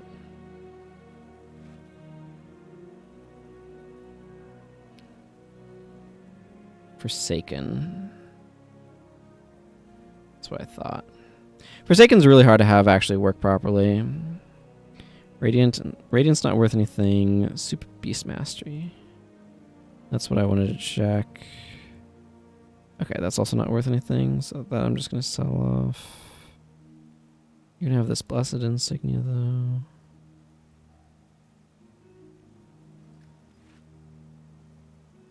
Let's see, the rest of the stuff I'm gonna merchant. Okay, cool.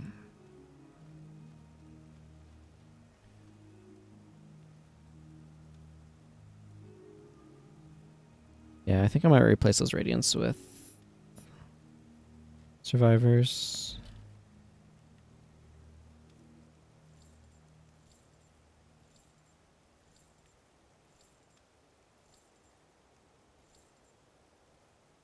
I think that's preferable.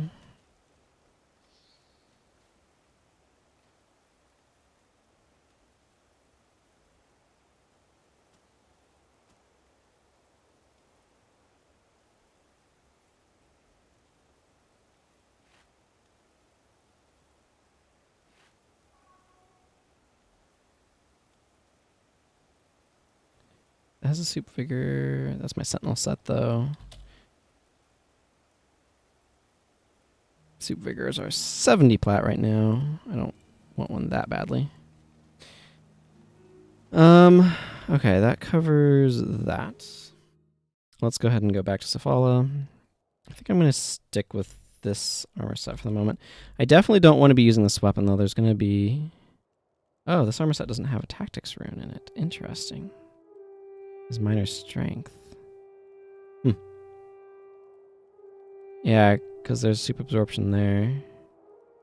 This is a clarity one. I think I want to be hanging on to those anyway.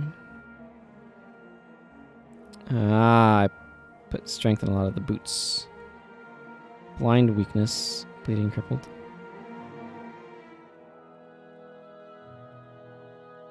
Might switch over to this set partially.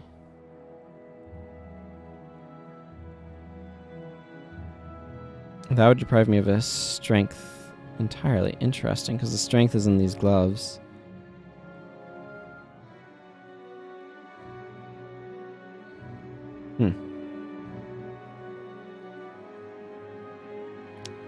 Interesting. Maybe I want to go with a set then. But go with the Lieutenant's Clarity. Yeah, I might want to like move some stuff around. Apparently I've got absorption kind of universally on my pants. Whatever. I'm not going to worry about it much. I don't need tactics. I'm going to go with Axe instead of Hammer Mastery here as well.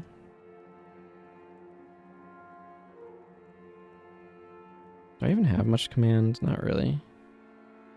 I have a little bit of motivation.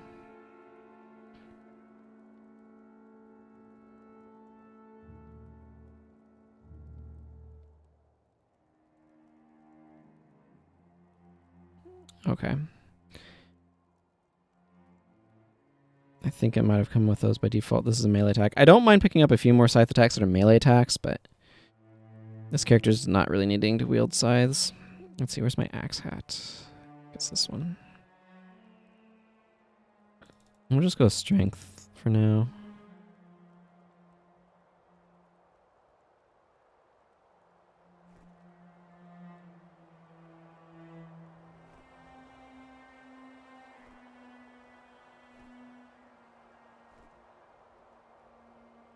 There.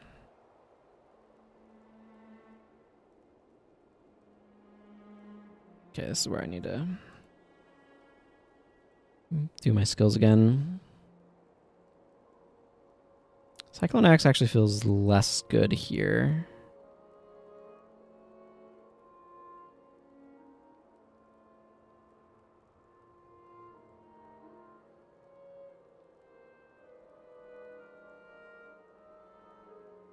Because there's a lot of knockdowns and stuff.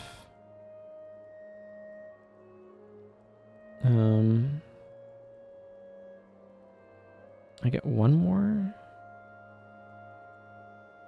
skill. It's going to be most useful in this area. I can smooth criminal. This is a movement speed buff. I don't need that though. Do I need to worry about stances?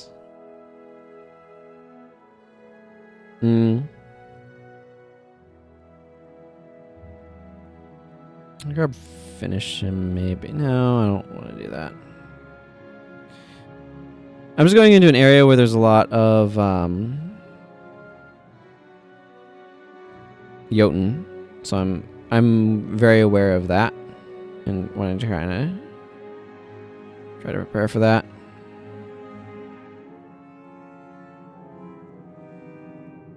I'll just grab Tryptophan Signet. Counterattack is good. And versatile.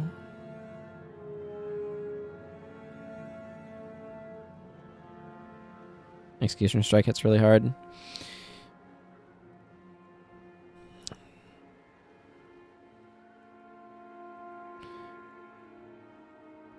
Nah, I already have 3 PvE. Whirlwind, Tryptophan, and Junkin.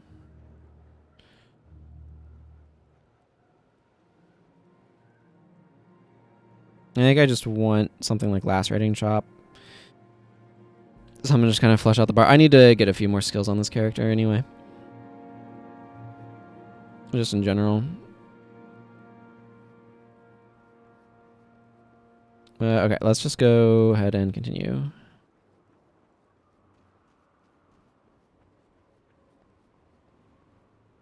Why are you here? Tracking the Nornbearer.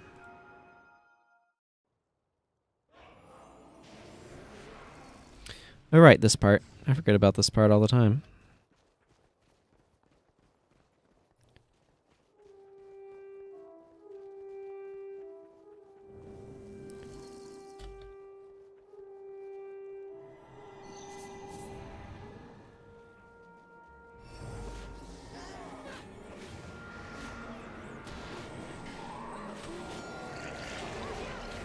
What are you doing, Nornbearer? Are you being savage? Oh, nope. Okay, finish that part.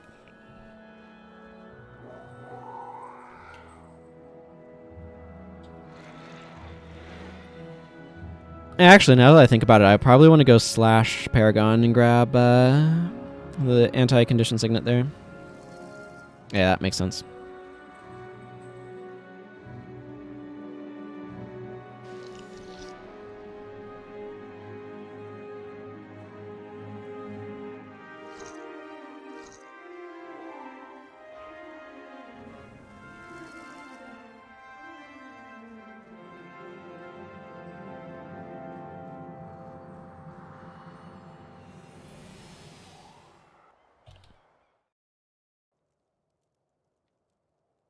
Let's see.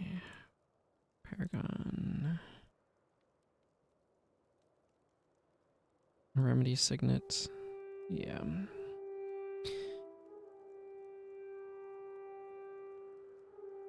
Let's just drop counterattack for symbolic strike. That's plus 24 at this, which is fine.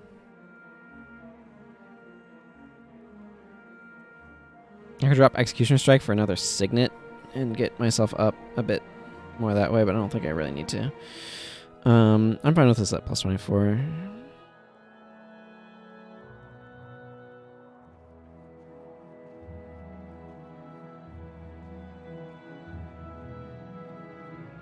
Are you hunting something?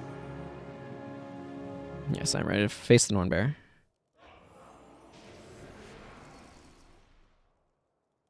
Let's say, I believe completing this gives us Jorah as a hero.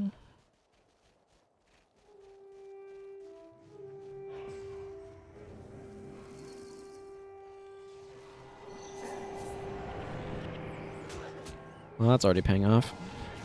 It's kind of.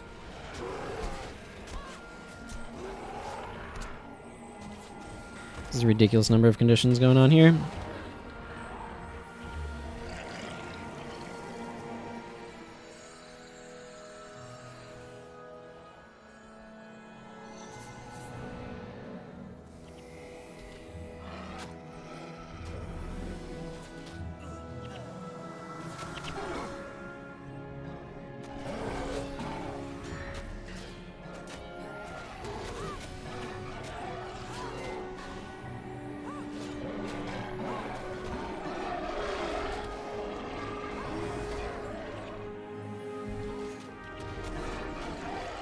These guys love their hex spam, so.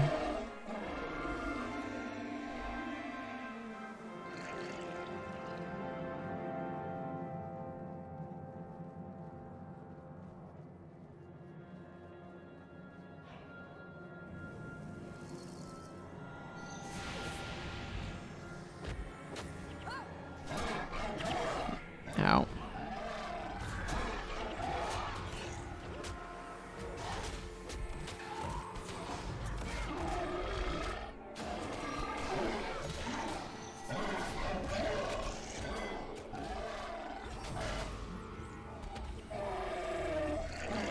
I still wish Warrior had some sort of interesting elite signet or two.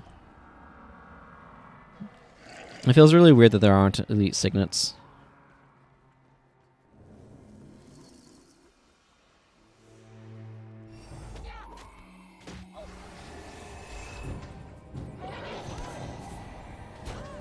I feel like that's the sort of thing I would expect, right? Is some sort of elite signet, but there just isn't one. It's very odd to me.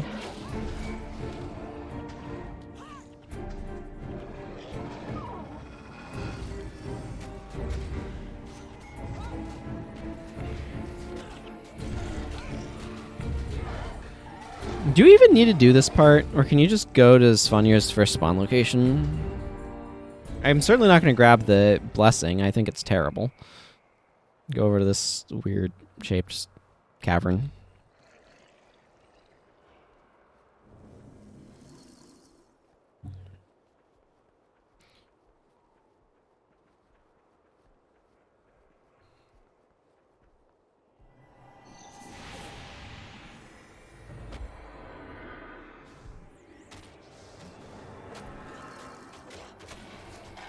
This guy out from here. Don't need him attacking my back line.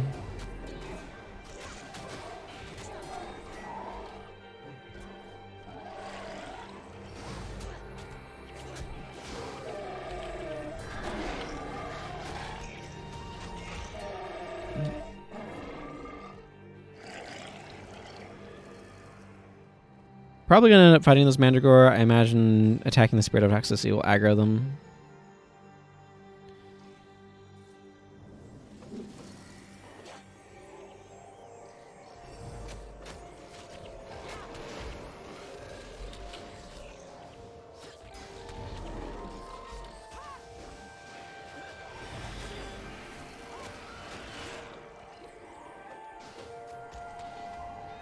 Lock.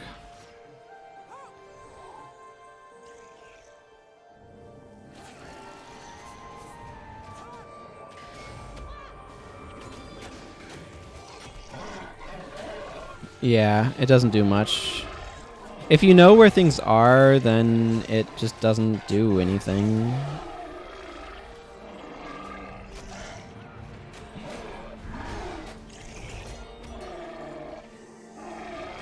I don't find the blessings fun to play with at this point, personally, as part of the issue. It's kind of like the worms in Nightfall, where it was cool when it first came out, but by this point, I prefer to play with my skill bar. I don't like to have a preset bar given to me.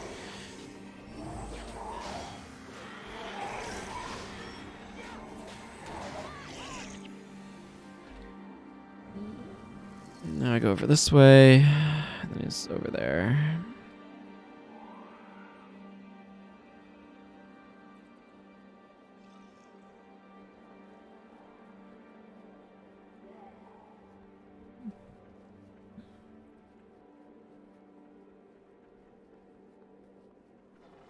Up this way. Yeah, that's the way I was indicating. I always think this is the first location, or at least I have a habit of doing so. So I very intentionally try to make sure I remember that it was the second location this time.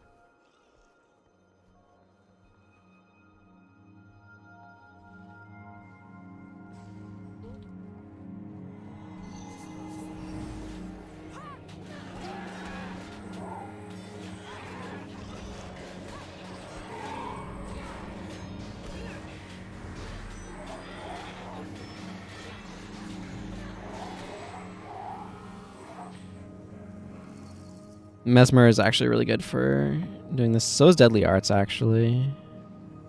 There's a bunch of really cool signets in Deadly Arts.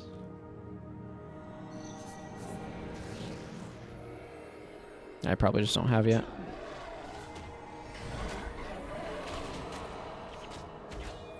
But those want like a condition pressure team to kind of work with, you know, so.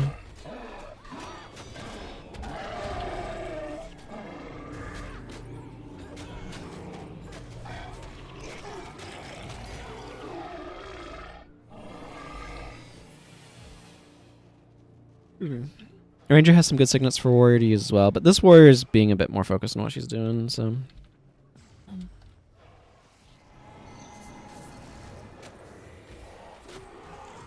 But like Poison Tip Signet plus Antidote Signet is a good base.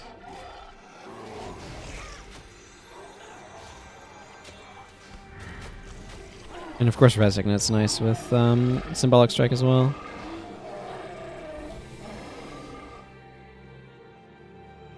This is plus 36. What's the plus on... That's also 30. That's 36 versus 37. Yeah, Power Attack just is really good at his job, so...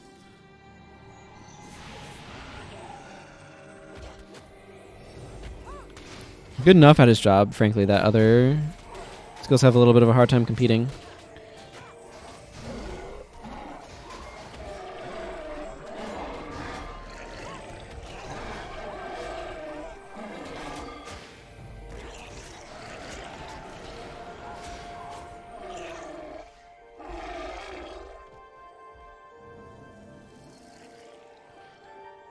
For their energy warrior skills, it's gonna just be hard to get up to that plus damage, you know? But anyway. Hello, Zvanier, the Norn Bear.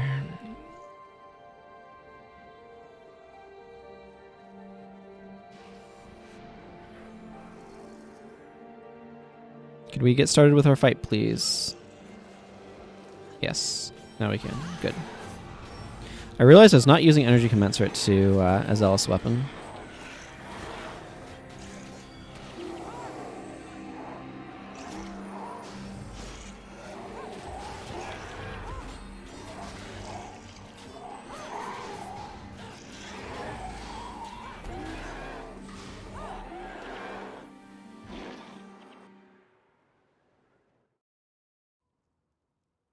There we go. Let's see. So I think that gets... Yes, Jorah has been unlocked, so that means it is time to represent that by adding skills for Jorah. Good old Skullcrack and Warrior's Endurance. Devastating Hammer.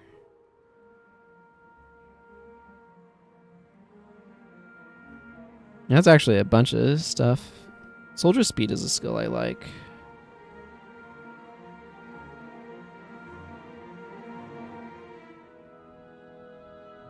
Well, I'm not going to plan on using Frenzy, but anyway.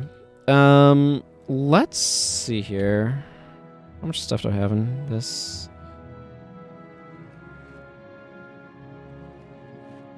Butterfly Mirror. This icon is used for the one thing, isn't it?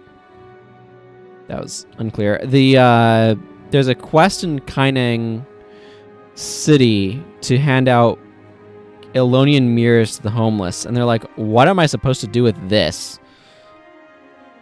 Just to show like how out of touch and inept the ministry is. Who goes there? And the icon for the butterfly mirror reminds me of that one.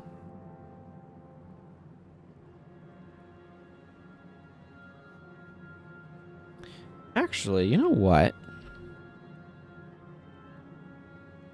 Now that I think about it, I have Doomlore Shrine. Yeah. You know what? I think it's time for some Polymock.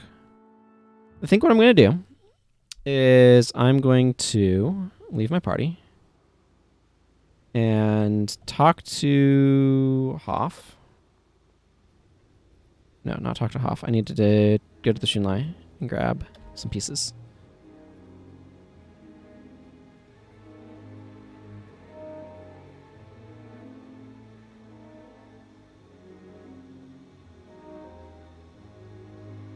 I want Fire Elemental, Miraja Boga, and Earth Elemental. Those are the pieces that I like.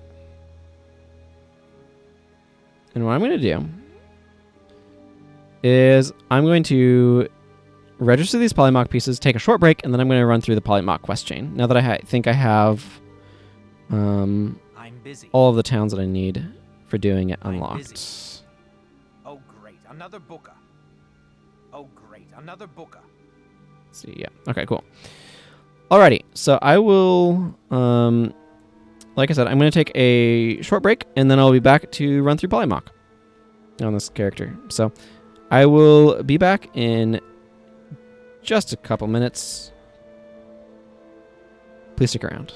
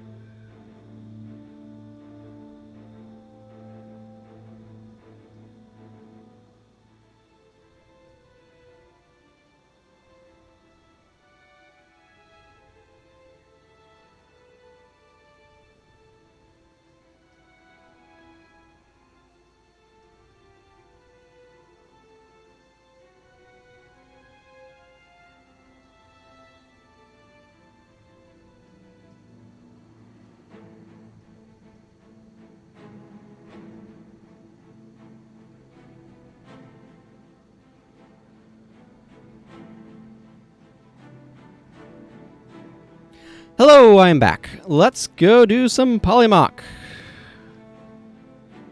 Starting with Yolma over here.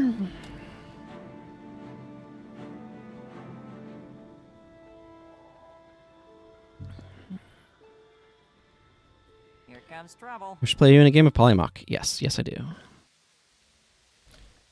You need me? Let's open with the Fire Elemental piece. Start the round. Good way to finish things up for today, I think.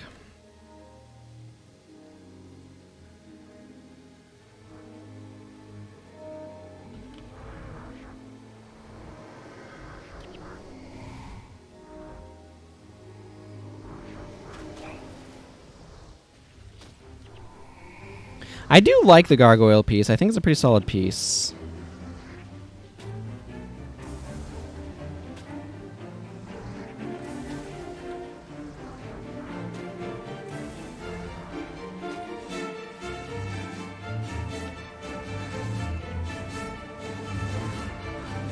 There we go.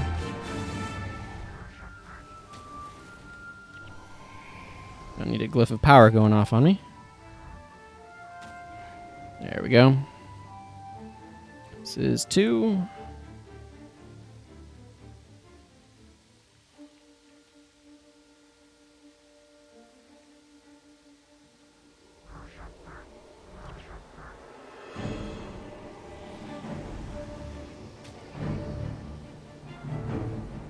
Polymock Rod Course Invocation is very cheap, so.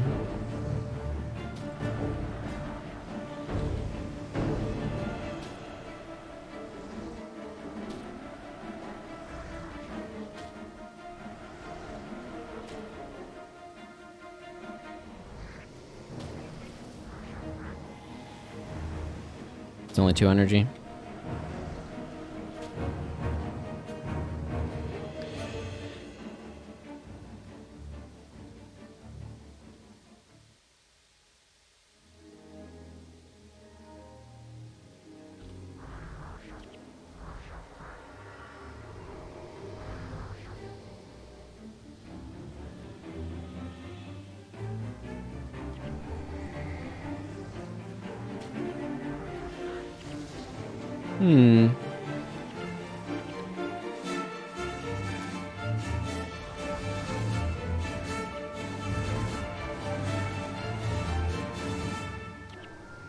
Ah, you're waiting on your thing there, eh? I mean, I'm ahead by several pieces now, so.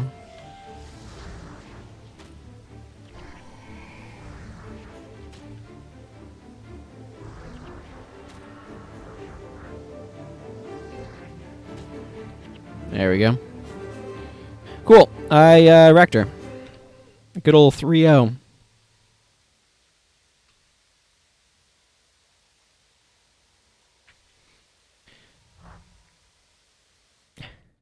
Good thing my vampiric axe doesn't cause me health degeneration there, eh?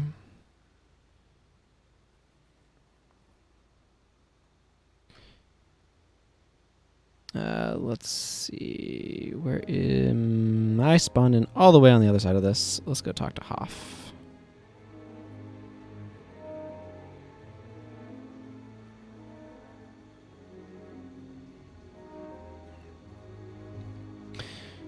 You need me? Plurg. Where is he? Vloxus Falls. Need to know where to put the map.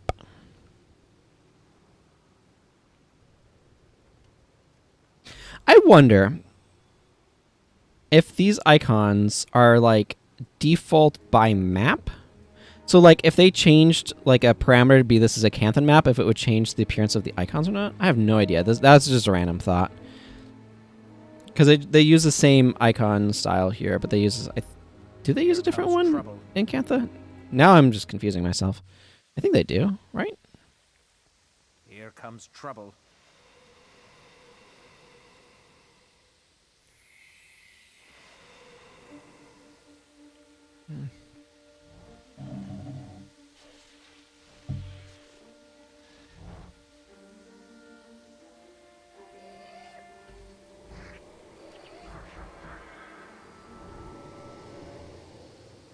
Well, we're both burning us each other down.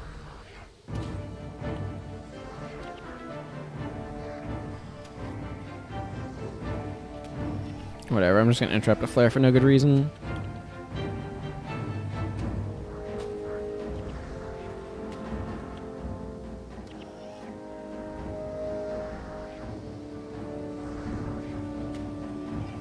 There, that'll end you.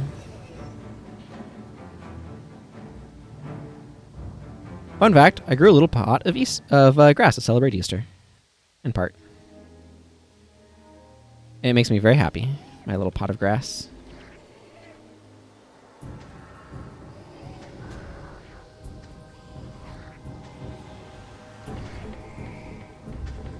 I don't know why, it just does.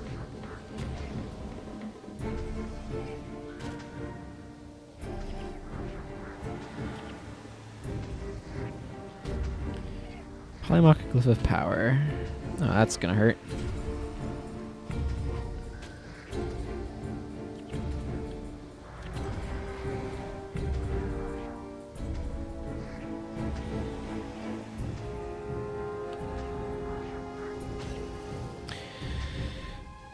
Alright.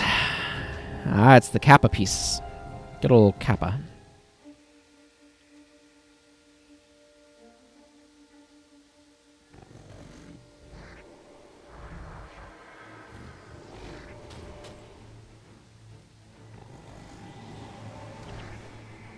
Okay.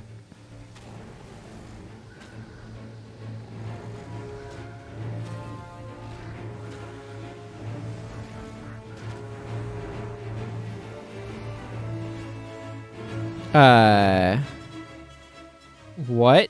What sort of glitch did I just activate? That was weird. Why are you bothering me? Okay, well, whatever. For a while there, I had 4k HP, and I don't know why it didn't revert sooner. It was very strange.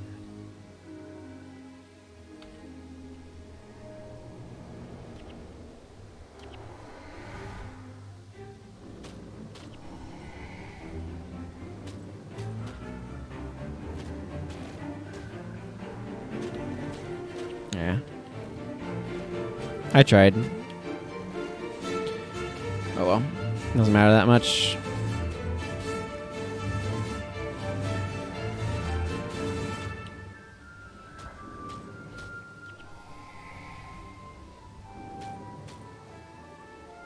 There we go. A victory there.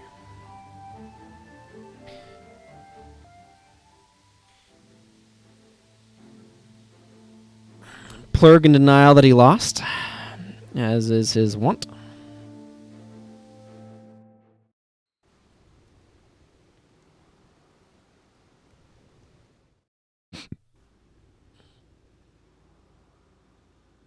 Ah, conveniently, I was right next to Hoff. I'm busy. Blarp is in Gad's encampment.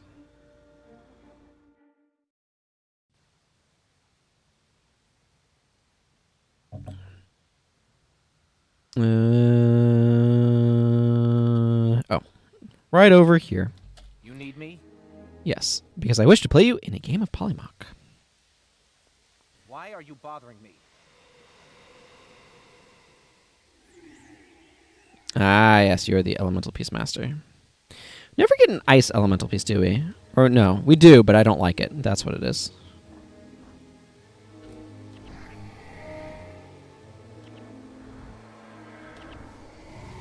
Whatever, just take some damage. I like the earth and the fire pieces the best of the purples, which is why I use them.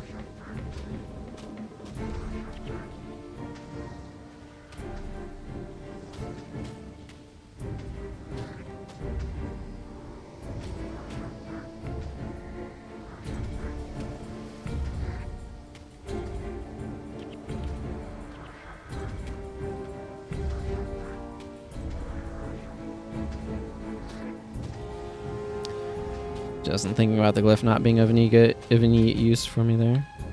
Heh!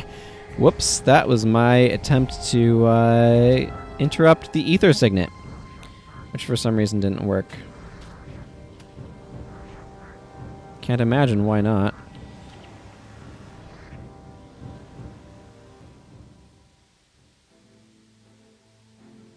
You know, one of the things Pokemon has that this game doesn't have? Switching and type advantages. Those are two things. I meant two things that Pokemon has that this game doesn't have.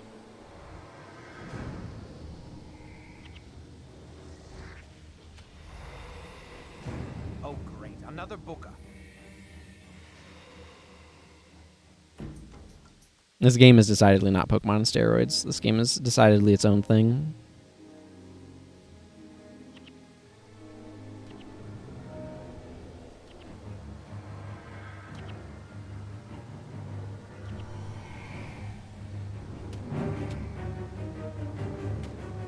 My first piece went down after your first piece, I would like to remind you, Blarp, so maybe you should rethink your taunts.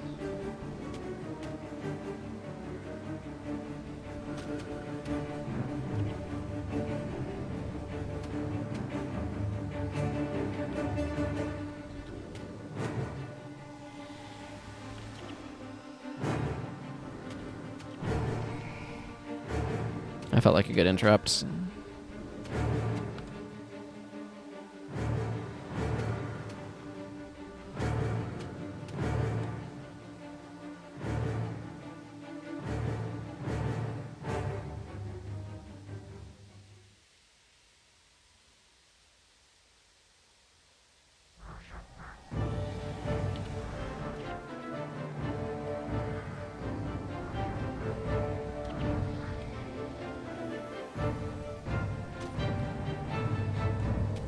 Well, my fireball hurts, but whatever.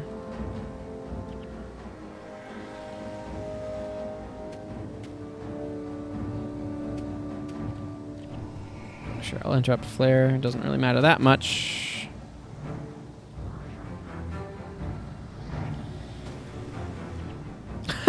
Somehow I interrupted his interrupt with my Polymock Earthquake?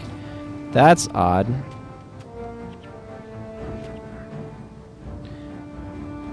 Seven HP left feels pretty tight for a victory in Polymock.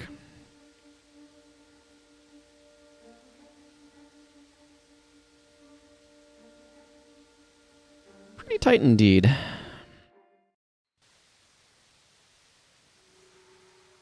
Okay. Back to Radasum to report my victory.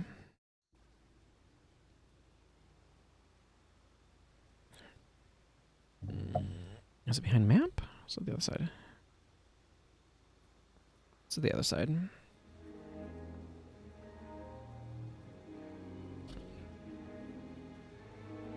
I'm getting a couple Polymock pieces I don't really care that much about one way or the other.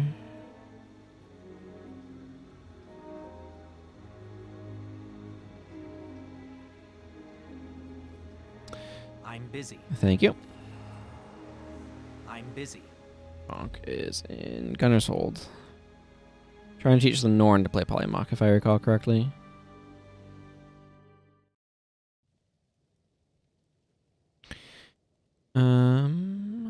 Yes, up this hill. That's certainly a direction you could take to go get up there. I don't think that's the way I would have chosen to pathfind, but you do you, I guess, game. You do you. Oh, great. Another booker. It's unfortunate that we see Here the comes I like the Charr Homelands arena the best, but that one doesn't have as many encounters that naturally take place there. Like, you can have some that will like randomize to that location, but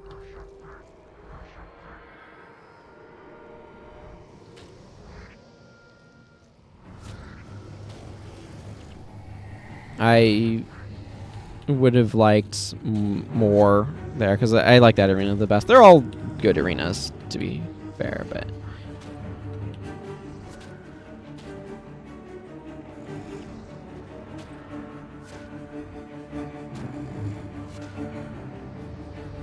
well, that was not the best trade, but that worked fine.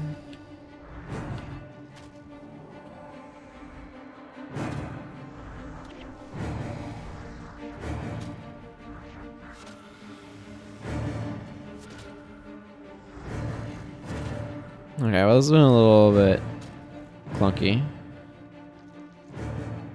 But we got there.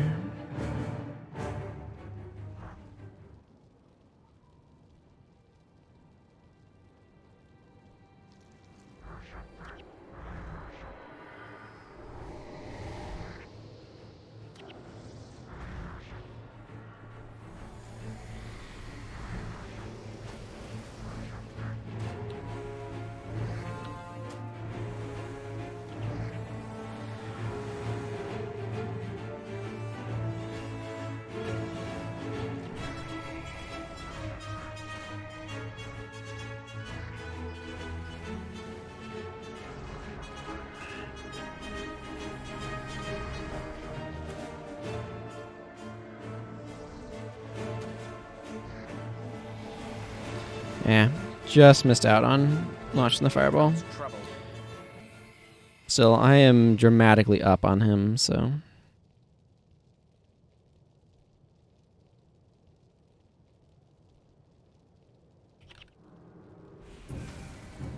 There we go. Good start. Good, strong start.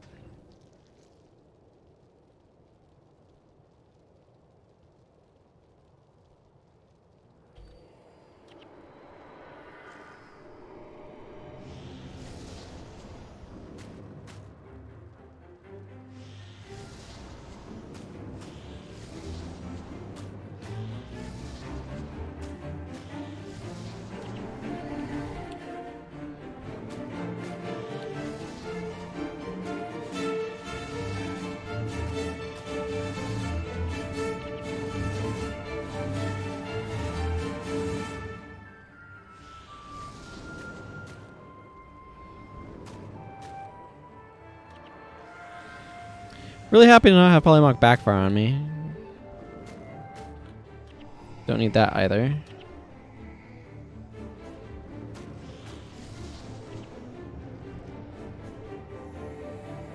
Nope. There we go. A victory over him. I don't know. Polymock's okay. I think the idea is interesting. There needed to have been more pieces out in the world and other things, and I don't know. It's one of those things where it's like, this idea feels like it was like 70-80% developed and not like the remaining rest of the way, but the remaining rest of the way is probably a lot, so I don't know. It's hard to be sure on some of that stuff.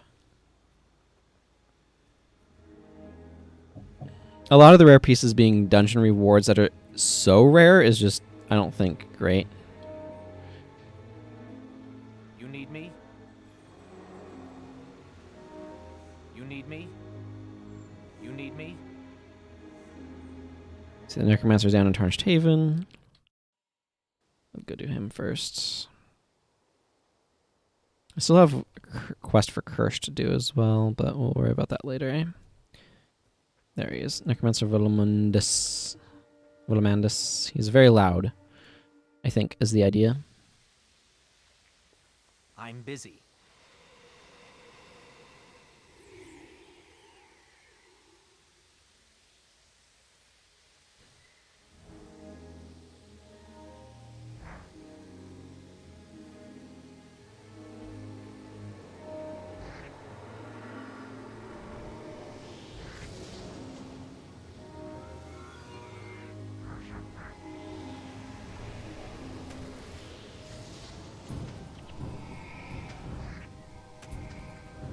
I'll take a few hits of 50 damage. Polymock Reversion is really easy to defeat, so I don't know. It doesn't seem like a very good skill.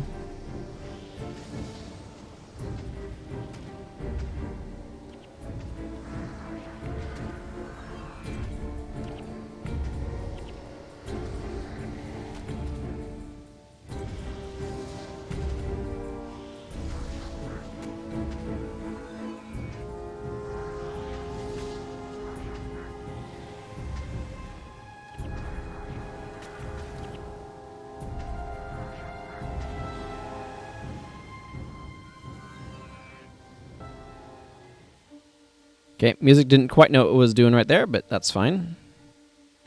Pieces are chosen, lines are drawn, next round begins.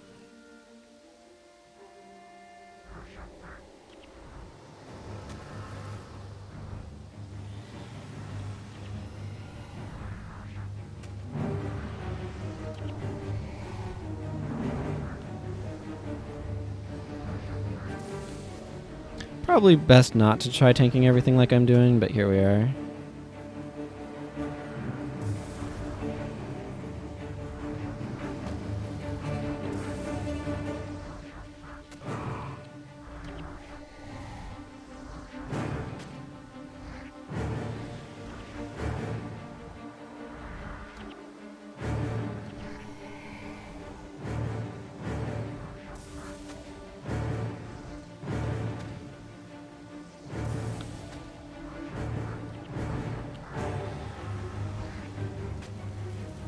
Well, I don't know how I managed to get through that piece without losing my my fire guy here, but somehow I managed.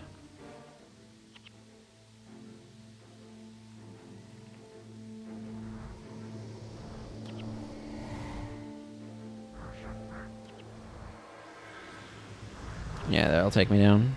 Oh, great. Another booker. That'll take me down. There's a lot of potential strategy you could try to do with this, with some movement tech to try to like dodge some of the projectiles and things, but it just seems like a lot of work.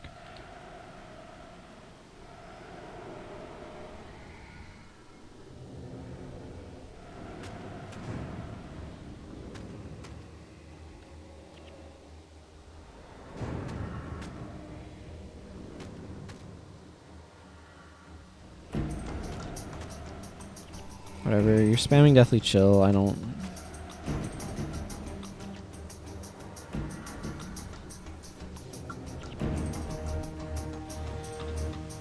I have 2 pieces to get through this one piece, so I'm not too concerned.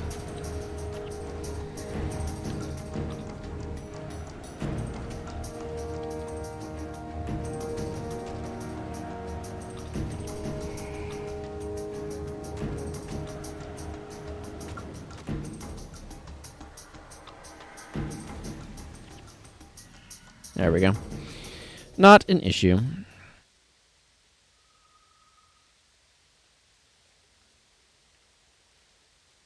A Shining Victory cuts like a serrated blade kind of feels like a reference to the Shining Blade somehow, but anyway.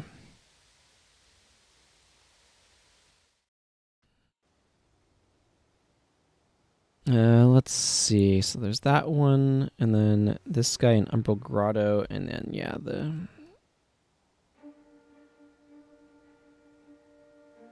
So, is it these ones and then the Grandmaster himself? I don't remember. There's Grolhammer Silverfist.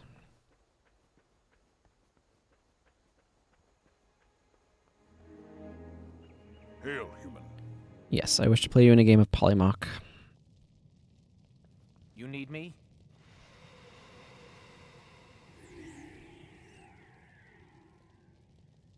Dredge and a couple dwarves.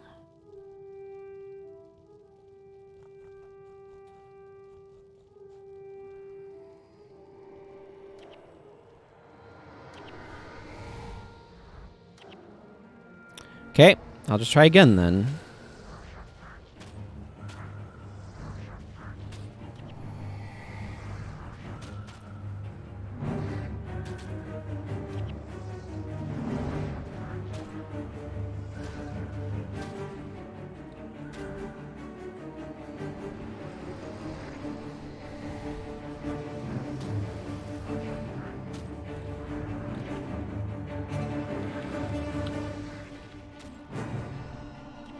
Okay, well, I didn't mean to interrupt that, but I'll take it.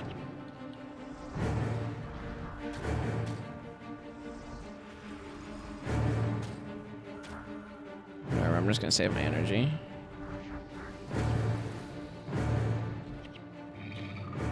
The round has not yet begun, so I'm going to have to start the next round by getting energy back, but I'm okay with taking a lead like that.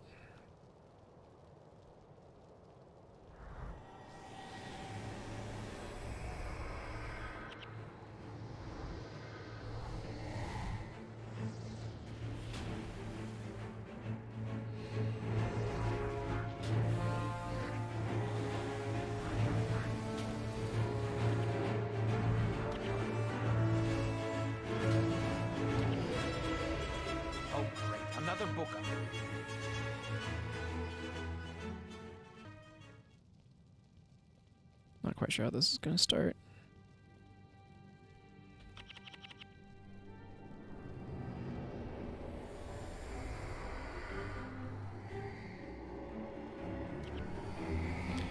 Good. This interrupts. This makes the spell fail, which means that it instantly recharges. They're just out the energy. So that's something that's really important to remember, is the difference between the two.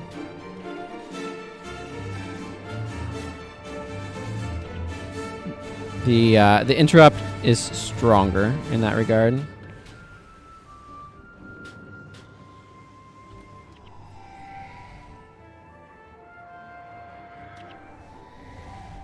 Okay, well, that just solves the problem instantly, doesn't it? If you spend your interrupting my skill, that prevents you from interrupting my skills, which, again, the Polymock block will make that skill fail. But anyway, then obviously my skill will succeed.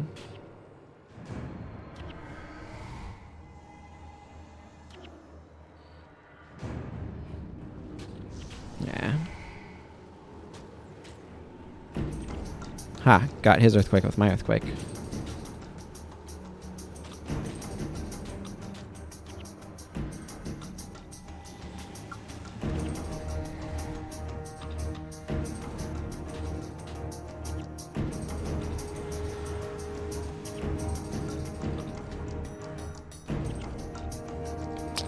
As it's turn to get the okay, this is almost over for this round. Oh, got the 800 damage off, so that's good. Oh, great. Another booker.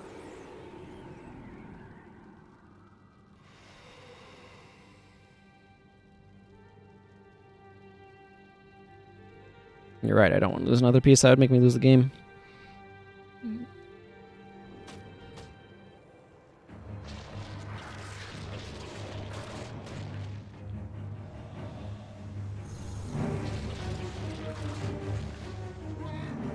There we go.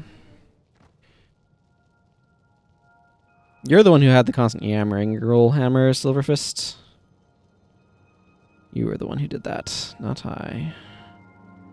Walk, the Polymock judge.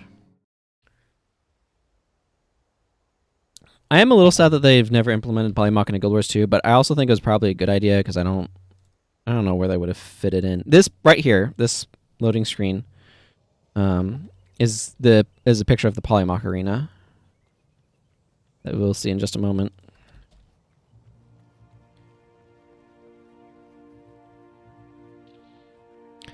Looking for group Zaishen Mission hard mode. So just look at that picture and then look at that right there. It is that picture. I think that's really cool. You need me?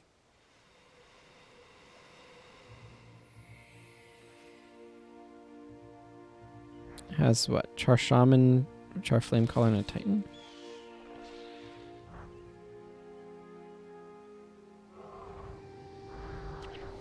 Yeah, that's fine.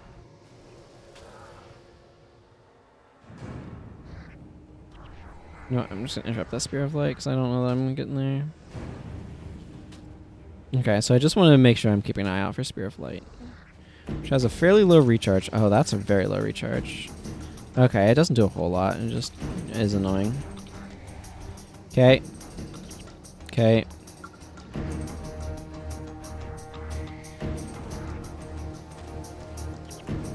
This piece does not seem very good.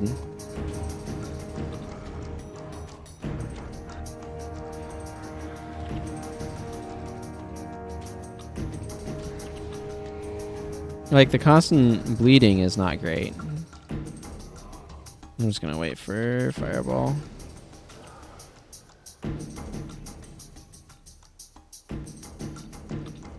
Yeah. I'm nostalgically fond of the pre-starting loading screen. Frankly, I like a lot of the loading screens, if I'm being real here. But a lot of that's nostalgia speaking.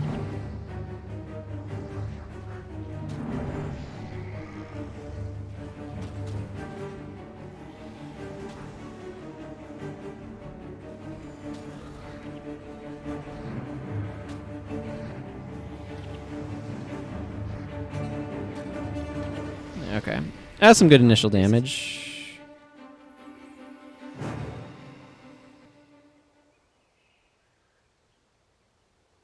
Just walking and out over back there.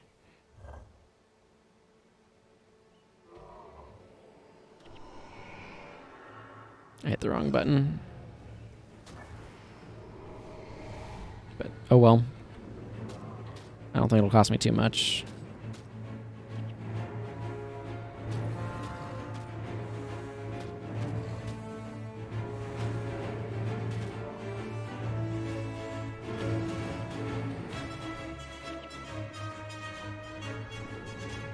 There we go. Last piece, the Titan.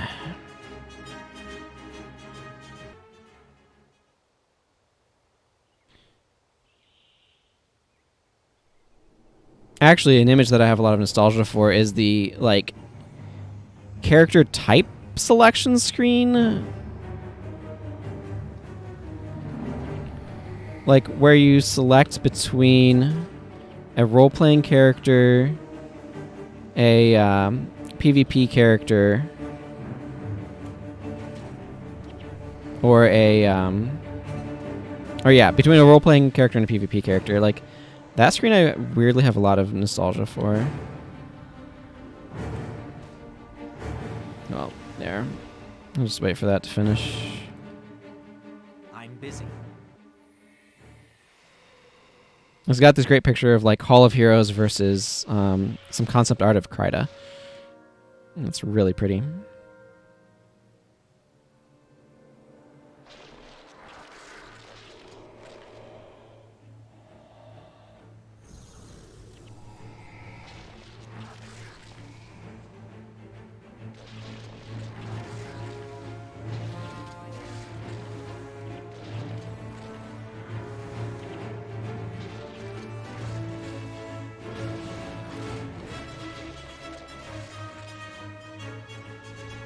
There we go.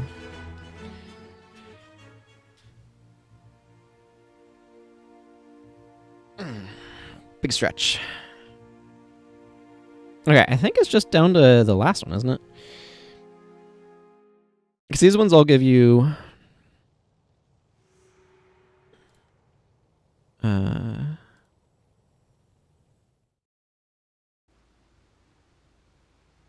see. Off. These ones all give you the skills, so.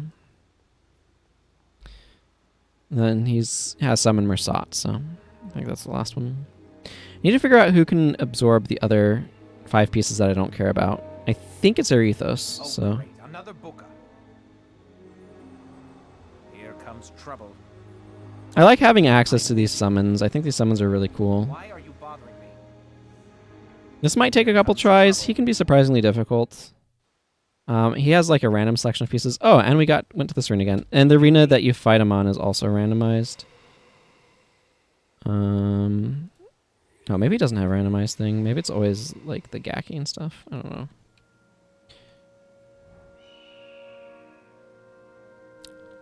It's one of those things where I did not realize for a long time why the camera centered itself where it does for this. Okay, whatever.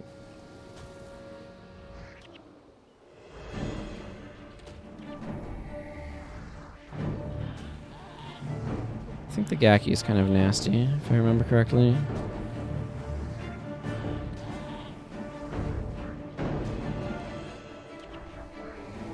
That works. I don't mind just reusing that right away.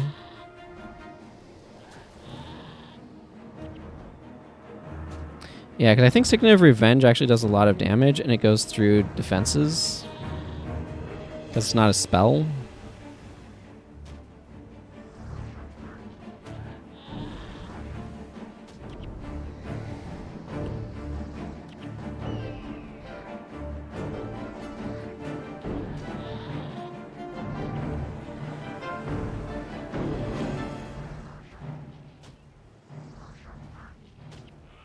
Yeah, I got through the Gaki, and doing that on this first character is actually really nice. I'm gonna start off by doing Rodyorts here. I don't really care if it succeeds, but it totally did though.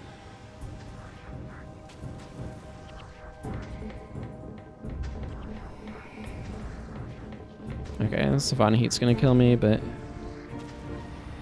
Okay, I'm gonna wait for this to finish. Oh, I have Polymock Glyph of Power on me right now, too. Here comes trouble.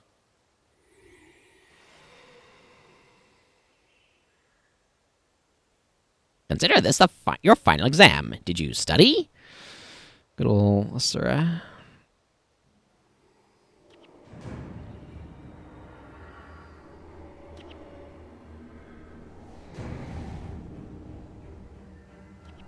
How about you don't Rod Gortz me? Savannah Heat's also not great, frankly, but I ain't doing anything about that.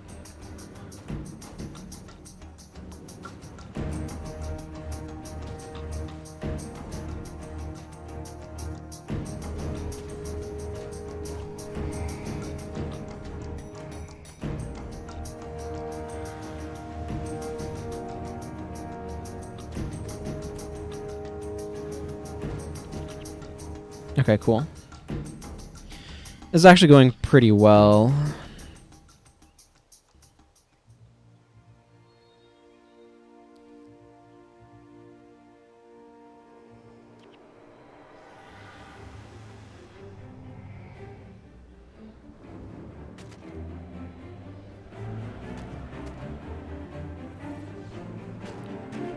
Okay, that's a lot of degen stuff, but whatever.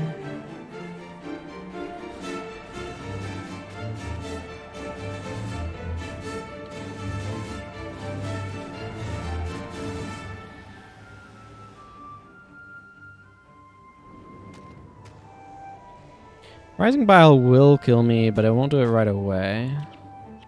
Gives me a chance to get some last damage through. Oh, great. Another booker.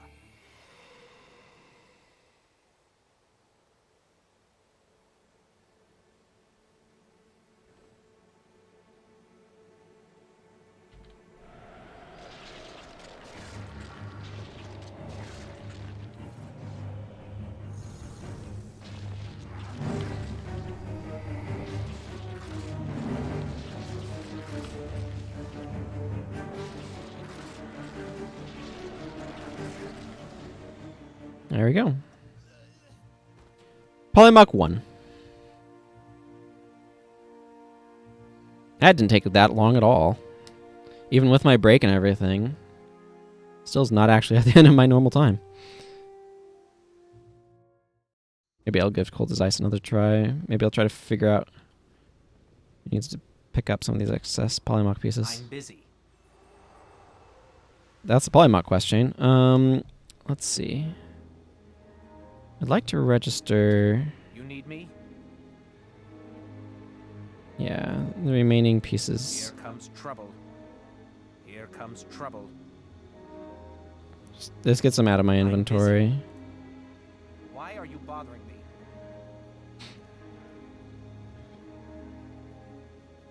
Alrighty. Take care, Nova. Have a good sleep. I'm glad you had a good lurk.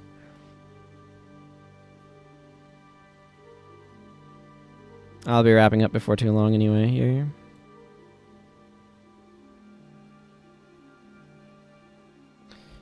Yeah, maybe I do want to go give Cold as Ice another try. That is up this way in Sifala. Now, as I recall, I was going heavy on tactics and... What was I even using for a weapon? I think I was using hammer. Doesn't really matter. Because the important thing is, like, no strength.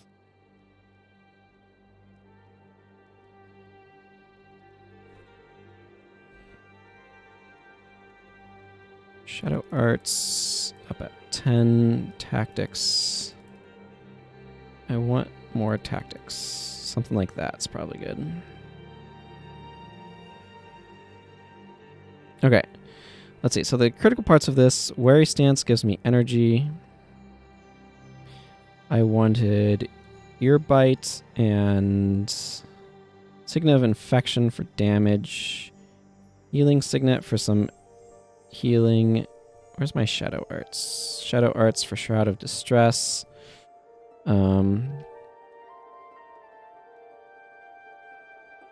Desperation Blow could work, but I don't think I need that.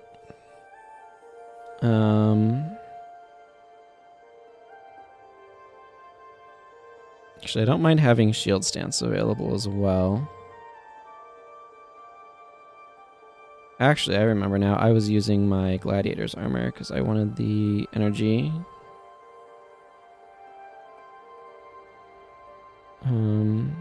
I get one more PvE only skill. I know I was using Radiation Field, but I'm dropping that one.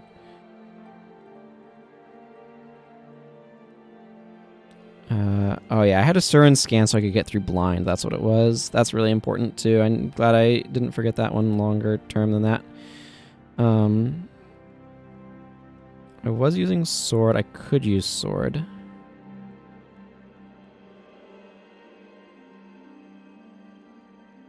I could Viper's Defense for some additional degen pressure.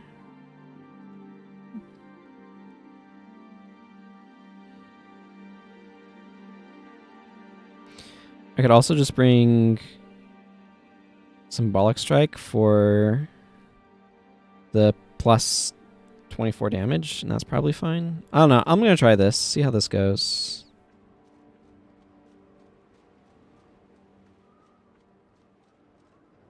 Who goes there? Give this a try or two. I need to switch over to my Tactics Shield, though.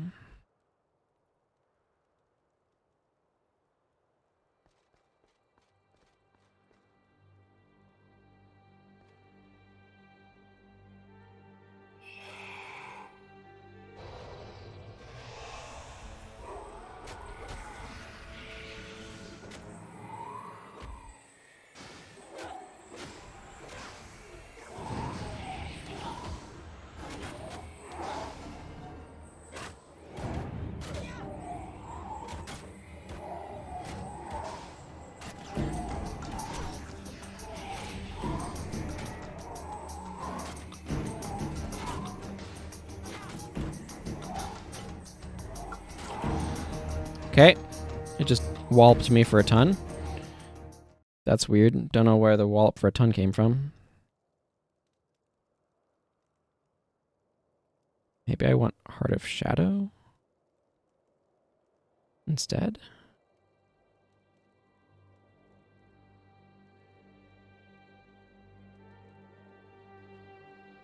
Maybe.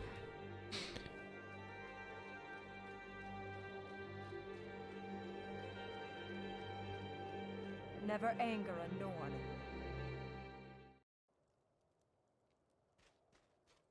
It's just a really difficult fight because this thing hits like a truck, so. Like, there are definitely ways you can cheese it. Glacial Griffin, do you feel like spawning? There you are.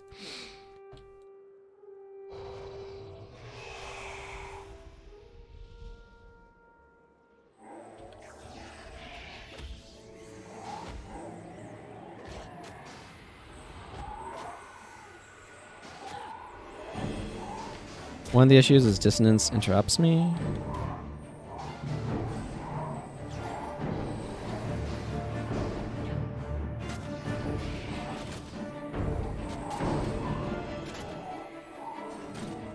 Oh, I know what I was using. I was using Forceful Blow to put weakness on it to reduce its damage.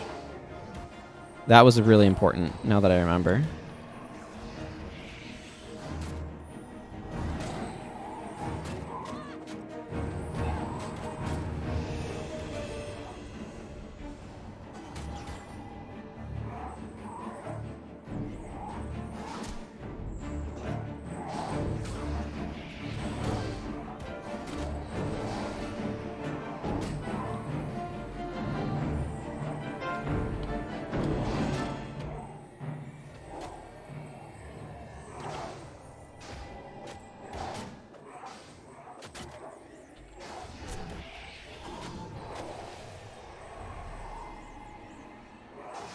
Heart of Shadow is helping a lot here, actually.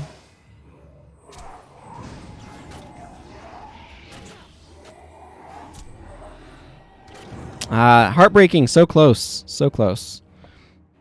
Okay, yeah, I'm gonna go ahead and switch over to Hammer. Shield is nice. Having a shield is nice and all, but if I have Hammer Mastery and can Forceful Blow it, then that will help tremendously with my survivability. So.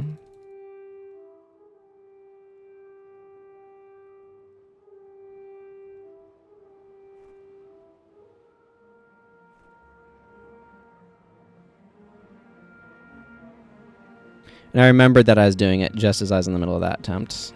I have a good feeling about this one's potential, if that makes sense. Also, I don't need the energy from that anymore, so maybe the increased damage reduction from this set would be better.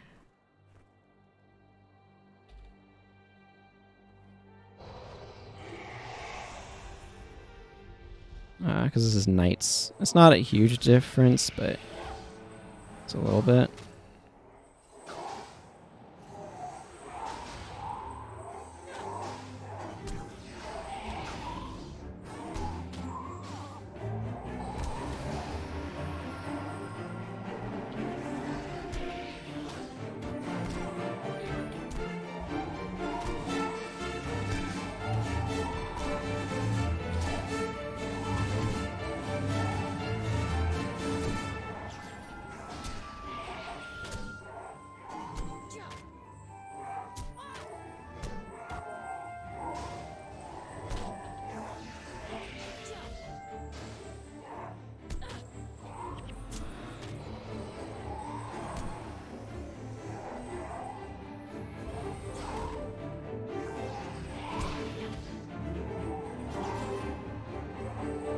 Turns out, by the way, I'm not a griffin. Just want everybody to know that.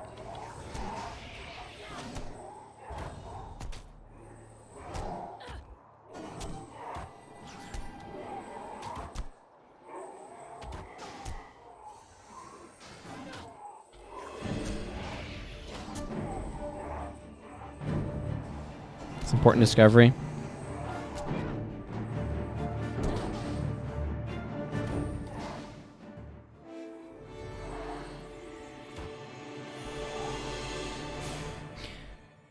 Cool. Well, that worked.